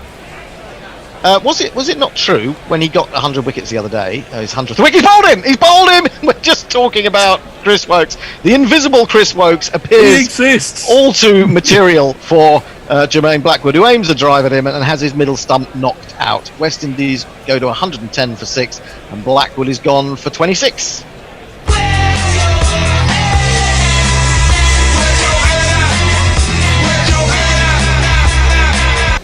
He is among us. Woakes has done it. I just want to come back to Jermaine Blackwood and his technique, and the good thing about him is that he's an attacking player. But I think I've noticed in the last over or two that there are times when he drives the ball where he really isn't transferring his weight into the ball. I mean, you've got to hit the ball to be fair, and he didn't manage to do that at all. But it seems to me that he's just staying back a little bit as he aims that drive, and I don't think he's transferring his weight into the shot, and therefore can't get over the ball. Technically, he's struggling with that, I think. Where did the bear get a Leffe from? Says Leah. That's neither a lager nor an IPA. Yeah, bear. It's a blonde lager. It's a what? It's a lot. It's a blonde lager. It's a blonde lager. Essex. Spit the dog. I worked at a hotel in Stony Stratford as a youngster. Status quo impersonators ripped the hotel off for 2 days. Classic. Dear oh dear. Well, I suppose that's the other thing is if you're gonna rip off a rock star, you've got to live the lifestyle, haven't you? So you've probably got to do an enormous quantity of drugs and trash a hotel room at the very least, and probably sleep with about 6 groupies. Were they the tribute status quo, or did I ever tell you that my sister dated Rick Parfitt? Really? Yeah, in the early 70s. Okay. I can remember. Is Rick the one that's still alive, or Francis? No, Francis is the one that's still alive. Rick was the blonde one. Okay. Well, an interesting moment now. Shane Dowrich comes to the wicket, and of course he's already registered a pair in the second test. Can he do a little bit better here? West Indies really need him to. Trailing by 259 with only 4 wickets left, and Woakes is on the warpath. He's going to be bowling to West Indies wicketkeeper.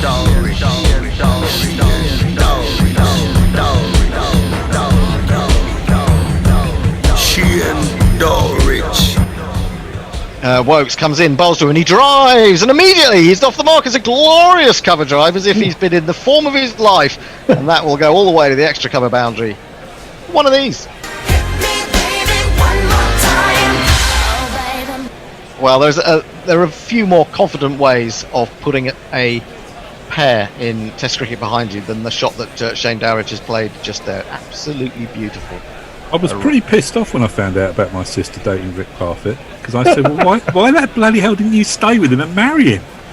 Well, you think you would have had? My brother-in-law being in status quo. Come on. I'd be embarrassed. This one, he's onto the back foot, comes back into him, and he fiddles it out, and the offside Pope does the fielding. Think of the fun times, Hendo. Think of the fun times. Yeah, but the music, it's a little bit repetitive, isn't it? You think? Just a tad. Yeah, but you don't have to listen to it 24/7 just because he's married to your sister. Yeah, every time he came round, you'd feel that you had to put one of his singles on, wouldn't you? No. No, you don't think so? No. But if you wanted to be in the will, for goodness sake. Okay. Woakes turns to complete his 11th over. Success on his return to the attack. He's in, bowls to Dowrich and beats him outside the off stump. He's getting that away swinger to go really well at the moment. And that is the end of a successful over for England. The West Indies have moved to 114 for 6. Holder has 7. Dowrich just come to the wicket. He has 4. And Nestle Boy has some tweets that aren't about status quo. No, but Mike Michael Wood says that he's pretty sure the lead singer of a Doors tribute band got the gig as an Erstat's Jim Morrison when they reformed for a tour. George Pope says, didn't Broad try batting at 6 in Australia, then Stark gave him a taste of his own medicine? Broad has hid back down the order since. Ooh, I don't remember that. I don't think he went as high as that, but I will. I mean, I can check it out. We can check. We can certainly check that out. I think from memory he was at 8, and he was, when I was at the Gabba, and he's part of the Peter Siddle hat trick. Ah, I'm okay. sure he was batting 8 then, or as high as 8. Okay. Well, I'll see if I can find any more details on that by fiddling around in Cricinfo.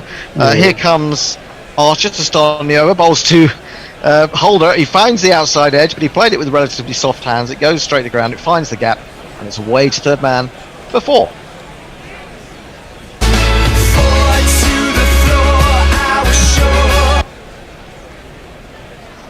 So he'll be happy with that. Archer not so happy. Maybe just kept a little bit lower than Holder expected it to. But any runs are good runs as far as the West Indies are concerned here. It takes the score on to 118 for 6. It's been overcast quite a lot of the day. There has also been some sunshine. It does swing around. This is a lovely drive by Holder. He leans into this over-pitch delivery on leg stump, and that will go all the way to the boundary behind the bowler. 1, 2, 3,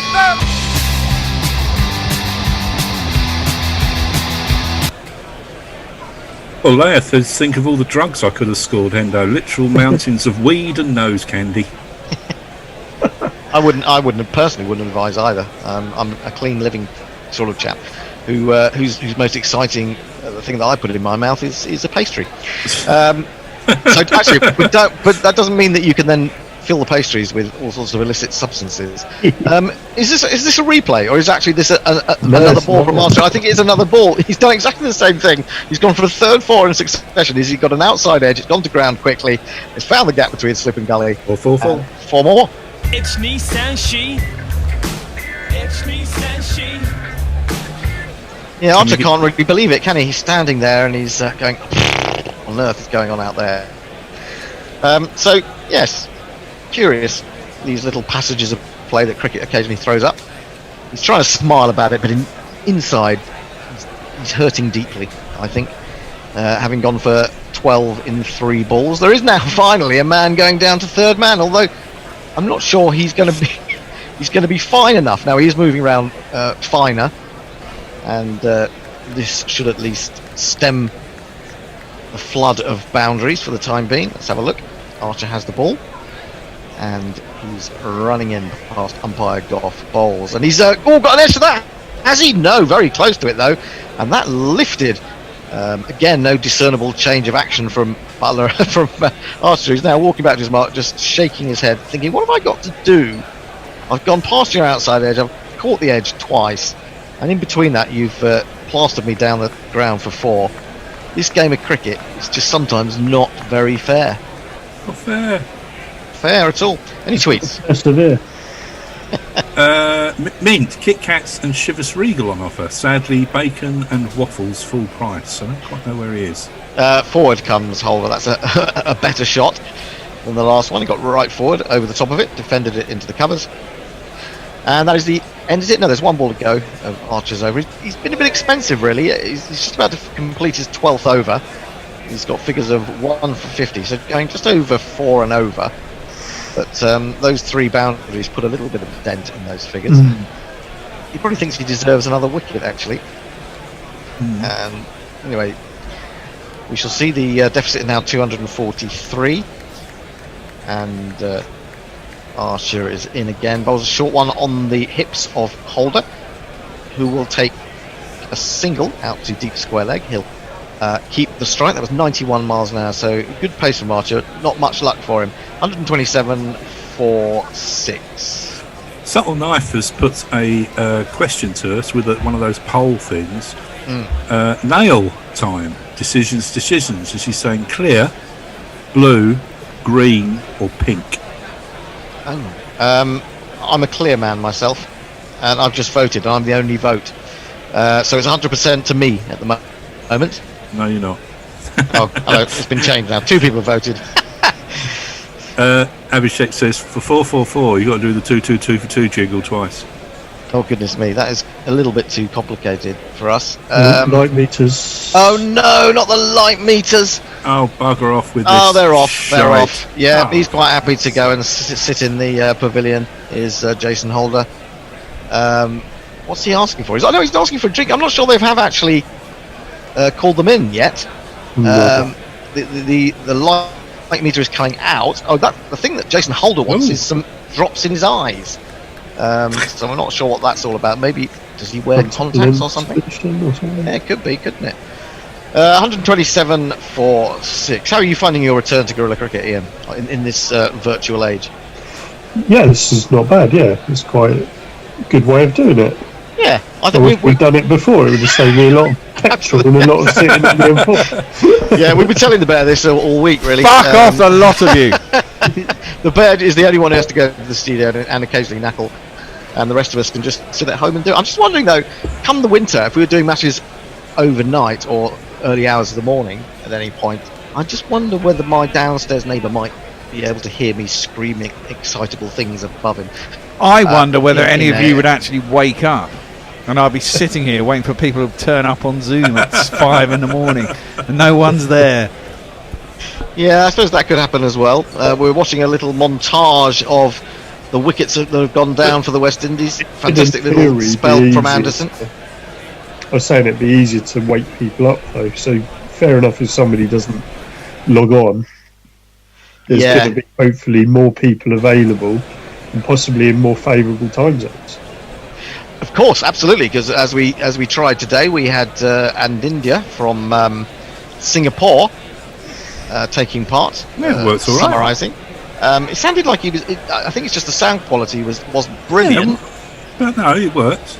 Yep. We continue with Wokes bowling down the leg side. Holder tries to glance that down to long leg, but makes no contact. Of course, Hendo, one of the downsides to doing this virtually is I don't get to buy you donuts and other pastries. Do you know, the funny thing is, though, I'm not losing weight. I'm gaining it, if anything. Yeah, but you can still buy them yourself in Wimbledon, can't you? No, I don't go out. I daren't go out. Really? No, I don't go out. I do go out a little bit. Wokes in again, bowls to Holder, defended up to back to the bowler, really. He tries to flick it up with his foot. Well, you see, because I have to go and see my mum, who's 91 nearly, I don't want to, it would be doubly dangerous for me to pick it up. So I do try to avoid going to things like shops and work. And yeah, I quite like that, but I am, eating a lot, unfortunately. You're quite good at avoiding sitting, work. Yeah, although I've got to work tomorrow. Got to work Tuesday. This is played into the onside by Holder. There's a man at deep mid wicket, Dominic Bess. They get through for the single. He goes to 21.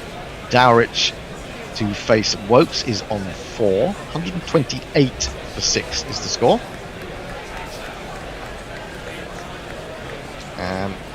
And we've got, I'm not sure how many overs we've got left tonight. I have to have a quick look at Crick Info and see if I can get some info on that. But as you say, we may be curtailed because it is quite dark out there. Quite dark. Change of field. The man at mid-office going around to extra cover. So he's gone squarer. Here is Wokes to Dowrich, and Dowrich is beaten by one outside the off stump, which moves deliciously away from the right-hander and is taken by Butler. There is no run. A great message from Goblins on Hot Mic. One of the goons from East 17 was dating a rather fit girl in my village. We egged him outside the local spa one evening and he was not happy at all. Poor lad. Egged. I mean, egged. You didn't egg him on. They literally egged him. Yeah, they egged him. Okay. Wokes again. 1 for 34. 3 slips waiting for a chance. This is coming back into Dowrich, but he meets it well, defends it confidently out to Archer at extra cover. And there is again no run. Live out this way.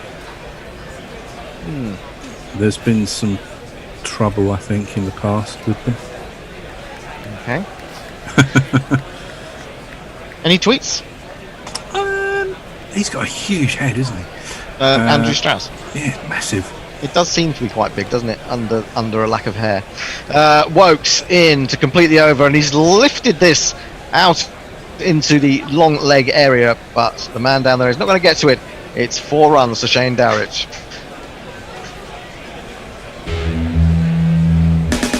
1, 2, 3, 4. Leia asks, are Cornish weed pasties a thing, simultaneously causing and satisfying the munchies? Mezzy Jez is still with us. Stuart Broad has never batted above number 8 except for 4 innings in 2009 when he made 19, 13, 38 and 3 at number 7. Interesting. George Pope says, I'm just looking forward to Cornwall doing an Aston Agar and scoring 98. Even as an England Kent fan, I think he's an inspiration to many. Yes, absolutely. I noticed when I went around to see my mama earlier in today's edition of the Times, there was quite a big piece on Cornwall, and basically based around the fact that a lot of club cricketers will warm to him on the basis of his size and his shape and his apparent ability or inability to move that quickly. Well, I've already had non-cricketing friends of mine going, "Who the bloody hell's that?" You know, well, how the hell can he play cricket? Blah blah blah. And I'm like, he's actually quite a good bowler. Well, I think what's going to be interesting is when he plays in front of a big crowd. This is defended on the front foot, good length delivery from Archer, who's starting his 13th over. I thought it was a tricky thing to sort of talk about in a way, but you can imagine he's either going to be a cult figure or he's going to take some awful abuse. I think cult figure. You think so? Yeah. I hope so. He's not Australian. That is true. Here comes Archer again. Bowls to Holder, who plays a rather pleasant square drive. He's going to come back for 2, probably get a third there. I think it's Burns who's chasing after it. They're going to stick with 2. And the West Indies move to 134 for 6. Abhishek says Archer is spoiling the follow-on chance with the edgy bowling. And Nigel Burgess definitely the swear box. That's another pound the bear owes. Yeah, I mean, to be honest, we tried the swear box with the bear, but he just never pays up. I mean, to be honest, you're absolutely right. He'd be bankrupted. You know, there would be 3 children out on the street, and it would be a disaster for all of us at Guerrilla Cricket if we did try to impose that sort of sanction upon him. When you're doing middle of the night stuff, you could use us foreigners, says Messages. That's true. We absolutely could. Short ball, which Holder ducks underneath. I'm not sure though. Again, it depends on the delay, doesn't it, to your pictures compared with ours. We have hot mic. I suppose if we all hot mic'd in different places, that would we still be in tune? Well, just don't let them do ball by ball. Well, there is that. But then, you know, if there is no one to do ball by ball, then you're struggling a bit, aren't you? Peter Lloyd says because there was a reading last night, the light meters are likely to be checked a few times. Short ball up into the ribs of Holder, but he plays it well, drops it down in front of him, ball rolls back up towards Archer, and again there is no run.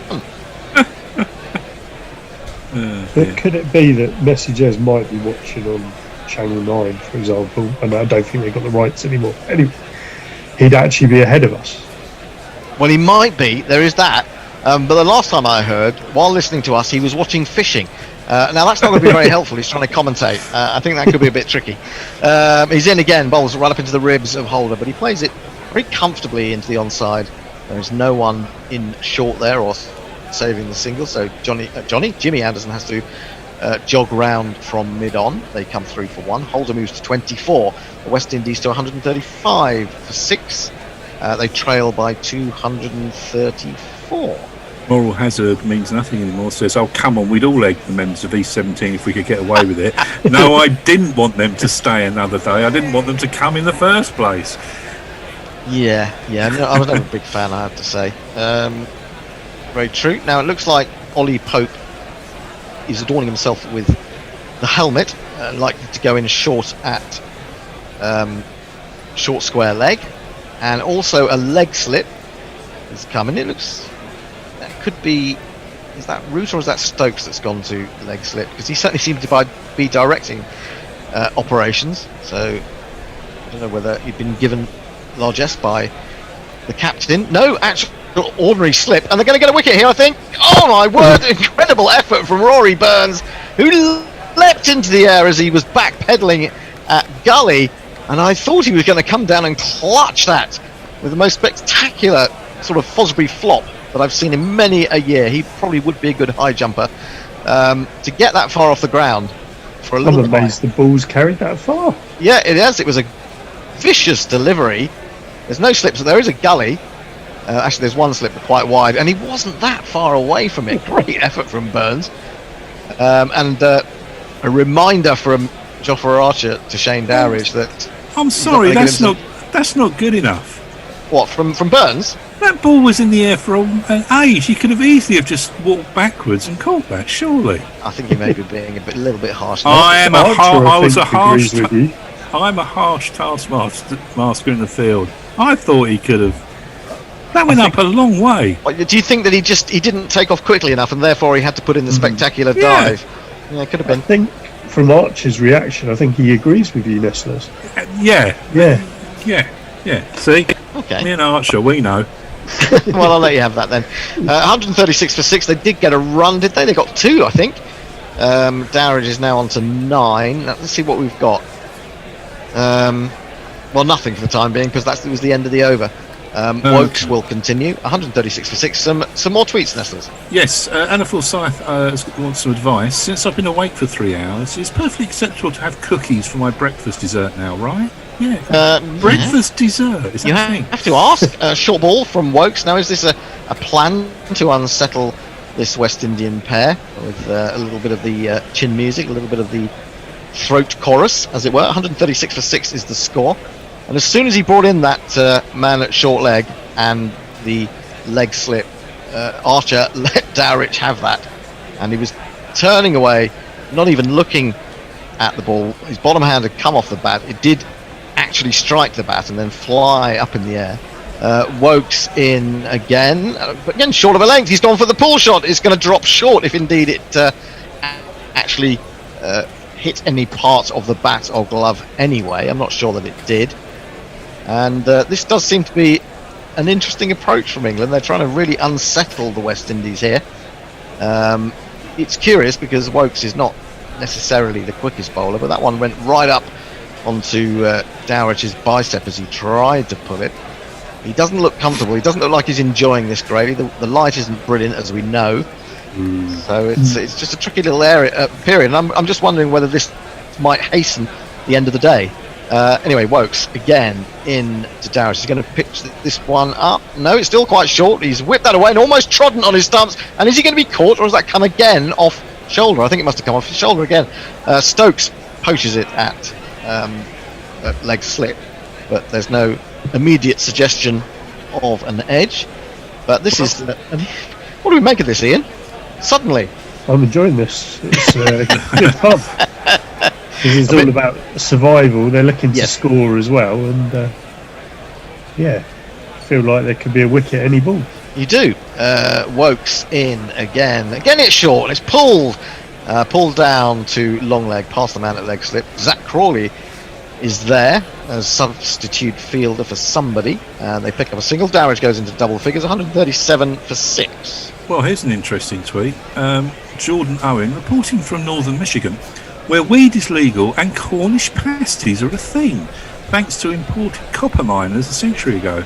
I can tell you that the combination is available. Well, do you know, interestingly enough, I thought you were going to say that weed is legal and Cornish pasties are against the law.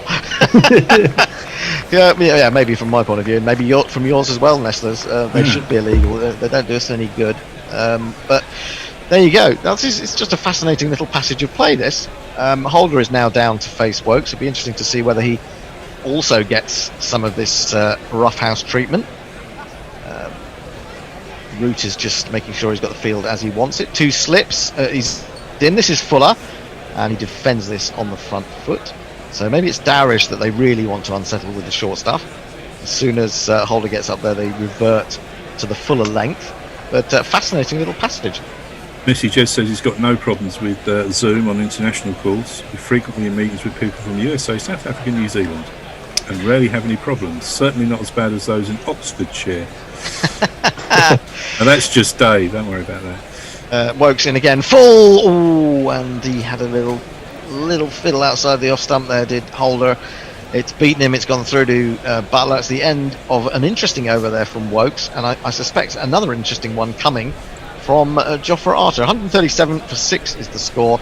We're just about to find out the total that's been raised for the Ruth Strauss Foundation so far, £403,385, which is pretty remarkable, really.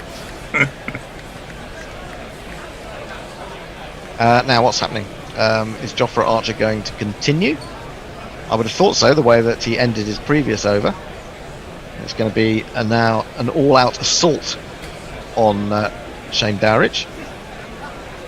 Pope is in at forward short leg, or short square leg, if you want to call it that. Root seems to come out to mid-wicket himself and is directing operations, as captain should. The ball is back in the hands of Jofra Archer, who gives it a bit of a rub on his thigh. Looks at the other end, sees Dowrich, and I imagine a slightly nervous Dowrich.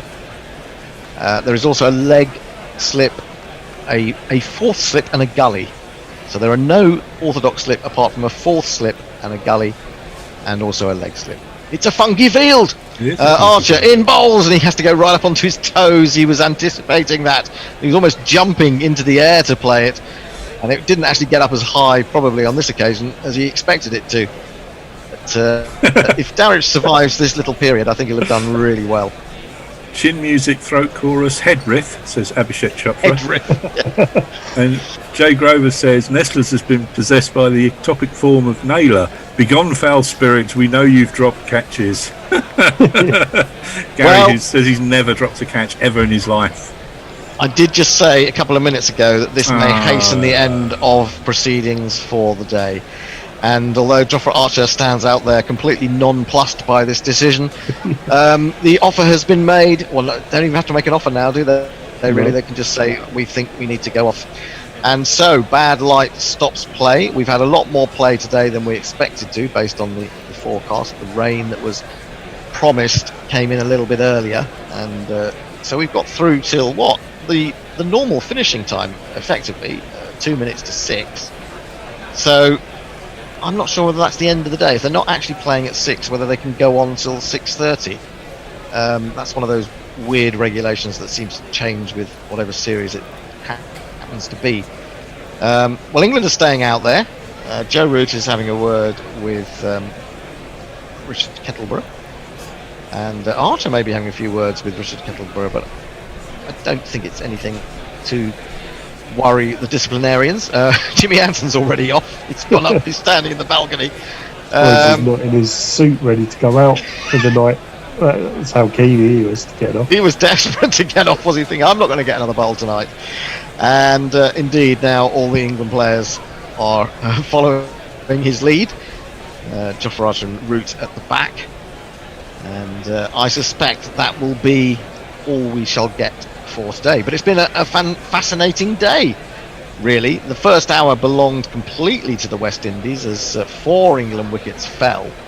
Suddenly from 258, I think, for 4, they were 280 for 8. But then a remarkable cameo from Stuart Broad, who was just swinging at everything, really. And he made what was the 3rd fastest half-century by an England batsman ever. And I think it is remarkable that he's got this record.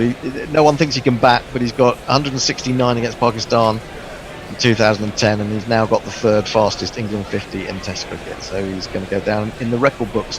137 for 6, the West Indies. I'll give you their card in a minute. But there was a lovely little partnership between Broad and Dominic Bess, who watched on really from the other end as Broad went about his business, and then decent little hand from Anderson. I think made 11 right towards the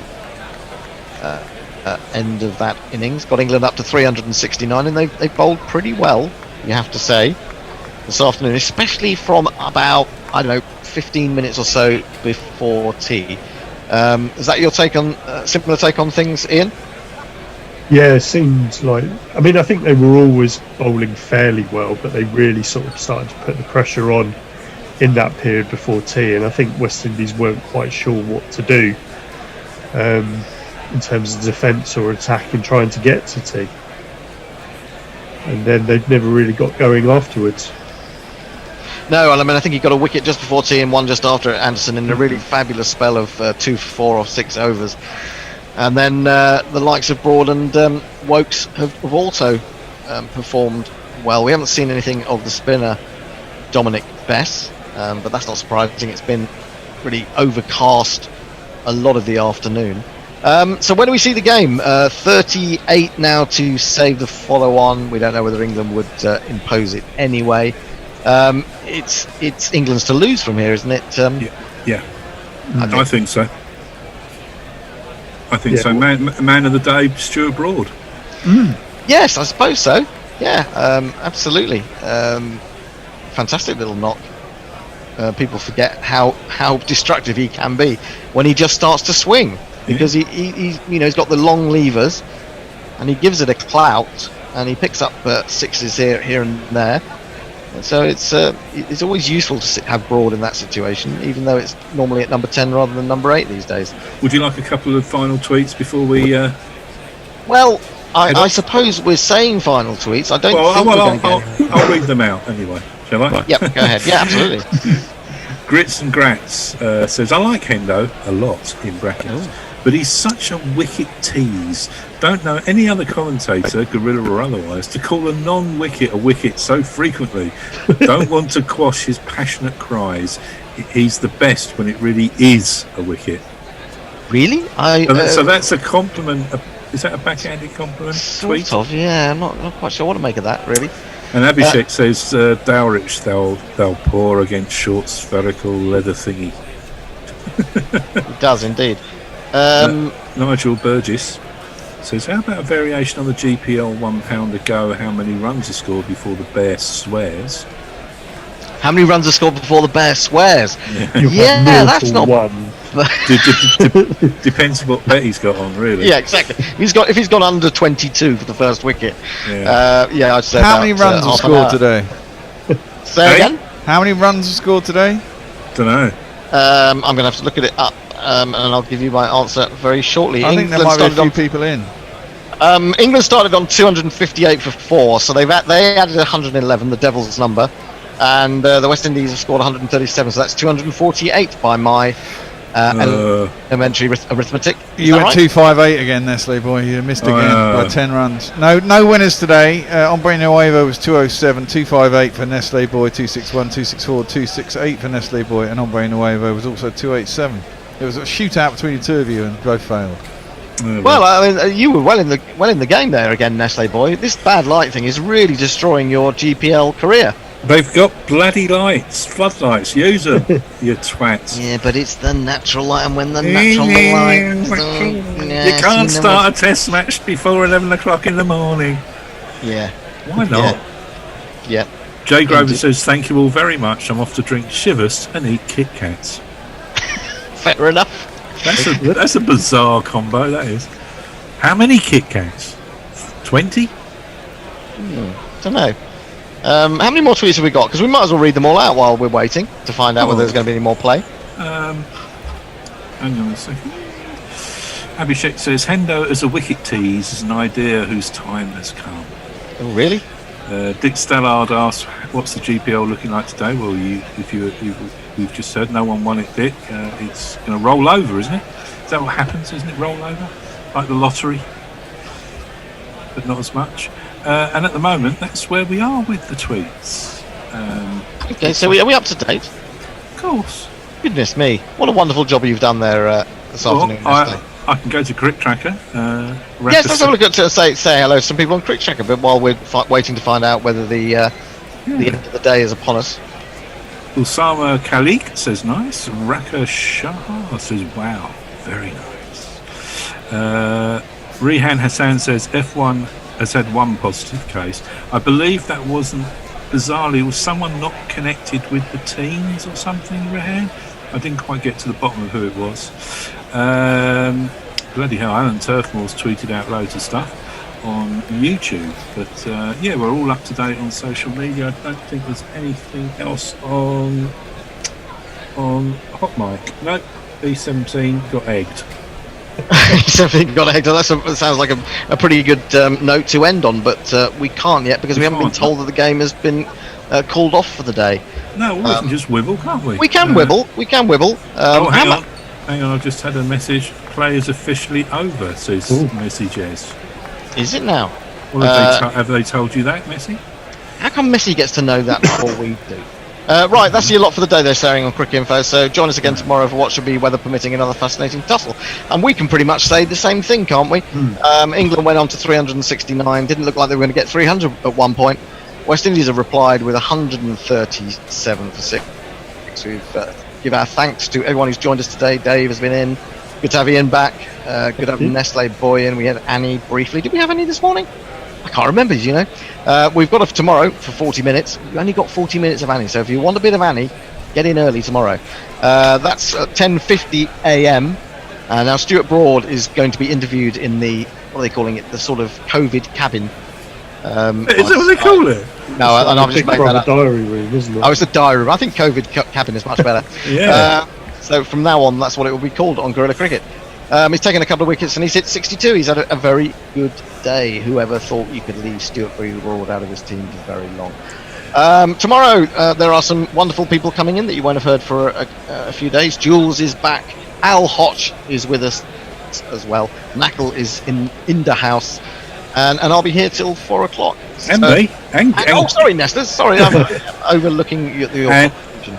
And Gary. And Gary, of course, is coming in after lunch. It's one of those days where people come in and they go out, and then they come back in and they go out. They go out, they come in. Indeed. But until then, I suppose we should say our farewells with West Indies trailing by 232. Hopefully it won't rain tomorrow and we'll get more play. Please make sure you join us at 10:50 a.m. BST and have money at the ready to give us in any form that we ask for it. That's all we require of you. Also, tweet us and be nice. Until tomorrow, then, from all of us at GC Radio, it's good night. Good night. Cheers. Guerrilla cricket. Whoa. Guerrilla cricket. Whoa. Guerrilla. Take guard, man the barricades, patrol the cover boundary. At last the time has come. This is a cricketing emergency. Hear this call to arms for every cricket revolutionary. Take up your bats and stumps for the test match insurgency. At first they tried to silence us, but we would not be silenced. They threatened us with lies, so we threatened them with violence. Che Guevara, Sangakkara, Joseph Stalin, Douglas Jardine, Robespierre, Darrell Hare, Vladimir Lenin, O'Brien Kevin, guerrilla cricket.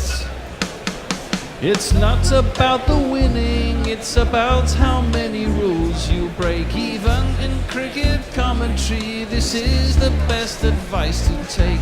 Pick guerrilla cricket, it's the finest choice you'll ever make. There's so much more to cricket than red counters and a slice of cake. At first they tried to sanitize us and clean up our act, but people like it filthy, and we know that for a fact. Feed